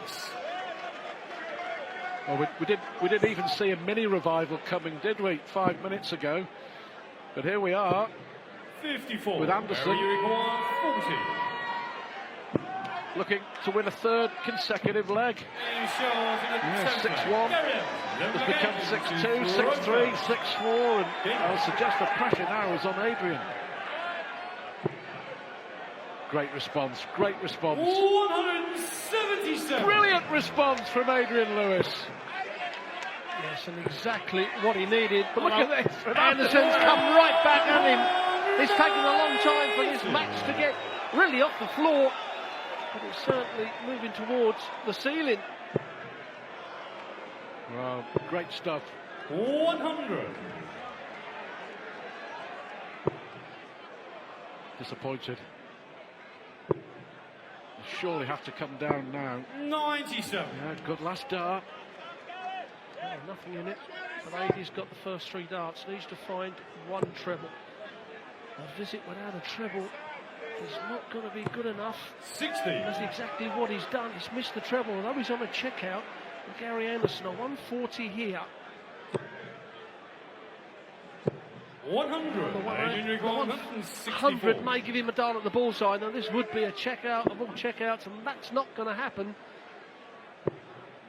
He can't afford another visit without a treble. 64. Gary Uriquois 124.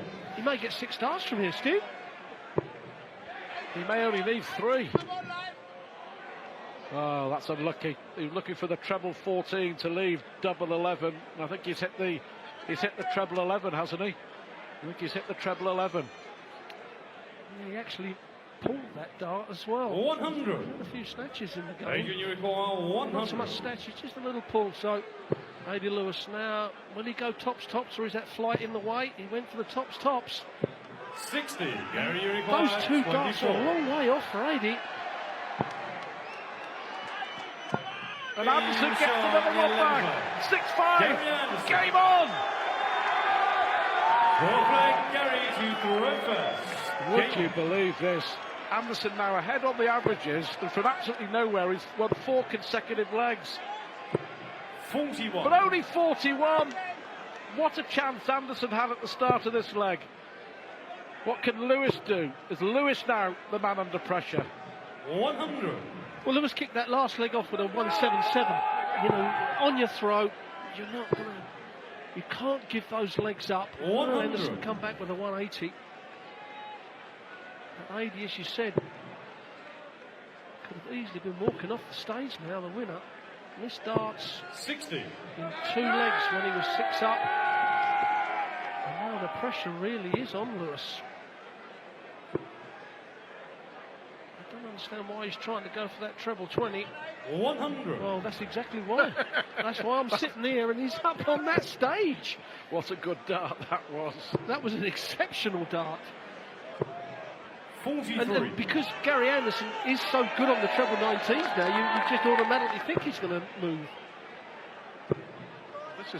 It's a strange old game, isn't it? 95.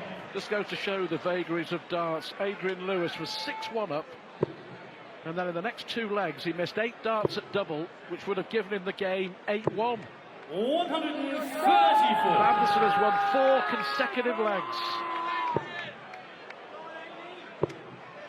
Oh, Gary. 59. Adrian, you require 164.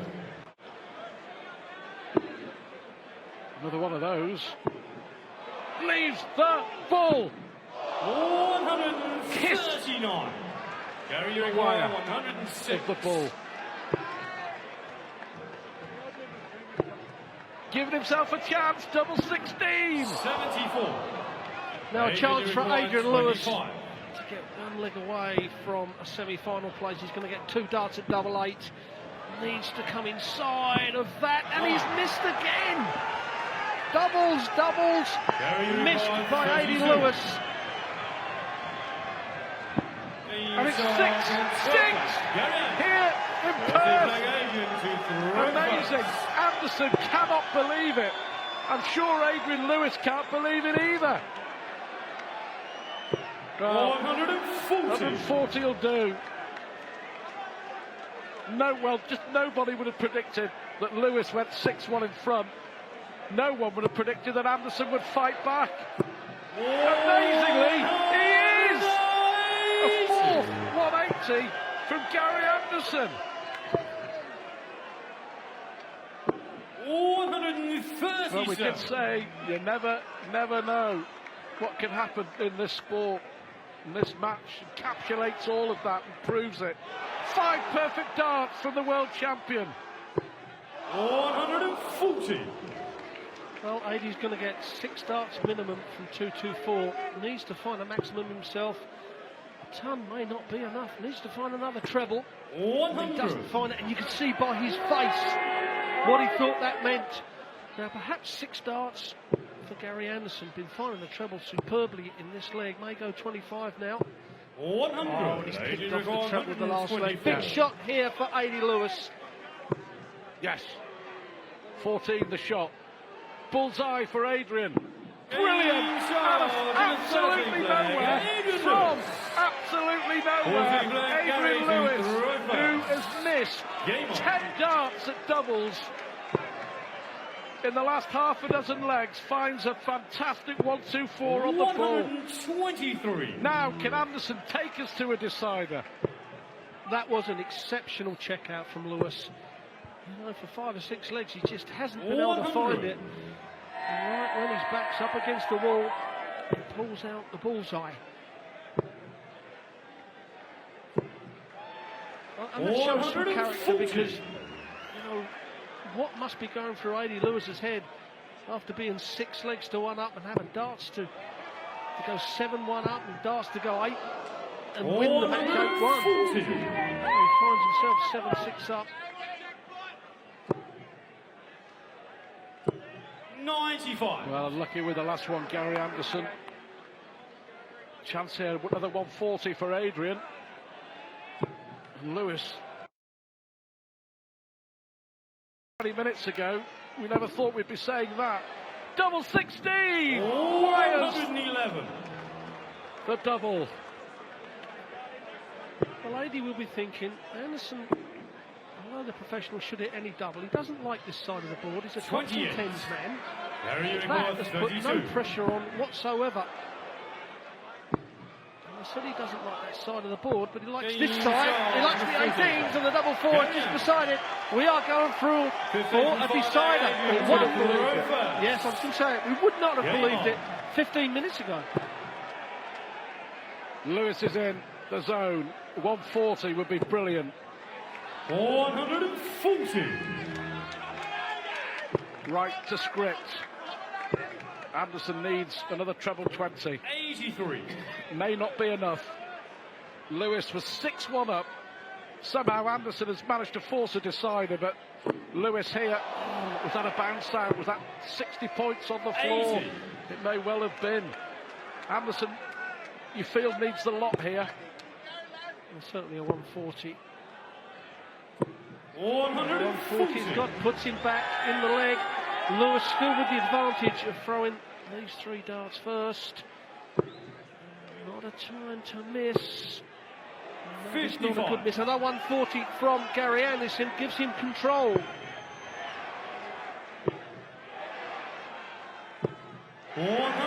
Back-to-back 140s from Gary Anderson. Amazing match here in Perth. Amazing response from Adrian Lewis. Oh, you would not believe that. Absolutely incredible. Absolutely amazing. The 180 from Lewis from absolutely nowhere. 98. Adrian, you require 46. To win it. To win it, finally. Tops for Lewis. Tops for Lewis. 6. Incredible. You would not believe this. Gary Anderson now. 6-1 down. Has won in a deciding leg. Cannot believe it. Lewis can't. Anderson can't. I can't. We can't. The crowd can't. But Gary Anderson sets up a semi-final against Phil Taylor with one of the best matches we've seen in 3 years of World Series darts. 6-1 down to win 8-7. Sensational stuff here in Western Australia.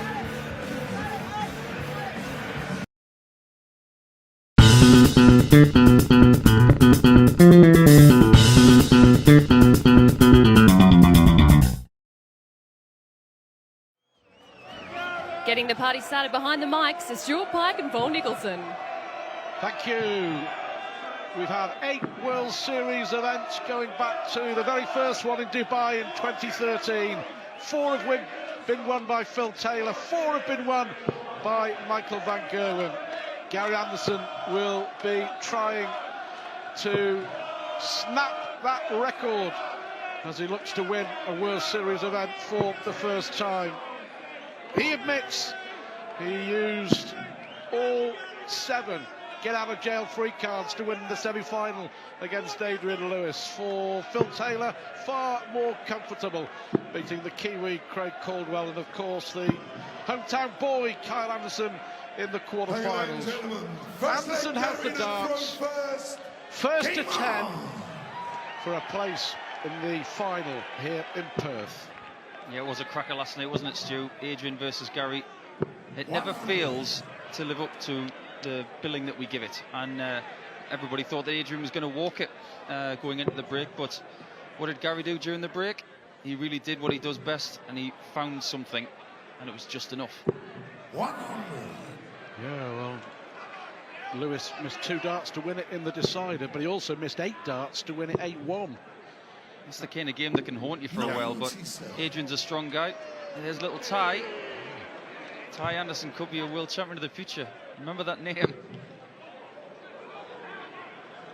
Yeah, but Taylor and Anderson renewing rivalries. 135. Anderson has won 5 out of the last 7 against Taylor in TV events, including the biggest one of all, the World Championship. But the 2 defeats have come in the World Series in Dubai and in Japan, and at this stage, both in the semi-finals. Convincingly, Taylor winning in Dubai. He won a last leg decider in Japan. Anderson led 7-6 and Taylor won 8-7. I don't think that's the kind of thing that plagues Gary going into these kind of events. If there's a little bit of a repeat of history, he likes to break history as opposed to remember the defeats. So I think Gary's got a really strong mind these days and a lot of confidence after winning a couple of majors. So I don't think that'll plague him, but he started pretty well in this leg. He's under a bit of pressure though. 83. 51 was the target. 66 bullseye for the first leg for Anderson. 41. A little bit away. So Phil got 46. But he's put the pressure on again, hasn't he? Just like last night. Yeah, from 160, 70, 80 out, he's put the pressure on. This would be for an early break. There it is, Phil 1 up, and he's been pretty good in that bottom left corner. He has had weakness there over the last few years, but I think he's starting to fix that. Interestingly enough as well, Phil using a slightly different coloured flight tonight, and you don't see him change anything mid-tournament almost ever. So for him to use a completely different colour flight, there must be a reason for that. 97. Good last start. Anderson will be disappointed because he was really in control of that opening leg and left himself short, didn't he, at the end? But we know what he can do. Explode into action. But to come from 6-1 down to win against Adrian Lewis was some feat. I mean, it really should have been game over. It really should have been game over. I think modern professional dart players, if you give them one match dart, they think they should win the match. It's as simple as that. You don't get more than one chance on a lot of occasions, so if you get that chance, you usually take it. If you don't, you think about it, yes you do, but it's the strength in mind that you take from that into your next game as to whether it haunts you or not. No worries for Gary though. He got a match start and definitely hit it. I wonder if he'll get any match starts in this match. 97. Well, Taylor, of course, the defending champion here in Perth, beat Michael van Gerwen in a terrific final 12 months ago. 11-9 it was, as Anderson chases the first maximum. You just knew, didn't you, before he let go of that third dart, where it was going to go. Taylor's got a Shane Burgess shot. 167. Very, very close. So 99 leaves 68. Anderson coming back for 81. A very good leg from Gary here. But to finish it off, he's got double 12. Double 6 now. The first dart was really good, just it short. But you can't afford to do that. He knows it. It's been a really good leg. He was a millimetre away from an 11 darter. He may find himself 2 down. He certainly might. Phil, with that look in his eye, is going to get 2 shots at double 4 potentially. Only needs one of them. Phil looking ruthless tonight.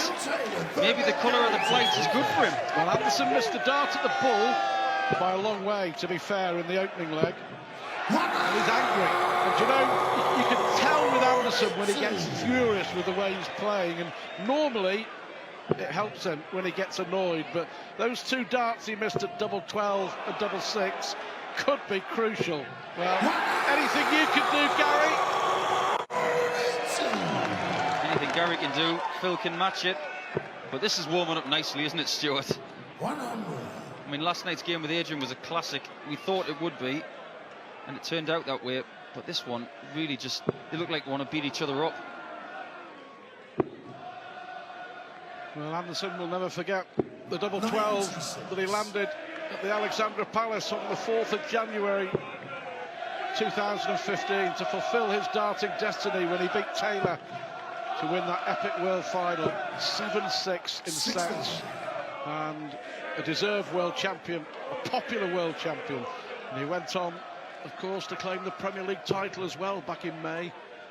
Absolutely, and he had an incredible homecoming every time he's played an exhibition match in Scotland since.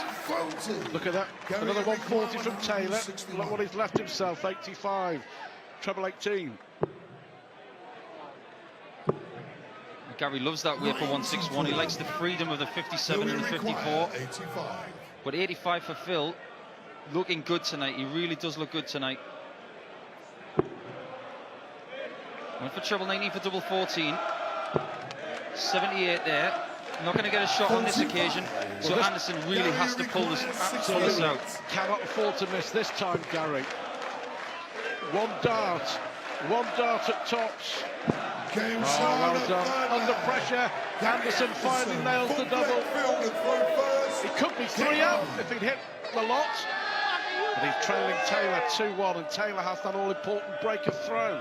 He definitely could be 3 up, but a good counter punch from Gary there, so he gets him back in the mix. but Taylor vitally has that break. So 59. in order to get back in this match, Gary is going to have to break Philip Taylor. Interestingly, Stu, earlier on in the practice room, some of the guys were talking about rhythm of throw, which is becoming a very big topic right now. If you look at the likes of Van Gerwen and the likes of Anderson and Barneveld, the one thing that they're actually focusing on right now more than anything else is the rhythm of throws to get some repetitiveness, especially in their scoring zones. Well, that's pretty good rhythm from Philip Taylor. Gary of old used to have a very deliberate action, but nowadays he's, he aims on the first dart and then he has a lot more fluidity for the second and third darts. And look what he's done since he started to employ that tactic. He's become world champion. 85. He's again a Premier League champion, and he's in the World Series of Darts like he is tonight. Definitely competing and not out of this game by any means. Impressive numbers from both players. 100. Anderson leaving a finish. But it's a big finish. Taylor here will no doubt leave this very handy. I remember at the Grand Slam in 2008, Gary having a 1-3-4 and hitting treble 18 tops. One of the best finishes I've ever seen as a professional. So he might have to do it again here with a 140 for 61st. Is he going to go tops? No, he went for the 60. It was a great lie. He was unlucky, to be fair. He little flick off the fly. Misdirection. Now hoping Taylor misses. Gary definitely wants to perform tonight. You can just see that little bit of anger in his eyes. But Taylor, 84, double 12 it is for 3-1. Awkward. Only word for it. Got to go to the right. 72. Fails to do so. That was probably the worst dart Phil could throw to block the bed. But Anderson now, double 4. To break. In it goes, so it's 2-2. Game on, boys. Living up to all expectations. Taylor and Anderson had some right royal battles over the last 12 months. It was the World Championship final. Anderson also beat Taylor at the World Cup of Darts convincingly in the final, in the singles, although Taylor and Adrian Lewis won the tournament for England. And we remember the Players' Championship finals all the way back last November at Minehead, 100. when Anderson beat Taylor for the first time in a long time in a knockout TV event, and that gave him the confidence and the belief which he took to the Alexandra Palace for the World Championship. Precisely. I think momentum has been a very big thing for Gary's career over the last 12 months. After that defeat to Michael Van Gerwen at the World Championships, he famously said, only time I've ever lost sleep over a darts match was that one. And since then, he's been a different Gary Anderson and a better Gary Anderson. 136. Brilliant standard. Taylor 107, Anderson 104. Already had 4 180s. Anderson definitely lifting his game from the previous parts of the tournament. Averaging mid-90s coming into this match, but lifting his average by nearly 10 and putting Phil under more pressure than anybody else has in this tournament so far. Phil way back on 219 at this point, and Gary with his throw doing what he needs to do, leaving 2 darters after not many shots at the treble 20.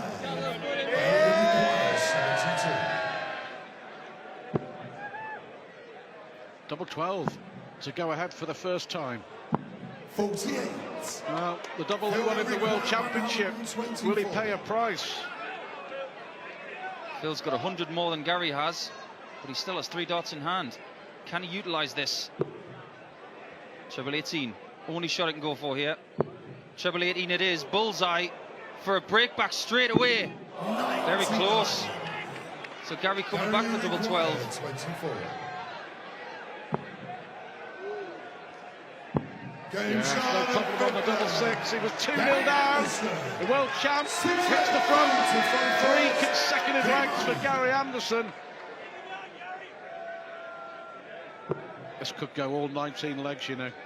It really could, Stuart. The way this game is going at this point, it's toing and froing. And this is what dart players and dart fans want to see. They want to see great tussles. They want to see missed doubles, and they want to see hit ones as well. Well, in the quarterfinals against Kyle Anderson, Paul Nicholson posed the question. Phil Taylor has now dropped down to number 3 in the world. When was the last time that he wasn't number 1 or number 2 in the world of darts in the PDC rankings? Well, my thanks to Andy Scott, the PDC statistician, and also Richard Ashdown, our spotter here in Perth, for coming up with the answer. November 2004, the last time that Taylor was outside the top 2 in the world. And I wonder if you can guess who was world number 1 and who was world number 2 back in November 2004. We'll give you a little time to think over that. Give the answer in a minute. But Phil Taylor was world number 3 11 years ago since he was last outside the top 2. That's amazing. Are you trying to crash Twitter, Stuart? I think Google's about to go mad. There was a good response from that question last night, and people were genuinely interested. But what we need to take into consideration is that Phil Taylor has been in the top 2 for 11 years. But also back then, when he was outside of the world's top 2, it was ranking points, not an order of merit based on money. But Taylor here, not thinking about money, he's thinking about winning the leg. Terrific from Taylor. This is a really good game. Taylor, when he needed to most, Anderson was waiting, wasn't he? You get the feeling that Philip has been working on that corner. If he has had a weakness at all, so you're seeing there another 180 from Gary, which is definitely not his weakness. If Phil has had a weakness over the last couple of years, it has been that corner. And he looks as sharp as he can be on that particular corner tonight. So if he's leaving 32, you expect him to hit it.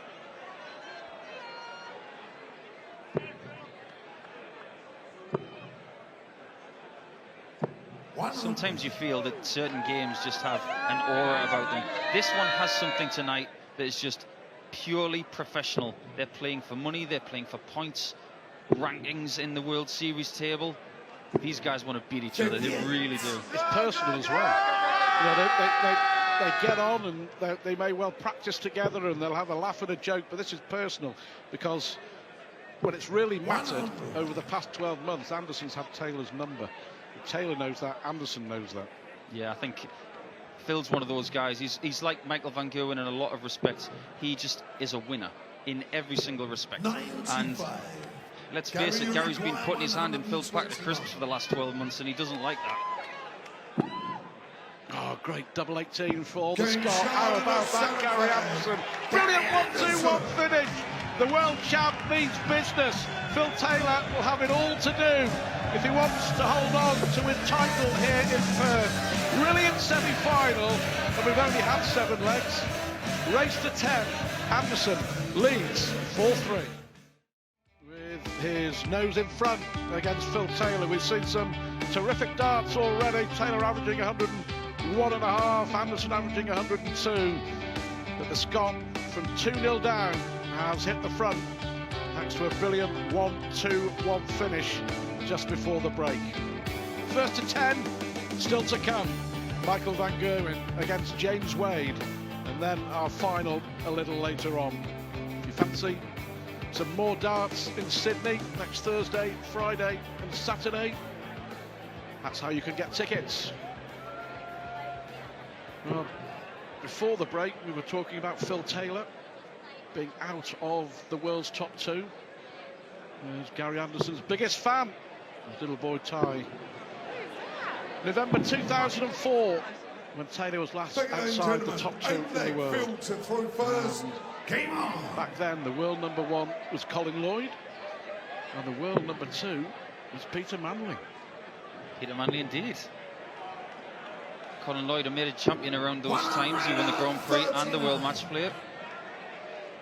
One of a very small breed of players to win PDC majors, and an even smaller list who have won those particular tournaments.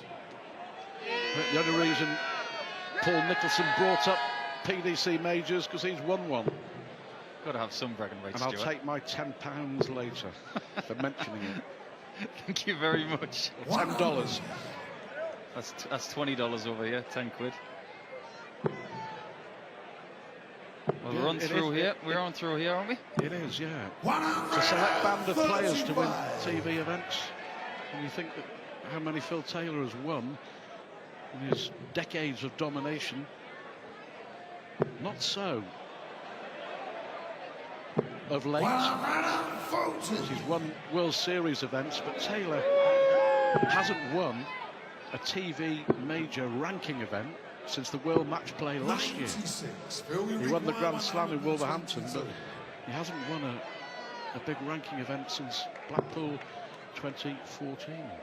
Do we dare ask another question of the public in saying when was the last time that Philip Taylor went a full calendar year without a major title on TV ranked? Oh, Anderson. Well, unlucky. I think he fancied that, Stuart. I really do after that first start. I agree. Double 16 for Taylor. Right in the middle again. He really has been working on that corner. It's very evident now. It's not a weakness anymore, that's for certain. Anderson looking to go straight back in, and he does. It's 4-all and on throw. If you're going to keep your throw, that's the way to start legs. Giving referee Russ Bray another chance to exercise the old tonsils. 32. Two referees out here for the World Series, Russ Bray and George Noble. Both highly respected, of course. Interestingly enough, in the break last night when Adrian was 6-1 up, I was reliably informed from Gary Wood, who was one of the chokers on stage. I was standing at the stage left and he said, do you want to know what Gary's just done? He said 180, 170, 180, 170, and that was just before they started again. That's phenomenal. This is pretty good. 2 180s in the leg. 5 in the match for Anderson. Taylor is on Anderson's coattails, isn't he? 171. This is a pretty good leg, isn't it? He's going to have to hit this 81 now. He's going to have to go 12 or double 13. Beautiful rhythm and a great shot from Gary Anderson to hold through, and Phil put on the pressure once more. Game on. One word for that. Class. Terrific semi-final. 5-4. Taylor 106 average. Anderson 105 average. Good to see that both players lifting their average for finals night. This could be one special evening. And this is only the first of 3 World Series events in 3 weeks. These guys have actually had a break over the last couple of weeks. What are they going to be like in the next couple of weeks with some real match practice? Scary thought. They mean business. 96.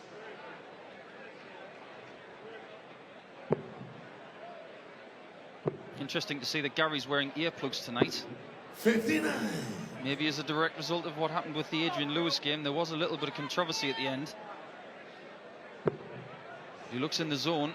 Whether he's got those plugs in or not, very focused player these days. 140. It's funny to see Phil Taylor annoyed with a 140. You just know that when he has the 2 darts in the bottom of the 60, he wants nothing but a 180. Phil will require 131. Famous shot for Phil. He won a world title with this one. Not on this occasion. He's going to set it up. Looking at 19. Favouring double 16 now as opposed to using the 11. Very interesting. How much pressure will Taylor be under? 98. He'll be required 32. He's been lethal on double 16 so far. Game shot at That'll do. It's 5 apiece. Interesting, when he missed it for the first time, he didn't flinch. It was enough to the left to give him a clear sight for the second shot. 15. There is such a thing as a good miss sometimes. As you saw with the double 12 earlier, it was too close. So on this occasion, being a centimetre to the left gave him enough room to guide it in.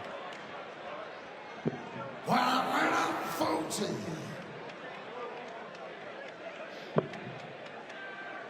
This really is a brilliant game of darts.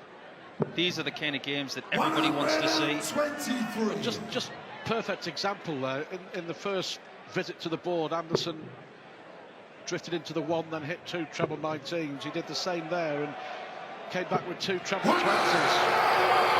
But there's all 3 for Taylor.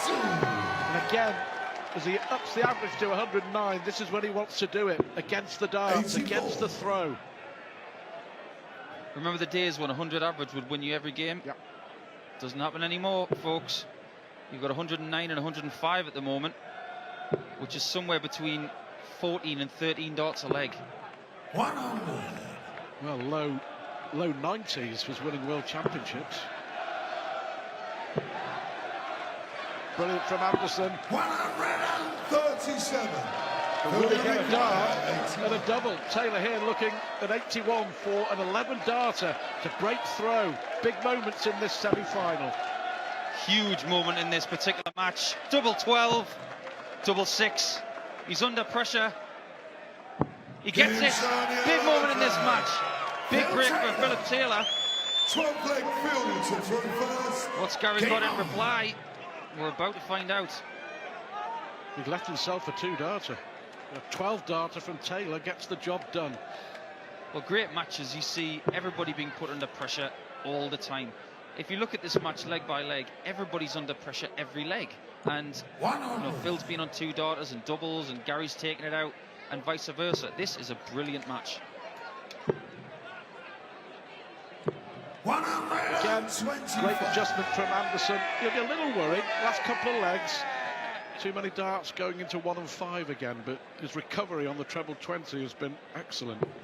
Sometimes you don't mind the odd 1 in the 5 or the 1 because you do have to set up for a double at some point, but he'd rather have 140s just for his own confidence as opposed to 1-2-1s and 1-2-5s. Only 3 140s from Anderson, 5 maximums. 59. 59 isn't enough. Chance for Taylor to win 3 consecutive legs here. But for me, that 11th leg, is that going to be a turning point? Is it going to be the turning point? A funny feeling you could be right, Stuart. 100. When Phil gets in front, he's pretty hard to peg back. But we're talking about 2 of the most successful dart players of all time on that stage. Gary can draw on a lot of experience. Another 180 will help. If anyone can get back at Taylor, it's Gary Anderson.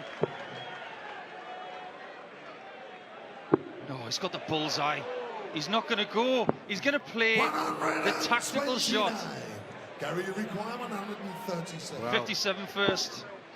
Oh, Gary wanted to do that and say he shouldn't do that against me. yeah. 59. And instead, it's actually knocked Anderson out of his stride. It did have an effect on the Scot, didn't it? It certainly did. Double 16 again. Absolutely brutal on double 16 tonight. 5 out of 6 on double 16. As Anderson hit to 7th. 180. 109 average Taylor, nigh on 107 average for Anderson. If you look at that 3rd dart of Gary's, that was the equivalent of hitting a very angry drive after making a bogey on the previous hole. There was a lot of aggression in that dart. It actually pierced both darts and went through the middle. Try that at home, folks. That's not easy.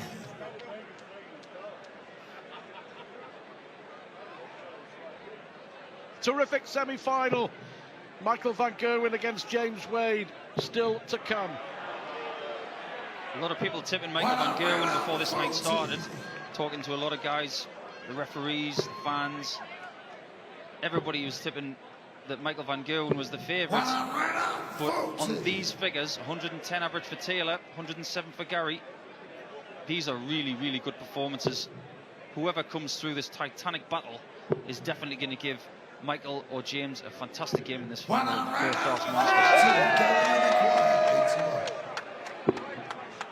Gotta go, double 12. Oh, again, he's missed the double 12. 17. He's a long way off. Well, is this the game? Is this the game, I wonder? This for another break of throw. I really think Gary thought that double 12 was in. There was a little lean after he threw it. Out of his rhythm going for the double 6, and he was a little further away than he would like. 81 for Taylor. Double 12 for 8-5. Not as awkward as the one before. Down below it. 57. Not to be. And Philip knows how important that was to have that double break. Well, that's the worst possible lie. The first dart made it virtually impossible for Gary there. 24. Well, he had to go over the top of a dart that was lying upwards, and that's extremely difficult to do. He could probably see about a third of the bed. Double 12 for Taylor. Gets a second chance at double 12, and it is 8-5. Well, Anderson has only got himself to blame. Taylor's won 4 consecutive legs. The Scot led 5-4 after hitting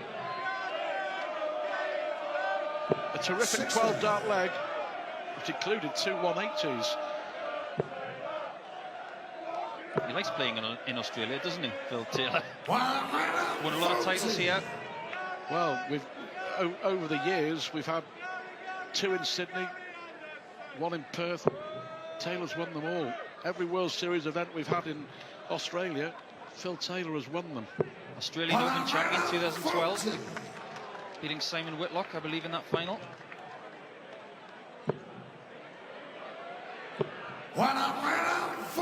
Anderson will be ruining missed opportunities at important times in this semi-final. The scoring has been excellent. 106 average, but only 29% on the doubles. 5 out of 17. 84. And that's the reason that Taylor is in front. Look at that, 8 out of 15. He has really picked up on his finishing in this World Series event. Is Taylor going to beat Gary Anderson in the semi-finals of the World Series of Darts for a 3rd consecutive tournament? Did it in Dubai, he did it in Japan, and he's 2 legs away from victory here. Phil's love for playing in Australia is definitely evident tonight.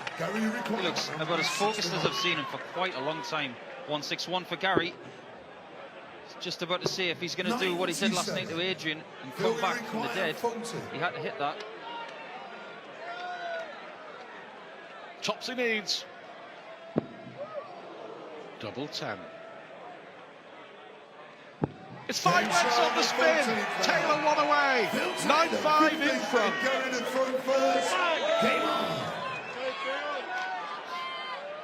Well, let's be honest, we didn't see this coming, did we? We thought the way that both players were playing that this would go all the way. It may yet, but there's 5 legs left and Gary's got to win the lot.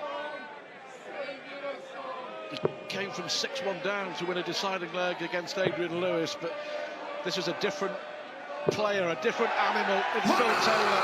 110 Taylor's average now after his 4th 180. Well, Phil's put in a spurt here. Fantastic darts. Gary's still trying, but he's going to have to be perfect from here on in. He started the leg well,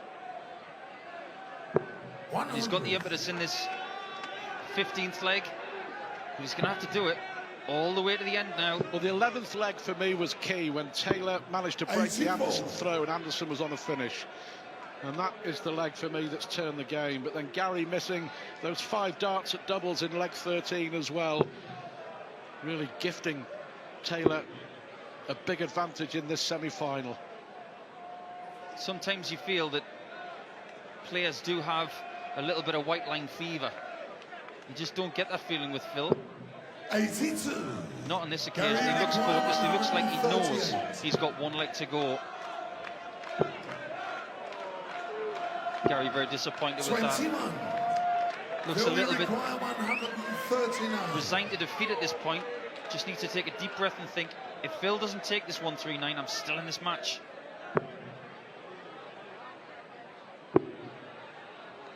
Anderson will be hugely disappointed. 59. He's got a chance. Gary require 117. He takes good shots like this. Not on this occasion. That could have been the catalyst for something very, very special. But Phil has 80 to find himself in the Perth Darts Masters final. Single 20 again. Lovely lie. Open bed, tops for 10-5 in the victory. And it's there! He beats Anderson with 108 average. A brilliant, brilliant performance. Yeah, for a third consecutive World Series event in 2015. Phil Taylor beats Gary Anderson in the semi-finals. 10-5. He won 6 consecutive legs from 5-4 down. Coming up, Michael Van Gerwen and James Wade in our second semi-final. But Taylor, on this performance, will take some beating.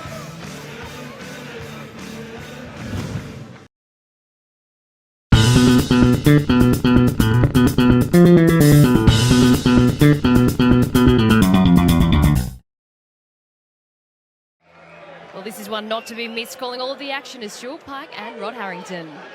Well, follow that is the message from Phil Taylor to Michael Van Gerwen and James Wade. Awesome performance, 108.5. The average to beat Gary Anderson 10-5. James Wade here bidding to reach a World Series final for the very first time. He'll have his work cut out against the world number one, Michael Van Gerwen, who's trying to set a repeat of last year's final here in Perth, when he lost 11-9 in a thriller to Phil Taylor. So will it be Van Gerwen or will it be Wade? Can James Wade finally get the better of Michael Van Gerwen on a TV stage? We shall see.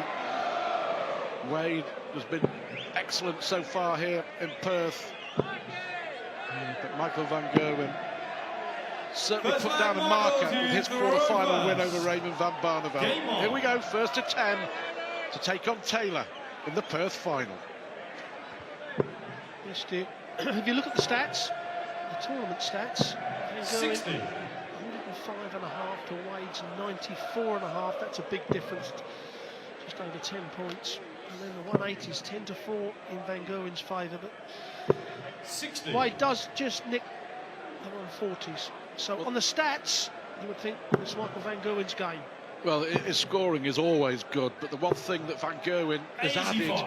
into the mix here in Perth in the World Series is finishing 64%. Michael Van Gerwen's checkout success rate in this event. 134. Well, the last time these two met was in the final of the World Match Play, and Michael won it quite easy. But James, if he can 58. just bring to the board the match that he did against Phil Taylor in that semis, then Michael is going to have to certainly look out. Yeah, And James Wade has got to hold on to his throws, Stu. He must not give his throw away too this easily. is a good start for Wade. It's a bad start from Van Gerwen so far. Not got any range. 140. better. James Wade, you would feel, has 6 starts from here. May only need 3. Treble 18 or the ball. He went for the ball. Well, it's a sensible shot, because it could give him 2 darts and a double when he comes back, as long as he doesn't hit the bullseye. We see it so often, Stu. 42. In their mind, in their vision, all they can see is that red bit. But he has hit the green bit, so now double top. Oh, 1-0 breaker throw straight away for James Wade. Now what he's got to do, he's got to hold on to his throw. Make sure he sends out the message very early on to the world number one. Well, that was really impressive from Wade. It was poor from Van Gerwen, and he will know that. He will get much, much better. Yeah, 18-12, that World Match Play final in Blackpool last month. And Van Gerwen was comfortable. 177. I think it's fair to say that Van Gerwen is up and running in this semi-final. Brilliant 177 after that rusty opening leg. 30.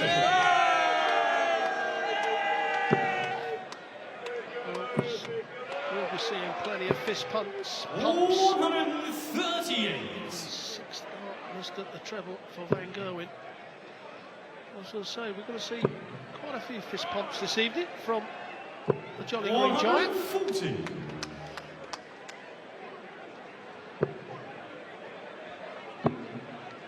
Yeah, he's in it now, all right, isn't he? 134. Van Gerwen on a possible 11 darter to hit straight back after that dodgy start, but you knew it wouldn't last.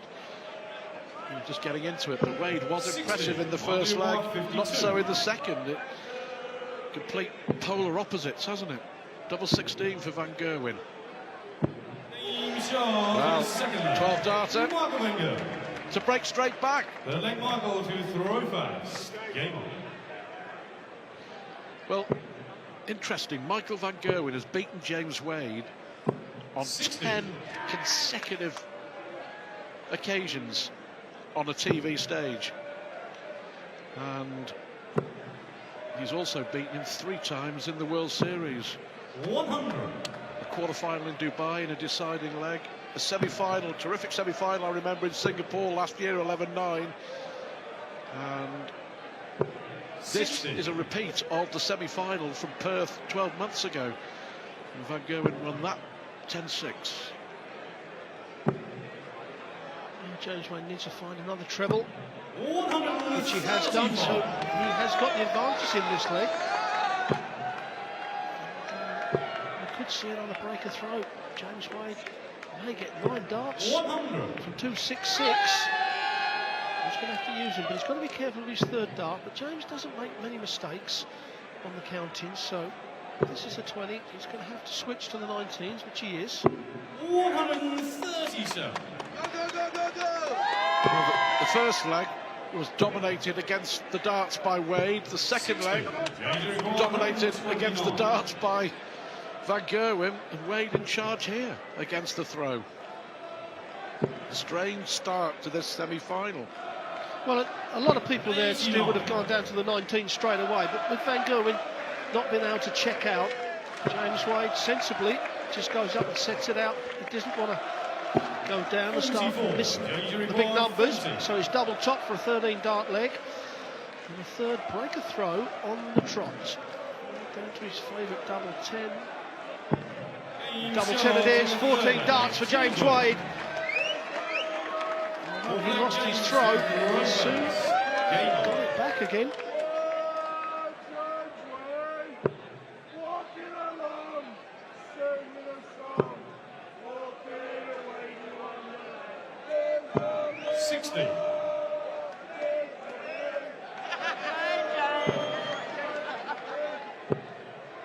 Van Gerwen averaging 87 137.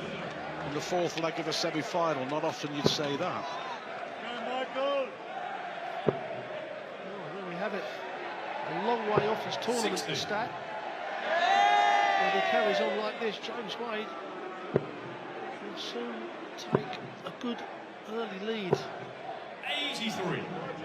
He needs to get something going, doesn't he, Van Gerwen? I mean, we thought he was going to, with that second leg, you know, went off with the 177, but since then, not really done a lot.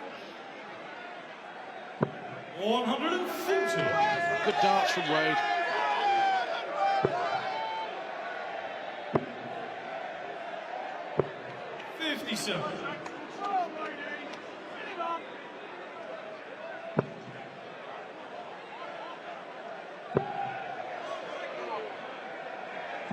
Brilliant from Wade. And at the moment, he is dominating this semi-final, isn't he? But here comes Michael. Well, 180 from Michael. Will he be able to get a dart and a double, though? Big dart. 21. Well, the 180 from Van Gerwen piled the pressure on Wade. Double 16. Oh, he's got out of jail. Well, that's why he is the world #1. After that 180 from Wade, there looked to be only one winner in this leg. What a response from Van Gerwen. Well, he went for the 25. It's 4 legs against the throw as well, Rob. It is still, yes. I was going to say, he went for the 25 to give him 2 darts at double 18, but missed that 25, which is very unusual. They don't miss it that often. If they're going to kind of miss the 25, they normally hit the bullseye. And of course, they only give Wade 1 dart at the double top instead of 2 at 18s. Just a little, I don't know, it's a mistake, whatever you call it, but it changes the game so quickly.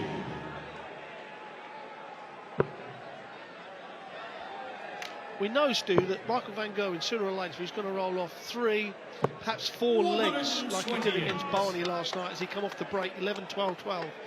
We know that Michael's going to do that sometime. Gerwen is getting very frustrated at the way that he is playing. James Wade will be delighted with the way that things are going. A second 180 for Wade. How important will that 5th leg prove to be? Van Gerwen missing darts at tops, double 10 and double 10 again to go ahead 3-2. Looks like he's going to find himself 4-2 behind. 130. Terrific this from Wade. He's left 44 after 9. To become the first man to hold his throne in this semi-final.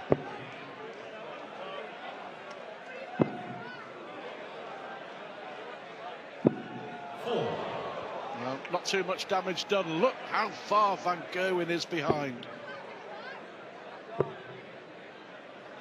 Well, we always say when you break the throw of your opponent, you've got to then go up and make sure you put in a strong leg and hold your throw. And surely James is going to finish this off. It's 4 14-dart legs for James Wade. He's 4-2 up against the world #1 Michael van Gerwen. And now Michael just can't find it. I mean, it's a little bit like Gary Anderson last night against Adi Lewis in the early part of the game. Just couldn't find any consistency. Well, this is impressive from Wade, really is. At the moment, he's outscoring Michael van Gerwen.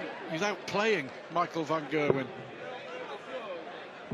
Big leg for the Dutchman, this just before the break. And, well, producing the big darts when it matters. Can't afford to lose another leg against throw. Van Gerwen yet to hold. 100.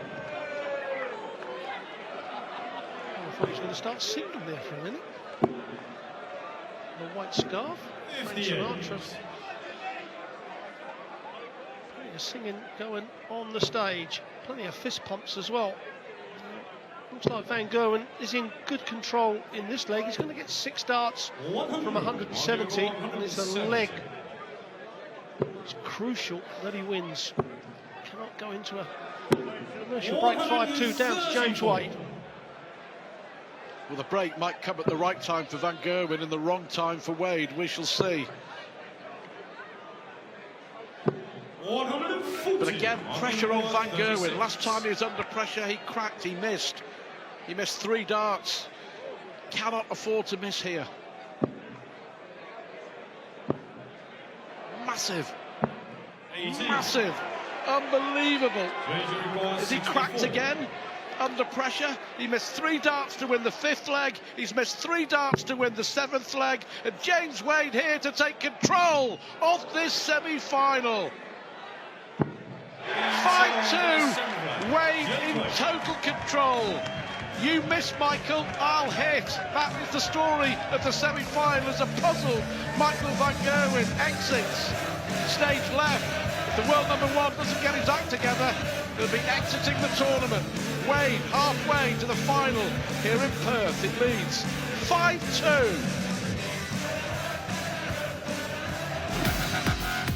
5th leg to go 3-2 in front, and then 3 more in the 7th leg to get it back to within 1. For Wade here, a firm grip on this semi-final. What difference will the break make to each player? Well, we're going to see a special run of legs from Michael van Gerwen. Or is James Wade, the machine, going to grind out a semi-final win to go into a World Series final 136. for the very first time? Well, in Van Gerwen's match against Barney last night, he came out of the break and he's 3 winning legs with 11, 12, 12. 140. The way James Wade is playing, Van Gerwen has got to find some legs like that. However, at 5-2 down, you win 3 legs, it still only makes you even. But 98. he's 2 breaks to throw down. That's the most important thing. James Wade, as I said, he's an intelligent dart player. doesn't make many mistakes. But it's interesting that all 5 of those legs, Stu, have been won on double 10 or double top. We know he loves the tops and 10s, and that sure proves it as well. It's the combination coming down that dictates a lot of the time what double you're going to use, but his options have always led to the double top and double 10. Well, good leg from Van Gerwen. He's left 87 after 9, but James Wade here, he's terrific on these sort of finishes. He needs to treble 19. So a chance here for Van Gerwen, and a chance I feel he has to take to get back into this semi-final, to break, to get one of those breaks of throw. Bullseye he needs. 62. Never felt confident. He requires 72. Well, this for 6-2 for James Wade. That's a brilliant dart to leave double 12.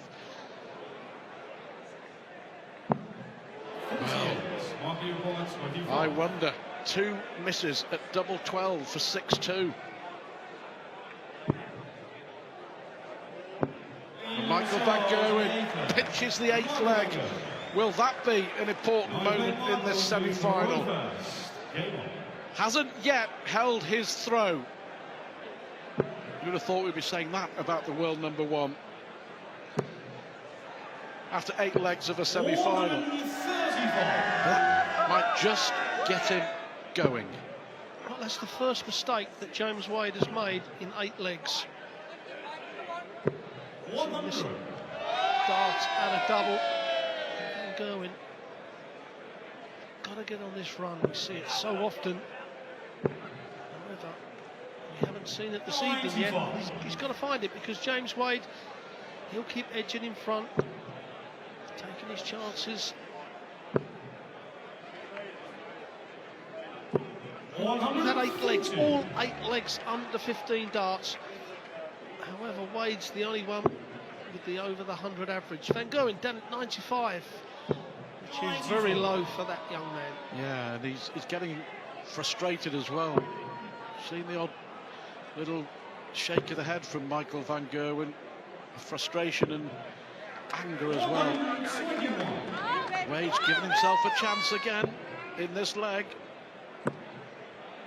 Well, brilliant from Van Gerwen. The last time he left himself tops, he missed. Got a chance to get another leg back here. Well, same scenario. Wade left tops. Van Gerwen missed. Wade didn't. And it was another break of throw. That was back in leg 5. I was going to say, Stu, if he's going to miss, he must not miss low. And he's missed again. It's exactly the same 3 darts as he threw earlier on when he missed the tops. Wow. You know, sometimes it's a little bit better just to over-pitch the first dart, because if you miss, it's going to give you the perfect guide to come in with the second dart. Wow, that's amazing.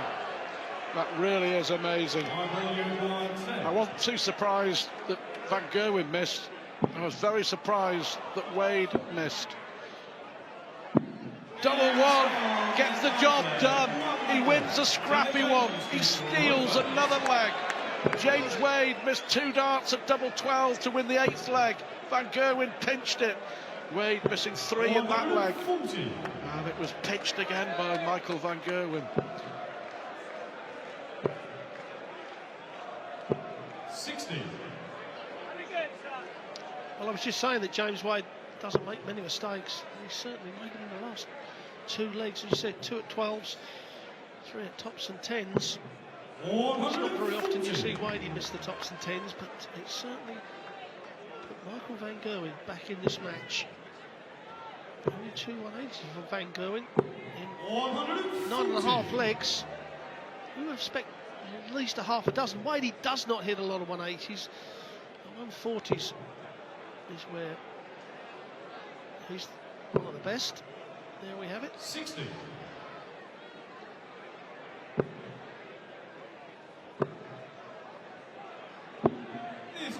Too many visits without a big treble from Van Gerwen.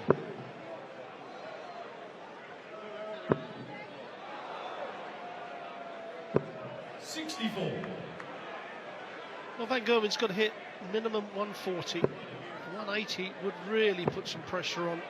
There's 2, and there's 3. He's done exactly that.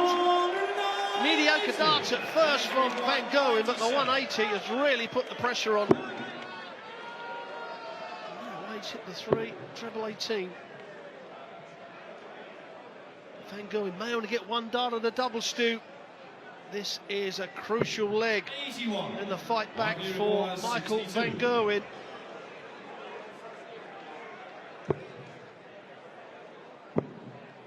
Double 16. 30. Chance came, chance gone. Van Gerwen, 4 out of 18 on the doubles.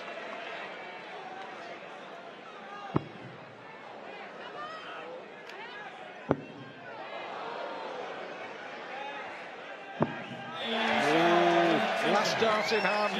Have a bit of that. James Wade kept his cool beautifully.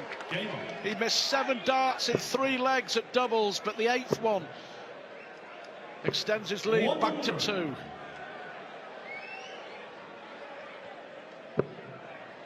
Missed doubles adding to the drama. 134. There's no question now of the 2 players. Michael Van Gerwen has got exceptional scoring power, and as I say that, he hits his 4th 180. But certainly, James Wade, if you're going to be a little bit out on scoring power, he is going to make you pay for it at the moment. 4 legs away from a final place here in Perth against Phil Taylor. If you just joined us, Phil Taylor, Gary Anderson 10-5, rolled off 6 legs on the trot. Over 108 average from Taylor. 97. While you go 125. Treble 20. 65. JJ require 170. 170 for Wade. This could be a match winner. Oh, unlucky. Well, Michael Van Gerwen 105. Michael requires 60. has not been able to hit tops all night. Has to now. 50. It's been low all the time on the tops. I mean, I know it hit the flight of the first dart, but that just means that was a good inch low. Now Wade has missed the 25, so 11 for double top, and what an important leg this is for James Wade. A breaker throw and 7-4 up, and it goes straight in the middle of double top, and Wade has punished Van Gerwen yet again for missed doubles. He's now only 3 legs away from that final place, and I can't believe how far away Michael is from the double top, Stu. It isn't just on the wire, they are, you know, sometimes over an inch away. Van Gerwen has missed 16 darts at double. 100. But all the misses have been costly. Sometimes you get away with it, sometimes you don't. 140. Michael Van Gerwen hasn't. He's been punished by one of the best finishers in the business. But to be fair, Wade has missed a few as well, but 100. it's really, really mattered. James Wade has found a way.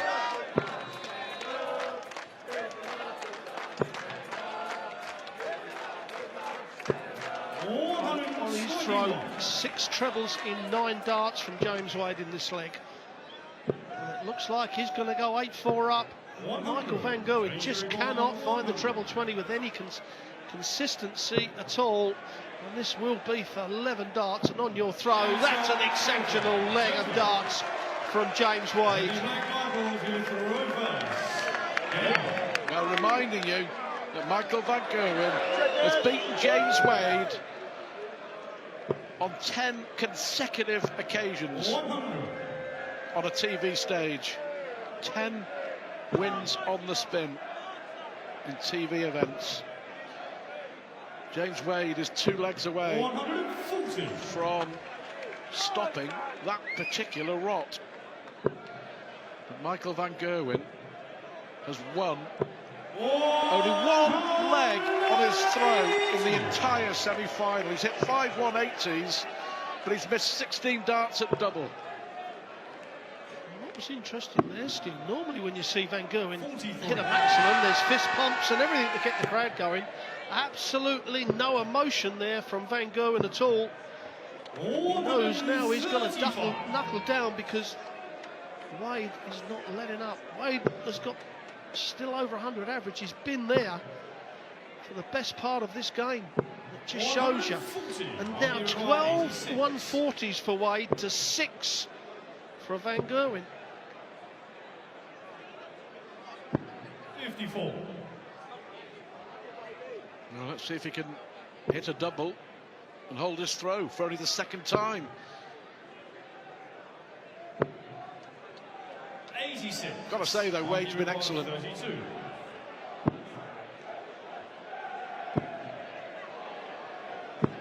Well, finally nails a double. 5 out of 23. Another shake of the head. He's steaming with his performance. 8-5.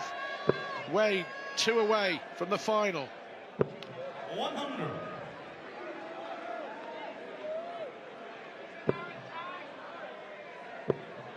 Well, he needs to find 280 in 6 darts on time in this leg. Too many straight tons, too many visits without a treble from Van Gerwen. However, not so for James Wade.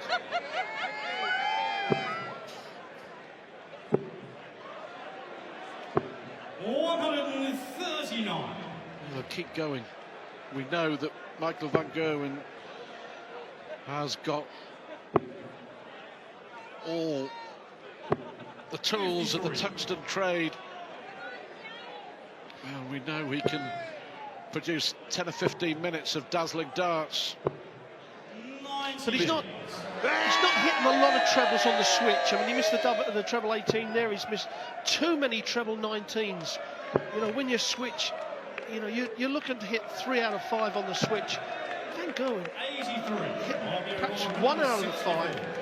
So the switch is not good enough. But he's going to get 6 darts from here to break the throw. Mistake from James Wade. Last dart into the single 5 from Wade. Hasn't left a finish.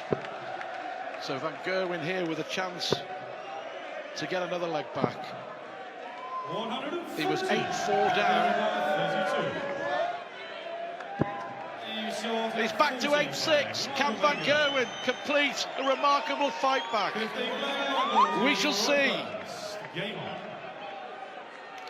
8-4 down, Michael Van Gerwen. Now back to within 2. He'll believe he can.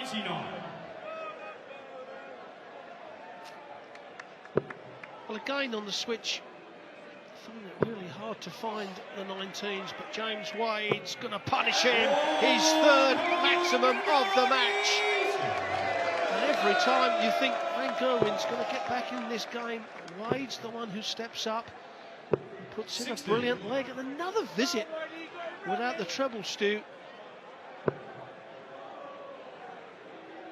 Another thing to do after your opponents come in with a maximum.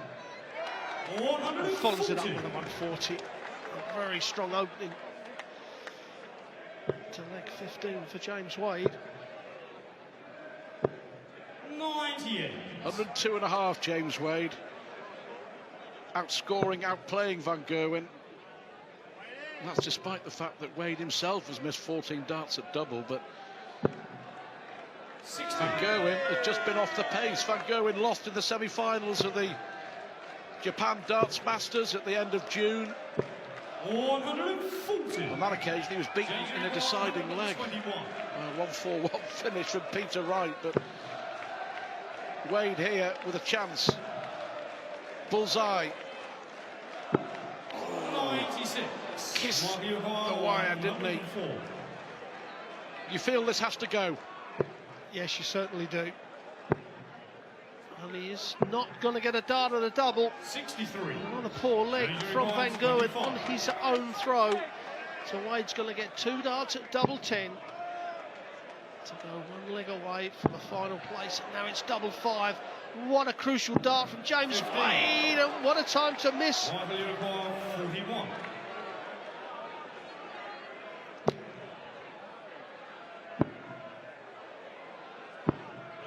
pinched one. He's pinched another leg, and James Wade with 2 darts. But he had the bull as well, 3 darts for 9-6, and all of a sudden, Van Gerwen's won 3 on the spin. And remember, Wade started that leg 180, 140. Certainly, if Wadey doesn't win this now, he will look at leg 15. It's the leg that's really cost him. However, he's not out of it yet. He's still in the lead. He's got the throw to go 9-7 up. 85.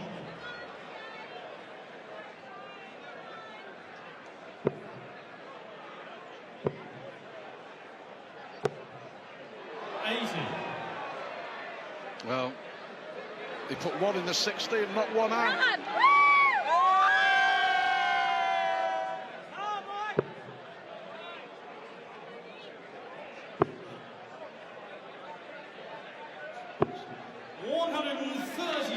Well, the 2 wides sat side by side. As the boys battling out for a place in the final here in Perth. 6 180s now for Michael. Oh, Wade needs to find a treble. Cannot have a visit without a treble. Not the time to do it. Van Gerwen may get 6 darts from 142.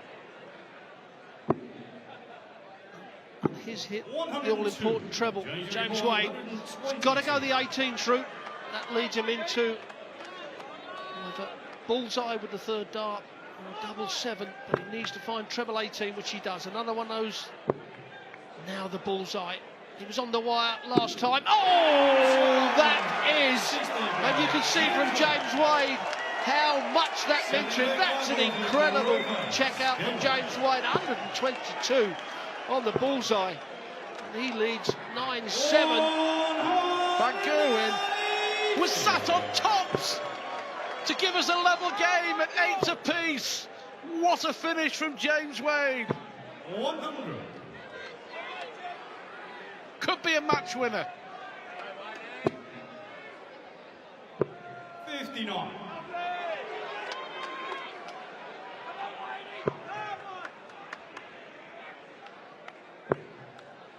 Well, we've seen 170s, 164s in tournaments too. But checkouts like that worth more than any of those in that sort of situation. And he really has thrown the gauntlet down to Michael Van Gerwen. Wade, if he loses this leg, it's the next crucial leg. He will throw first. 100. To be throwing for the match to meet Phil Taylor in the Perth Masters final. The tournament Taylor has made his own. Certainly one of these two will have something to say about it this year. But he could leave it handy here, James Wade, you know. He's going to. 133. Well, brilliant from James Wade. This to stay in the tournament, you feel. Well, another visit from Van Gerwen without a real good score has cost him this, and James Wade's going to come back. His favourite double top. Doesn't miss this very often in this sort of situation. Double 10. Double 5 for the match. Oh, he can't believe it. She can't believe it. We can't believe it. Neither can Michael. And Van Gerwen stays in it after James Wade. This is 3 darts for the match. Incredible drama here in Perth. Well, I was going to say, well, that have upset Wade, but that 140 in scores. 97. That's incredible. James Wade, 2 darts. He should have already been walking off the stage. There's some more drama left in this semi-final, the second semi-final here in Perth. The first one, Phil Taylor won 10-5 against Gary Anderson. Do you know that Michael Van Gerwen hasn't been in front at any stage of this semi-final? 140. Brilliant from Wade.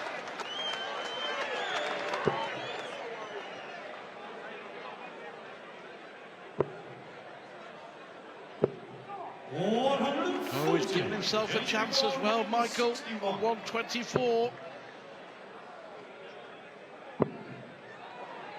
Needs a treble or the ball. Oh, what a time to get a bounce out. That hit smack on the wire. You could actually hear the tungsten on the metal.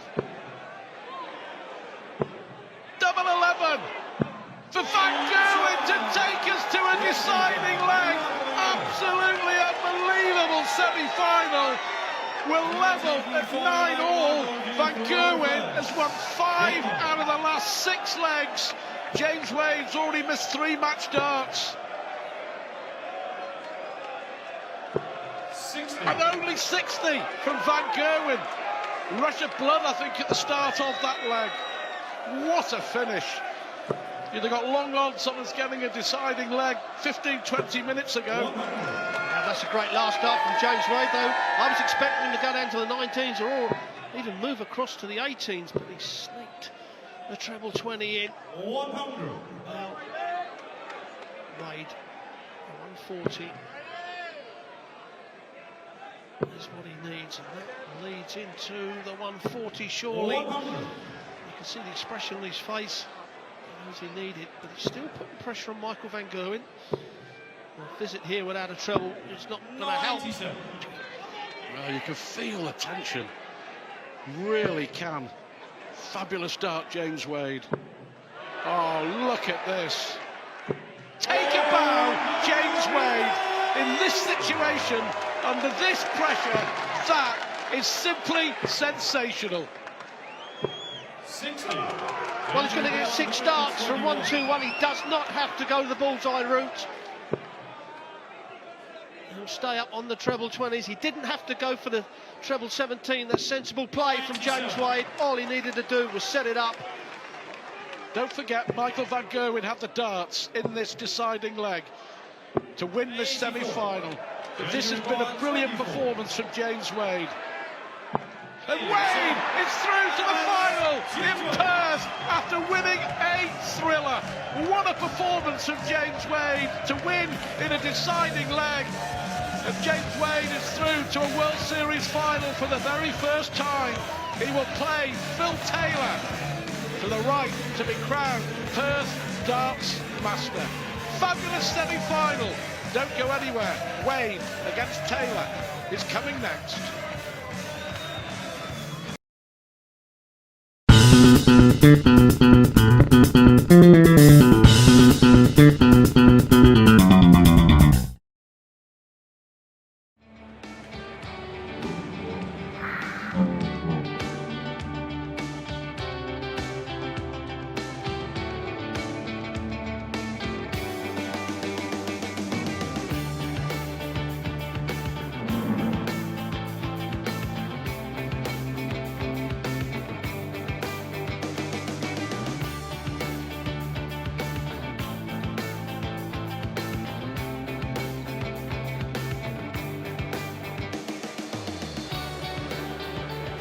And here it is, we are wrapping up a huge 3 days with a final just ahead of us. And as you can see there, Phil Taylor, he defeated the homegrown hero there, Kyle Anderson, then went on to defeat Gary Anderson as well, and is meeting James Wade in the finals there. And for James Wade, an emphatic win over Peter Wright, snakebite, and then he met Michael Van Gerwen. Wow, didn't that go down to the wire? That was unbelievable. And James Wade is making it into the final to face Phil Taylor. Now, talking about James Wade here, we mentioned it before, he got to the final of the World Match Play this year, had a really great result there, and he got married.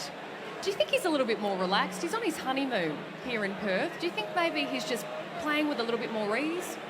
Well, I think he is. I mean, like you say, when you beat Phil Taylor in the semi-final of the match play and then go on, you're in the final, you're on the high straight away. Then he's got the marriage and he's got all that out the way. And coming off that, he comes out to Australia with his new wife.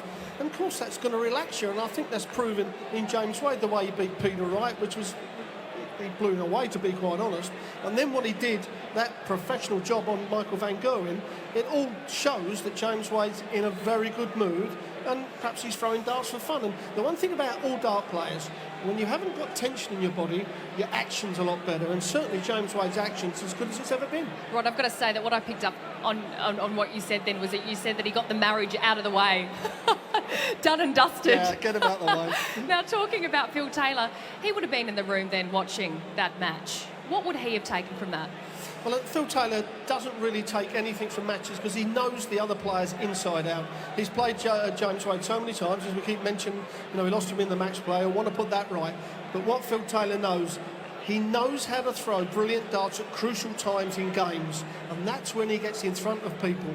And as I said, James Wade has got to turn it around. He's got to do those 124s, 104s. That's where James Wade can win this final.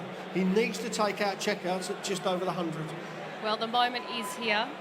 Who is going to be crowned the 2015 Tab Touch Perth Darts Masters champion? That is coming up next. Will it be Phil the Power Taylor or James Wade?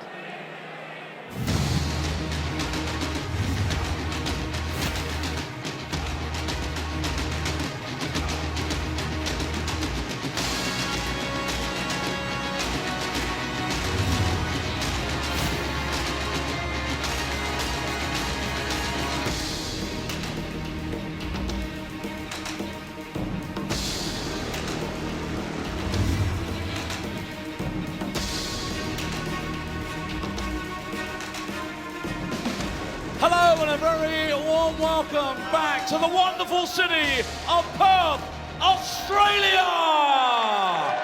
Down Under Events proudly presents the grand final of the Tab Touch Perth Darts Masters, all part of the BDC's World Series of Darts. Well, sports fans, a moment we've all been waiting for is here. So let's meet the finalists. Lots of power behind the mic right now. Over to you, Stuart Pike and Rod Harrington. Thank you very much. Phil Taylor looking to maintain his 100% record in World Series events here in Australia.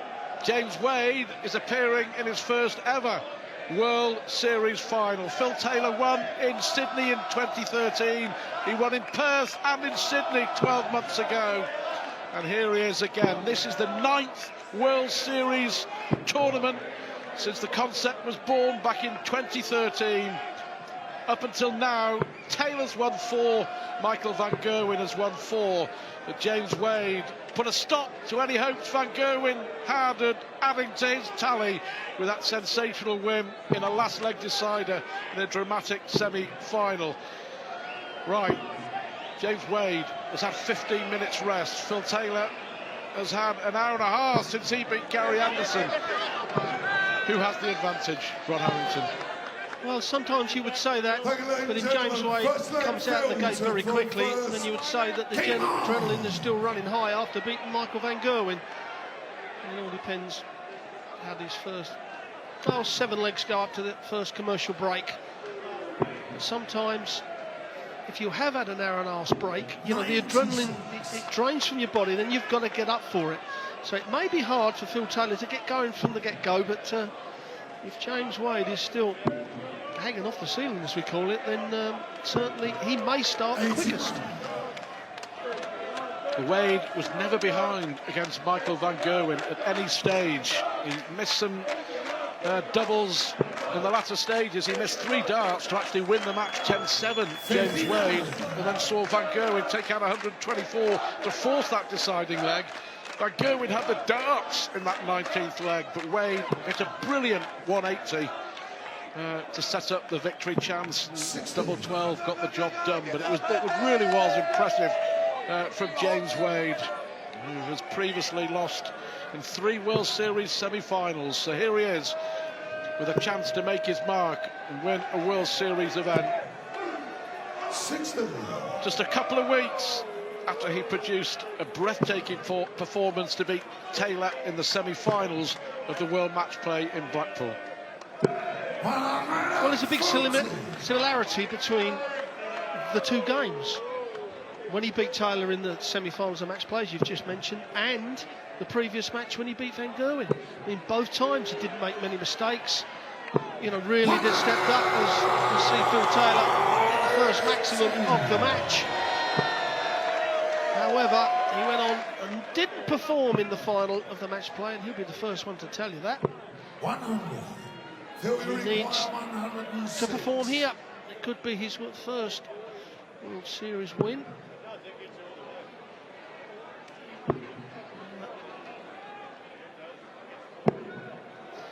Wade here 46. to break Phil Taylor's throw in the first leg. Shanghai on 20s. It's one the professionals like a lot and normally get a shot at the double top. Now this is where we're going to find out if James Wade has come out the gate quick enough. That's answered that question, Stuart. Well, that was brilliant. He crucially broke Michael Van Gerwen in the opening leg of the semi-final, and it set the tone, but he's now got to hang on to his throw, which he didn't do in the early stages of the semi-final. Saw a plethora of breaks, didn't we? 1-0, first to 11 to win the title here in Perth. 47. No chance there for Taylor to punish the bad score of Wade, and he's not done it, so surely he's going to find a treble 20 from those two. Just put up between the flights. 6 darts without a treble from Wade. He takes out 120 to win the first leg, and he's literally handing back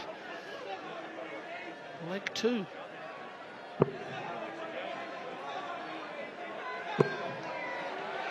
Punishing. 125. Come on, Wade!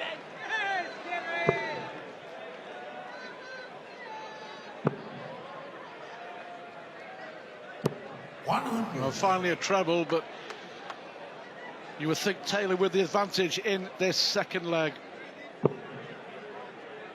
Taylor beating Michael Van Gerwen 11-9 in the Perth final 12 months ago.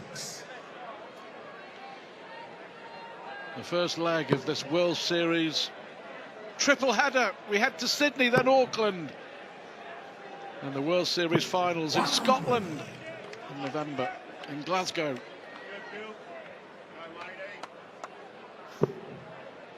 Yes, with the top-ranked 8 players from this World Series events, all 5, as Taylor misses the treble on it. They'll be joined by 16 qualifiers from around the world. Disappointing leg this after that brilliant 120 to take the opening leg from James Wade. Double 18 for Taylor. No mistake this time. James Wade in that leg only has himself to blame after that brilliant start.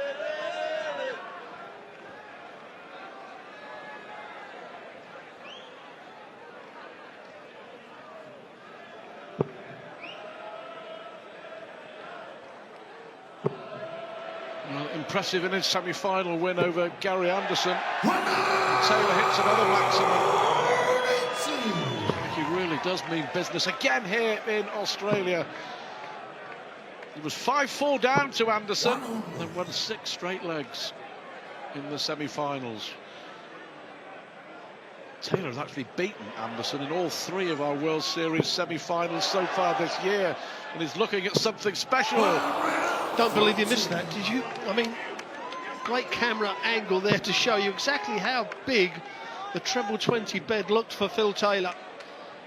And you can put those in the middle of a polo.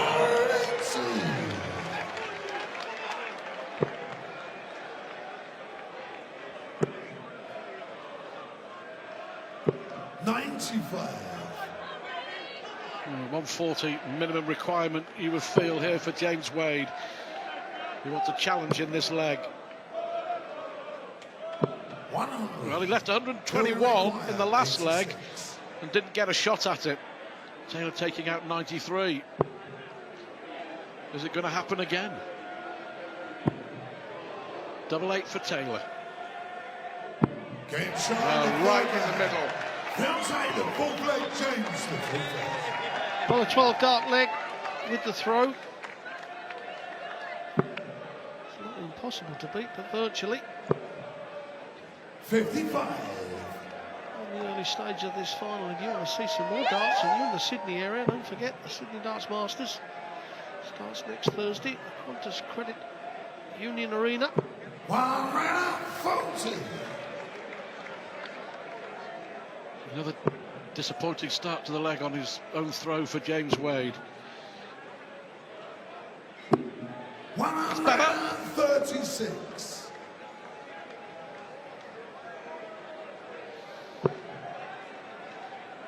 I have to say that Taylor has looked pretty much focused, hasn't he, from 100. the first dart back on Friday. Yes, it was a bit of a scare early on in the week when 100. Phil come down with a bit of a tummy bug, but certainly no signs of any illness whatsoever. Yeah, spent his 55th birthday in bed, ill. 137.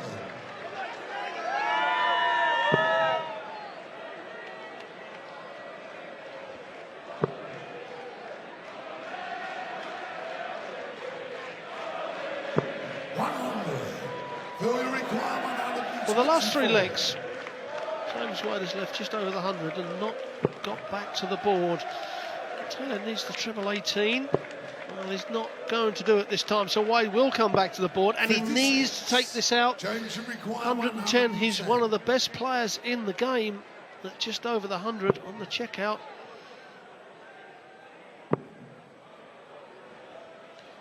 Well, he stayed on the treble 20 because he had more or less line in length. He does like to pitch the dart over another one. But 68 for Taylor, may only get one dart at a double.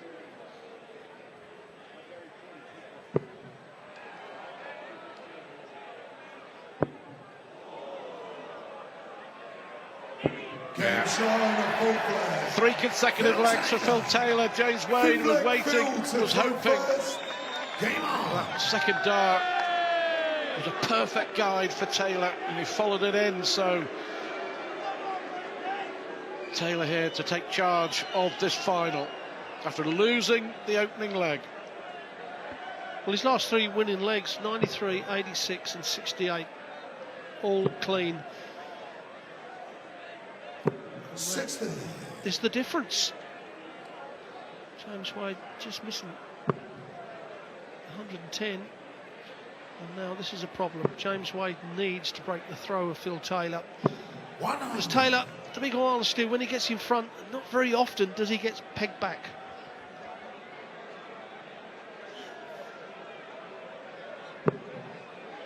In the history of the World Series, we've seen Van Barneveld, Peter Wright, Simon Whitlock, Stephen Bunting, Michael van Gerwen, all losing finals.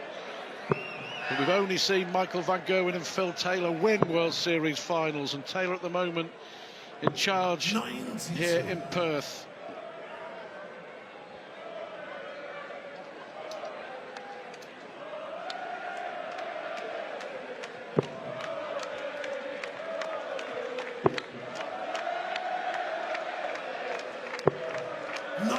Well, Taylor's average just over the 101. James Wade under 96.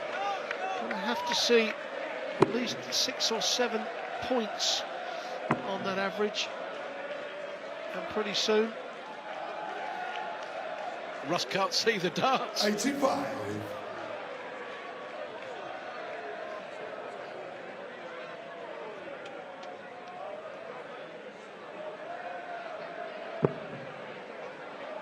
Switch again, doesn't like that lie, Phil Taylor.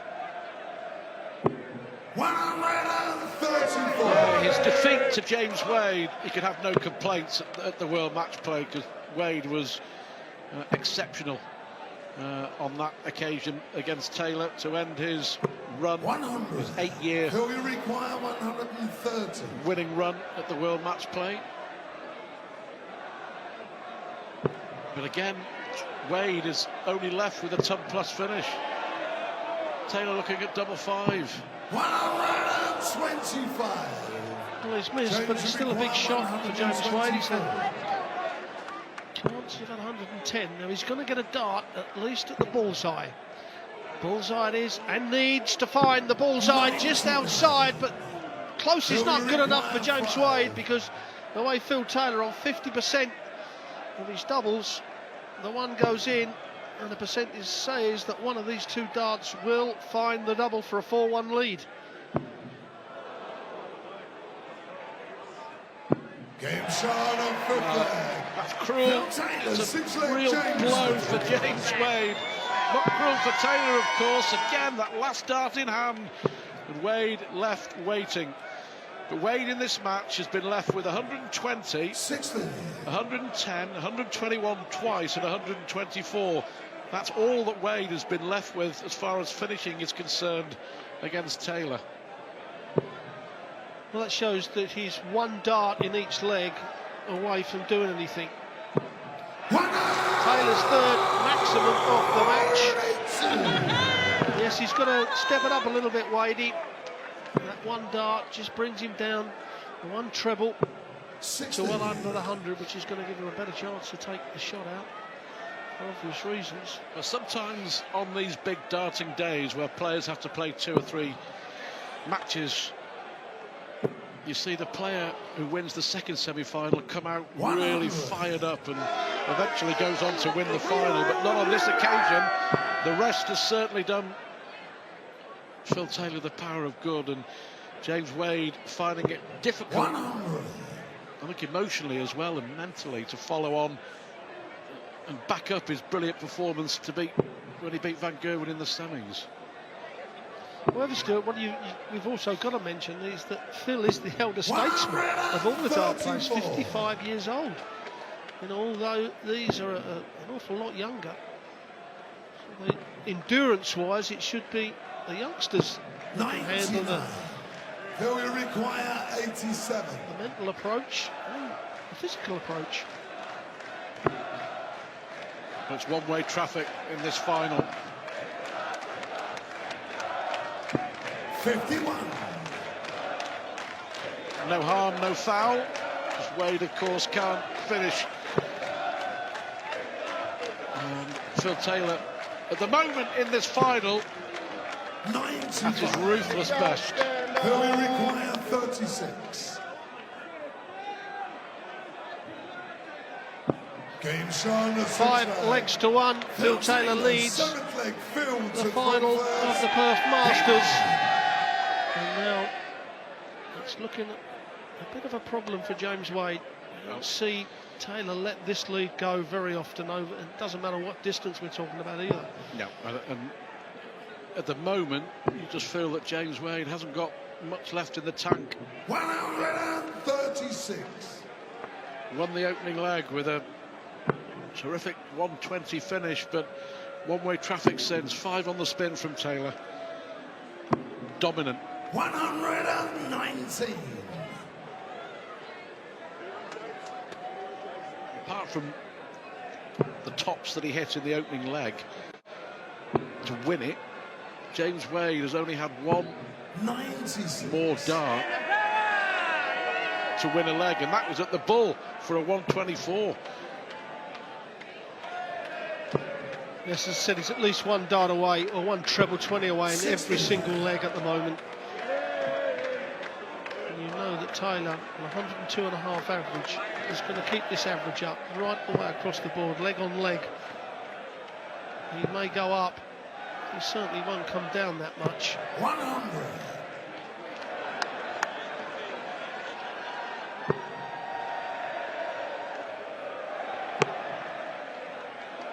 Not happening, is it, for James Wade? 92.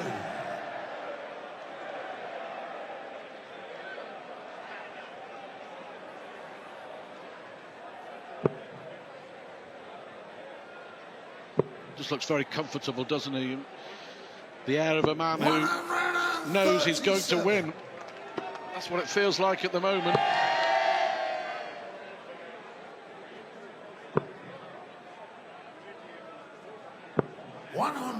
So for a 6th consecutive leg and a 6-1 lead. 16. James, you require 130. Half a chance, but that's all for James Wade. Well, it should get at least a dart at a Bull. He'll have a dart at double 5 instead to get himself back in this final. Oh, terrific. Well, that just puts a little bit of a different complexion on it. James Wade, after Phil Taylor missed 3 darts to go 6-1 up, has kept himself in the final. He's taken out 120 and 130, but Wade still has it all to do. Phil Taylor leads the final in Perth, race to 11 by 5 legs to 2. The final of the 2015 Perth Darts Masters, and Phil Taylor leading 5-2 against James Wade. 2 tub plus finishes for Wade to keep him in it. But at the moment, Taylor is dominant. He took out Gary Anderson in the semis. James Wade with a last leg decider to beat Michael van Gerwen. I wonder whether James Wade has any petrol left in the tank. We shall see.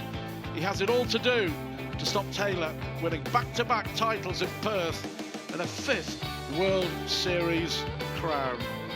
Next darts on the World Series Tour in Sydney, starting on Thursday. And of course we go to Auckland.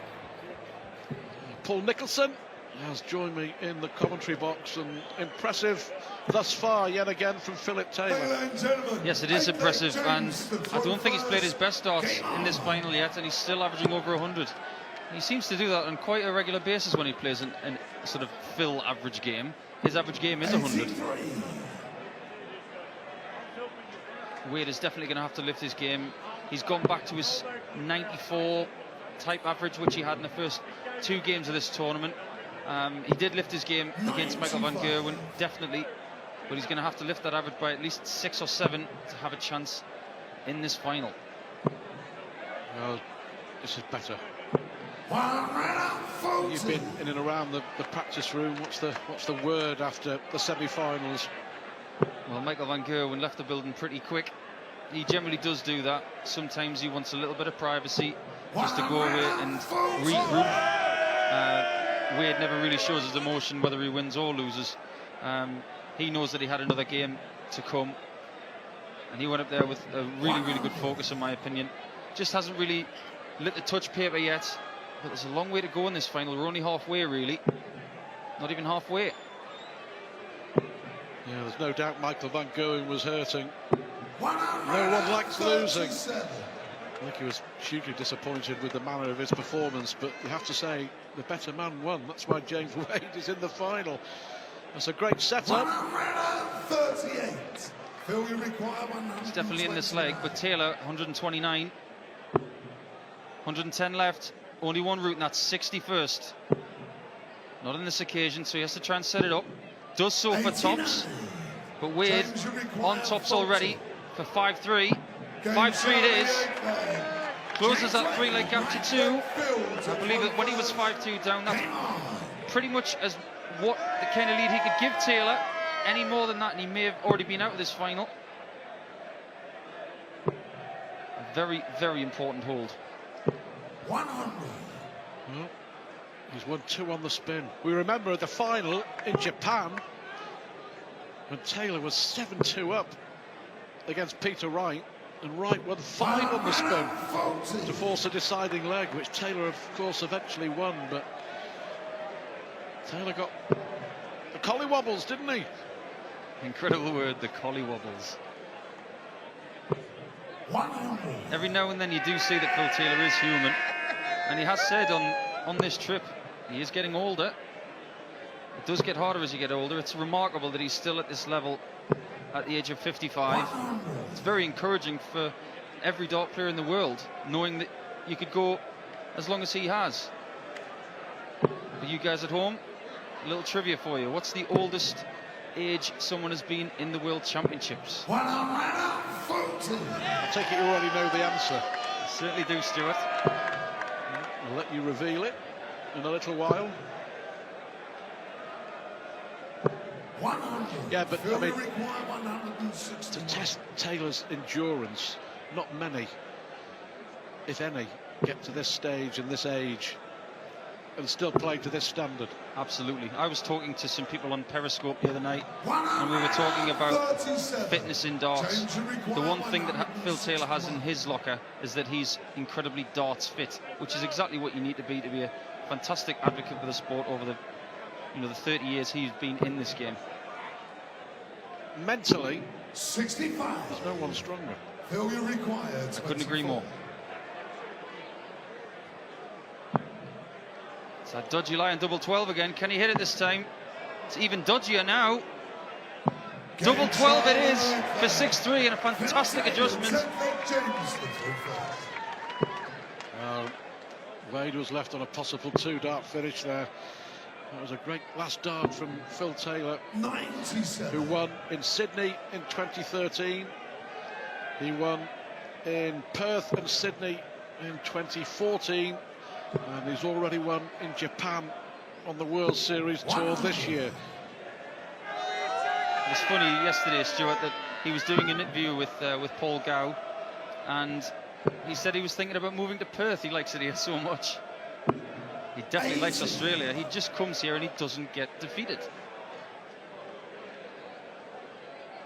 Might be having words with Barry Hearn and all the guys at the PDC about moving some of the tournaments over here a little bit more of a regular basis. You never know. 60.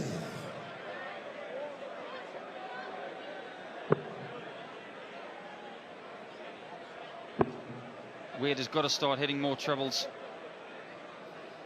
I think his first start was letting him down in the first half of this game.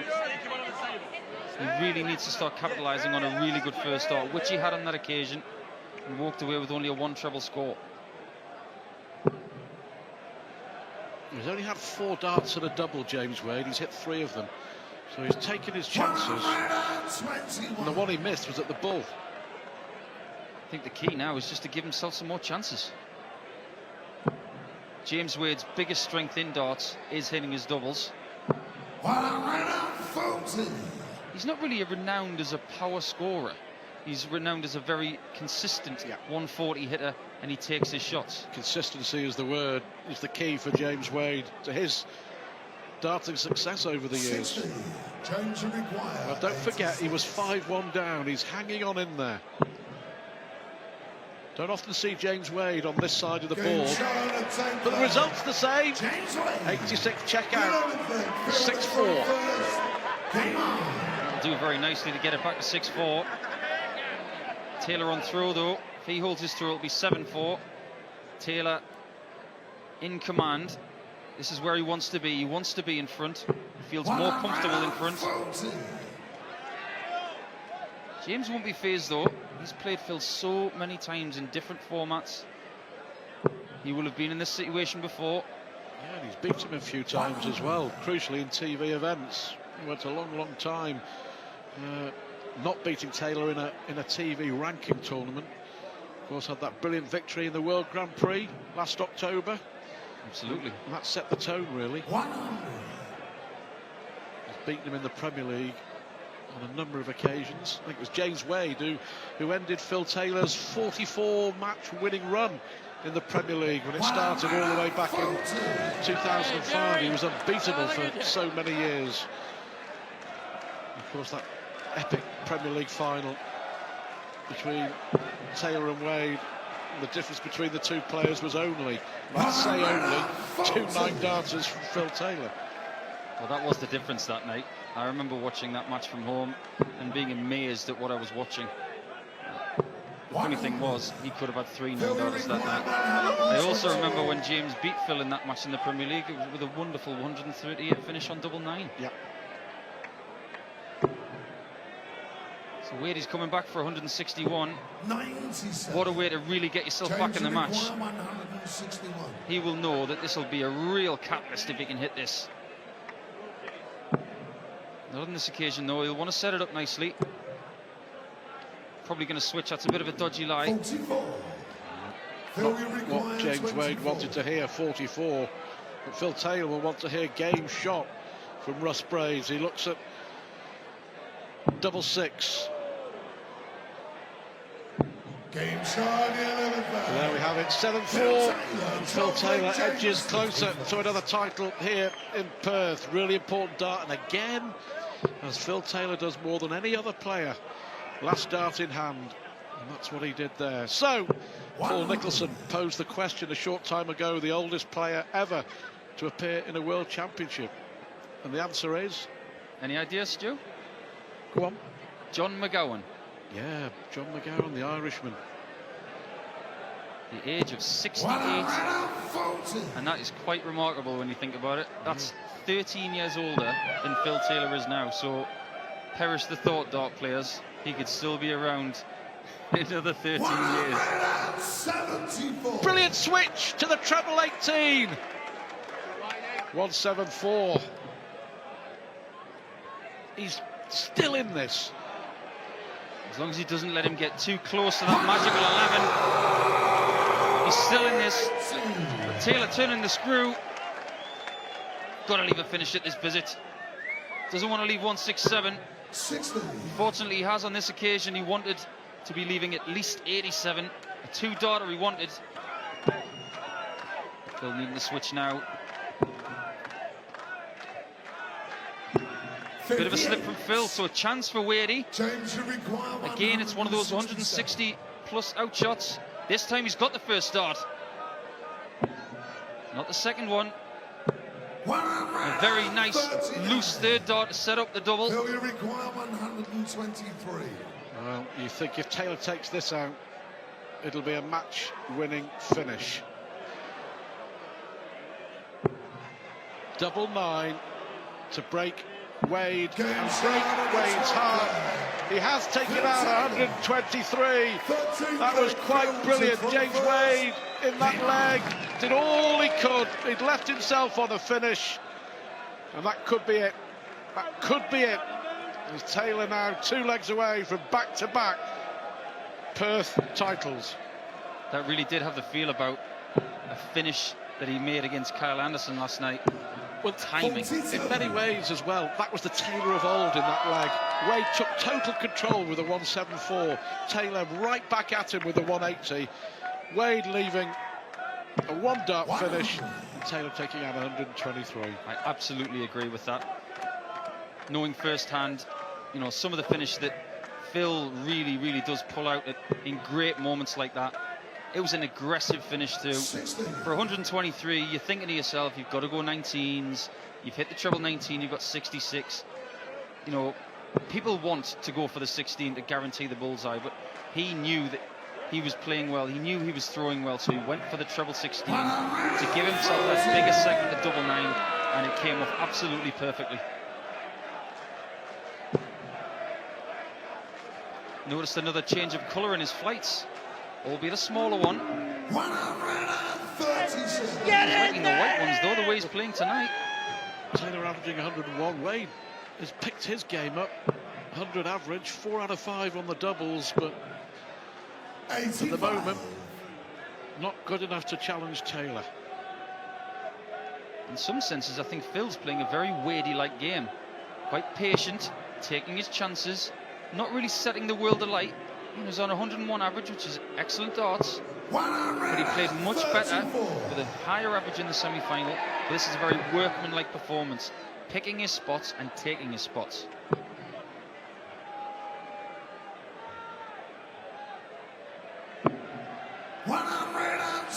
Very resigned look on Wadey's face there, as if to say, this might not be my night. Well, he left himself a great chance here to break Taylor and get back in it, but surely he's not going to follow a 1-2-3 with a 1-2-8. I don't think so now. I remember last year when he was playing in the Sydney Masters, he loved the 128 finish. He hit it twice in a row, but he went for the treble 14 on the second dart on those occasions. I'm surprised he didn't do that on this occasion. By not hitting the second treble, he's left Wadey with 60. Yep, Taylor at the moment 3 legs away. Of course, first to 11, and James Wade with a break. We've had 7 breaks of throw in this final, you know. James Wade has actually broken Taylor 3 times. He's not going away, is he? He might be starting to annoy Phil just a little bit with these breaks of throw. A perfect start to his leg. He won't give up, he'll still believe, as he has to, James Wade. He has the talent, he has the ability to get back into this final, and if he just holds throw here to go in at the break, just 2 behind, remember he was 5-1 down, just give Phil Taylor something to think about yet again. Absolutely. And how many times have we said it? Happy dart players away from the board make good dart players. James, a very happy man at the moment. Newly married. 100. Seems like a very calm James Wade. Got a really nice demeanour at the moment. Lots of belief in his ability. Got a lot of good people around him who are giving him confidence. There's one of them. Mrs. Wade, Sammy.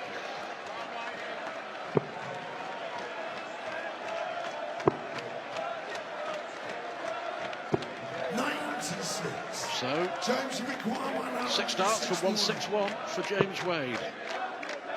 He simply has to have this leg in the bag after 6 darts. 65.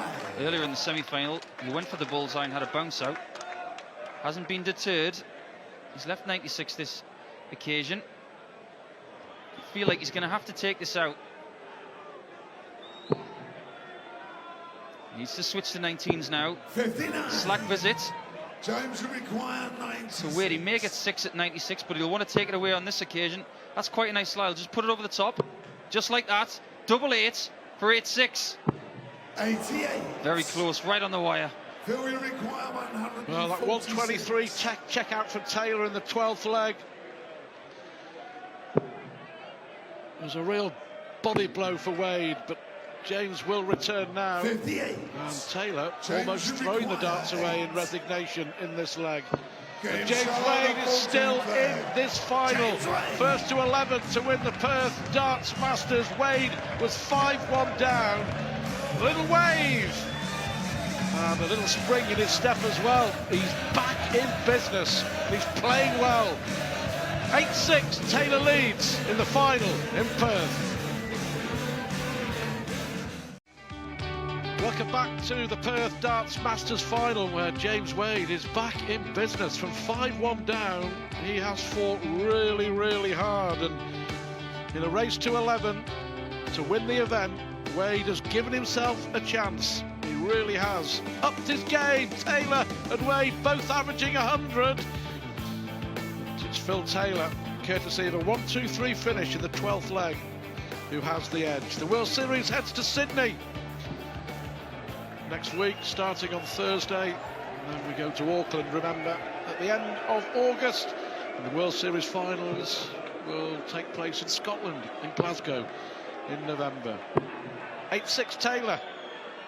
Can Wade do this? Wade can definitely do this. He's going to really have to get a big start. He needs to take this first leg, I think. If you look at the scoreboard, and you've got Taylor 9, 2 legs away, and Wade having to get another 5. Doesn't look good, but 8-7 looks much better.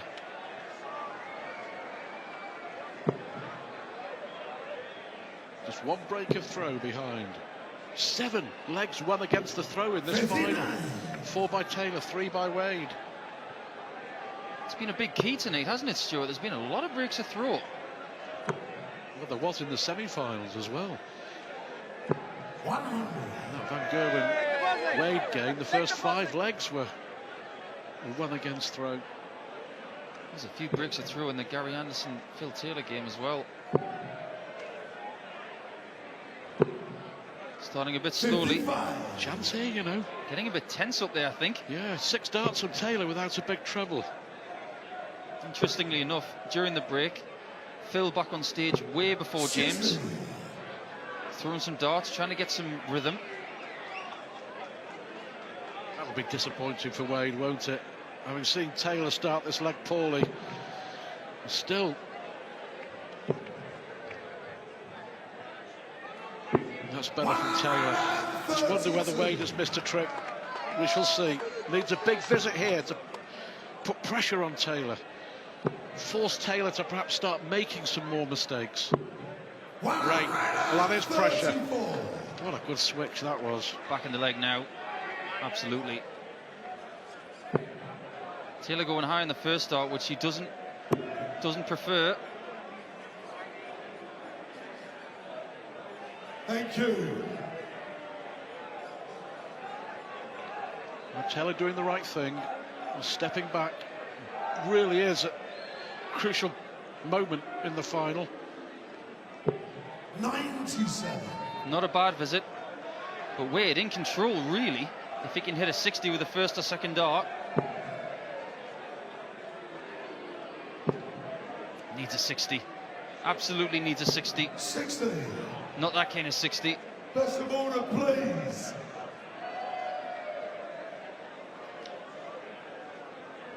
Phil Taylor distracted. But yeah, Wade, he's hit in this leg. He's had 2 visits of 60, hasn't he? And that is what has cost him ultimately. When the stakes are this high, 60s just aren't good enough. 120. James, you require 147. Here's the Ronnie O'Sullivan shot. Perfect start. What a finish this would be. Oh, only just outside. 132.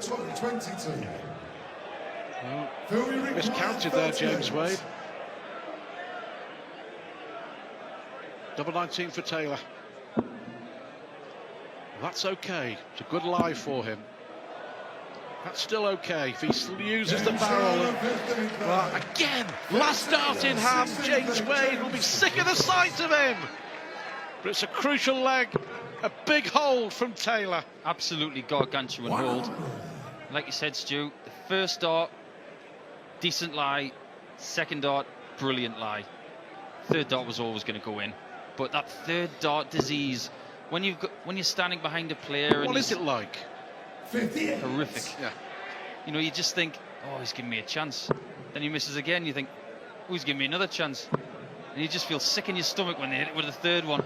140. Well, still in it, James Wade. Taylor, of course, won the ball in the practice room, so Wade effectively has to break not once but twice. And you'll find it difficult if Taylor keep producing shots like that. Fifth 180 from Taylor. Here we go, Wadey back in it. 140 is a good score at this juncture.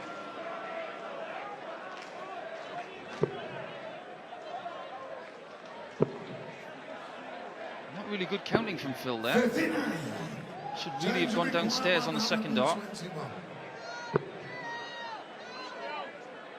Well, he won't go for the 1-2-1 with Taylor back on 204. 81. And that's why, leaving tops.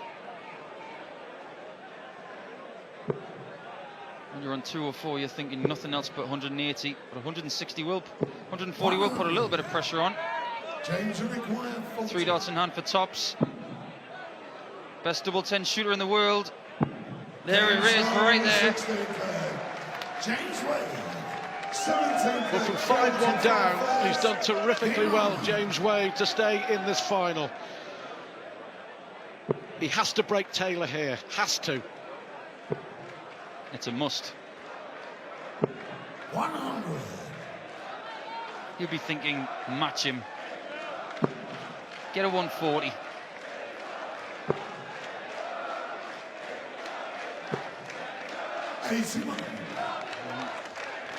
Unlucky with the first dart. But Phil Taylor has won in the World Series.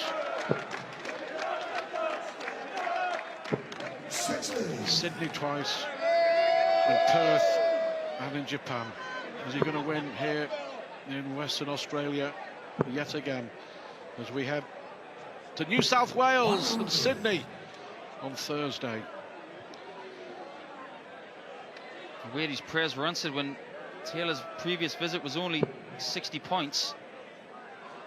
He didn't really take advantage of it. Brilliant comeback from Phil. And that really meant something. He knows how important this leg is.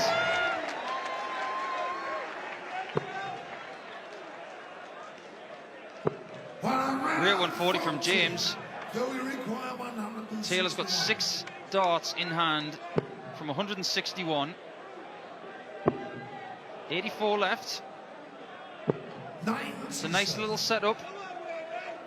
But if Wadey's got a 140 in him here, he puts pressure on Phil's shot in a big, big way.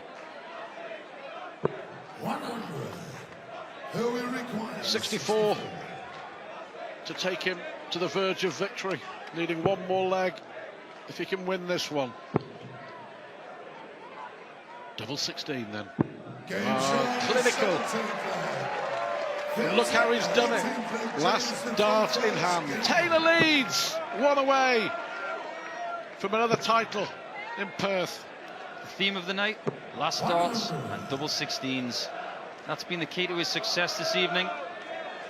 He's only one leg away from another World Series event victory in Australia. Has never been beaten in the World Series in Australia.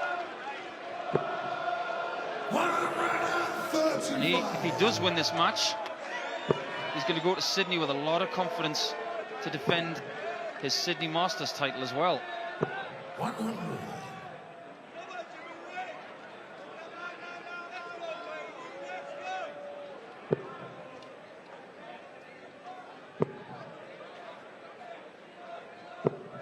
Clinical. Again from Taylor. It's looking very ominous now, isn't it, Stuart? James playing a very measured game, but there's just been too many little loose darts. He will probably critique this performance and say not enough power scoring. Yet he's still averaging 100, but in his finishing, 70% James Wade, his checkout success rate. But yeah, you have the feeling that Taylor is just one dart ahead. And that's all it takes, just one dart. Every leg, that extra 60, that extra 57. Giving yourself just that extra shot at the end, and they've been the difference. This could be it. 126. Not on this occasion. 58. Last chance saloon for James. He's hit many 141s in his career. Hit lots of 9-darters with this shot. It's not there, and he's disgusted with himself. So Taylor's coming back for 68 59. to seal victory. He'll require 68. For the title in Perth for a second consecutive year. And Phil Taylor wins back-to-back Perth titles. James Wade beaten 11-7 in his first World Series final, but Phil Taylor dominant yet again. His 5th World Series title since the concept was born in 2013, and Taylor remains unbeaten in Australia. He's won twice in Sydney, now he's won twice in Perth, and he will head to Sydney looking to make it 6 of the very best. And Phil Taylor, the champion again in Perth. Absolutely, that unbeaten streak is really starting to sound very, very sweet to Phil. He's going to go to Sydney next week. Really, really chipper. But he can't wait to get his hands on that trophy. He loves the feel of that trophy, loves the fact that he's going to get his photograph taken with another title. Yeah, James Wade giving it a real go. He came back from 5-1 down to make a real game of it. There were a couple of pivotal moments when Taylor took out 123 to win the 12th leg against the darts, but Wade, look, averages 99 apiece. James Wade on the doubles, absolutely terrific. You just had the feeling. It's time for the presentation. Let's go live to the stage and join our MC, John ladies McDonald. and gentlemen. A thrilling final as always. And now it's time for the presentation. And would you please welcome the Chief Executive of the Professional Darts Corporation, Matthew Porter, and on behalf of our title sponsors, Tap Touch, Matthew De Angelis. So, ladies and gentlemen, the runner-up receiving $30,000 and the trophy, and it goes to the machine, James Wade.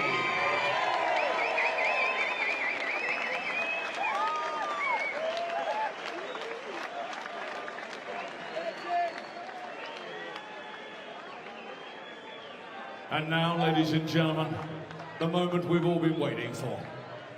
The winner, still undefeated in Australia, winning $60,000, the magnificent trophy, and for the second time, he's crowned the Tap Touch Perth Darts Masters Champion 2015, Phil the Power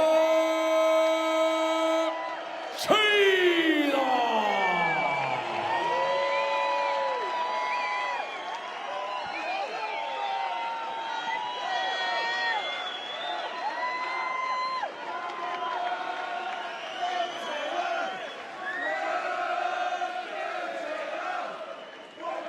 you're like a fine bottle of wine. You're just getting better with age. How was that? It was a struggle towards the end. I was getting. I don't know. My mind was wandering. I don't know why, but I don't know. But got there in the end. James put some pressure on there, but just cool as a cucumber. I took the right 180 at the right time. I was looking and thinking, if he don't hit to 180, he's going to. Next thing you know, he's going back to 80. It was that close. Now tell me, what's it mean to win again? It's like you've got a monopoly on this event in Perth. I'm over the moon. I'm speechless, really. I mean, it's not very like me, for not be stuck for words, but I am. I'm over the moon. I really am. And did this Perth crowd help you? Did they help me? A little bit. You had a formidable opponent tonight in James Wayne. James, come across. It was great to get through to the final tonight. You just come up against a 16-time world champion. You know, you stuck it to him there. How was it? No, like I said, I did get stuck in, but Phil didn't play as he can there, which I'm quite grateful. But to be involved in a final when the top 8 players come over here, you can't ask for more than that. And I'm grateful for all the crowd, their participant in the game. You can't ask for more. And I'm very, very grateful to be invited and take part in this competition. Thanks, James. Now, looking to next week for Sydney, you must be pretty confident going in there. Last year winner. He's happy. He's getting a free honeymoon, aren't you? Yeah, I'm looking forward to Sydney next week. I think the weather's going to be lovely again, same as Perth. So, move on and just enjoy it while you can. Ladies and gentlemen, your Tap Touch 2015 Perth Darts Masters champion.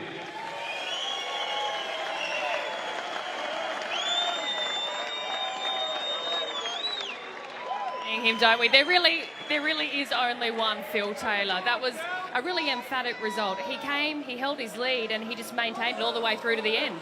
Yes, I think what happened, James Wade, after winning the semi-final, only getting perhaps 20 minutes, sometimes it works for you, but it didn't work for Phil Taylor, because what he did, for James Wade, because he let Phil Taylor get 2 or 3 legs up, and then he never got it back. Phil was always in command. And in leg 12, he took out 123, and that could have been a turning point for James Wade.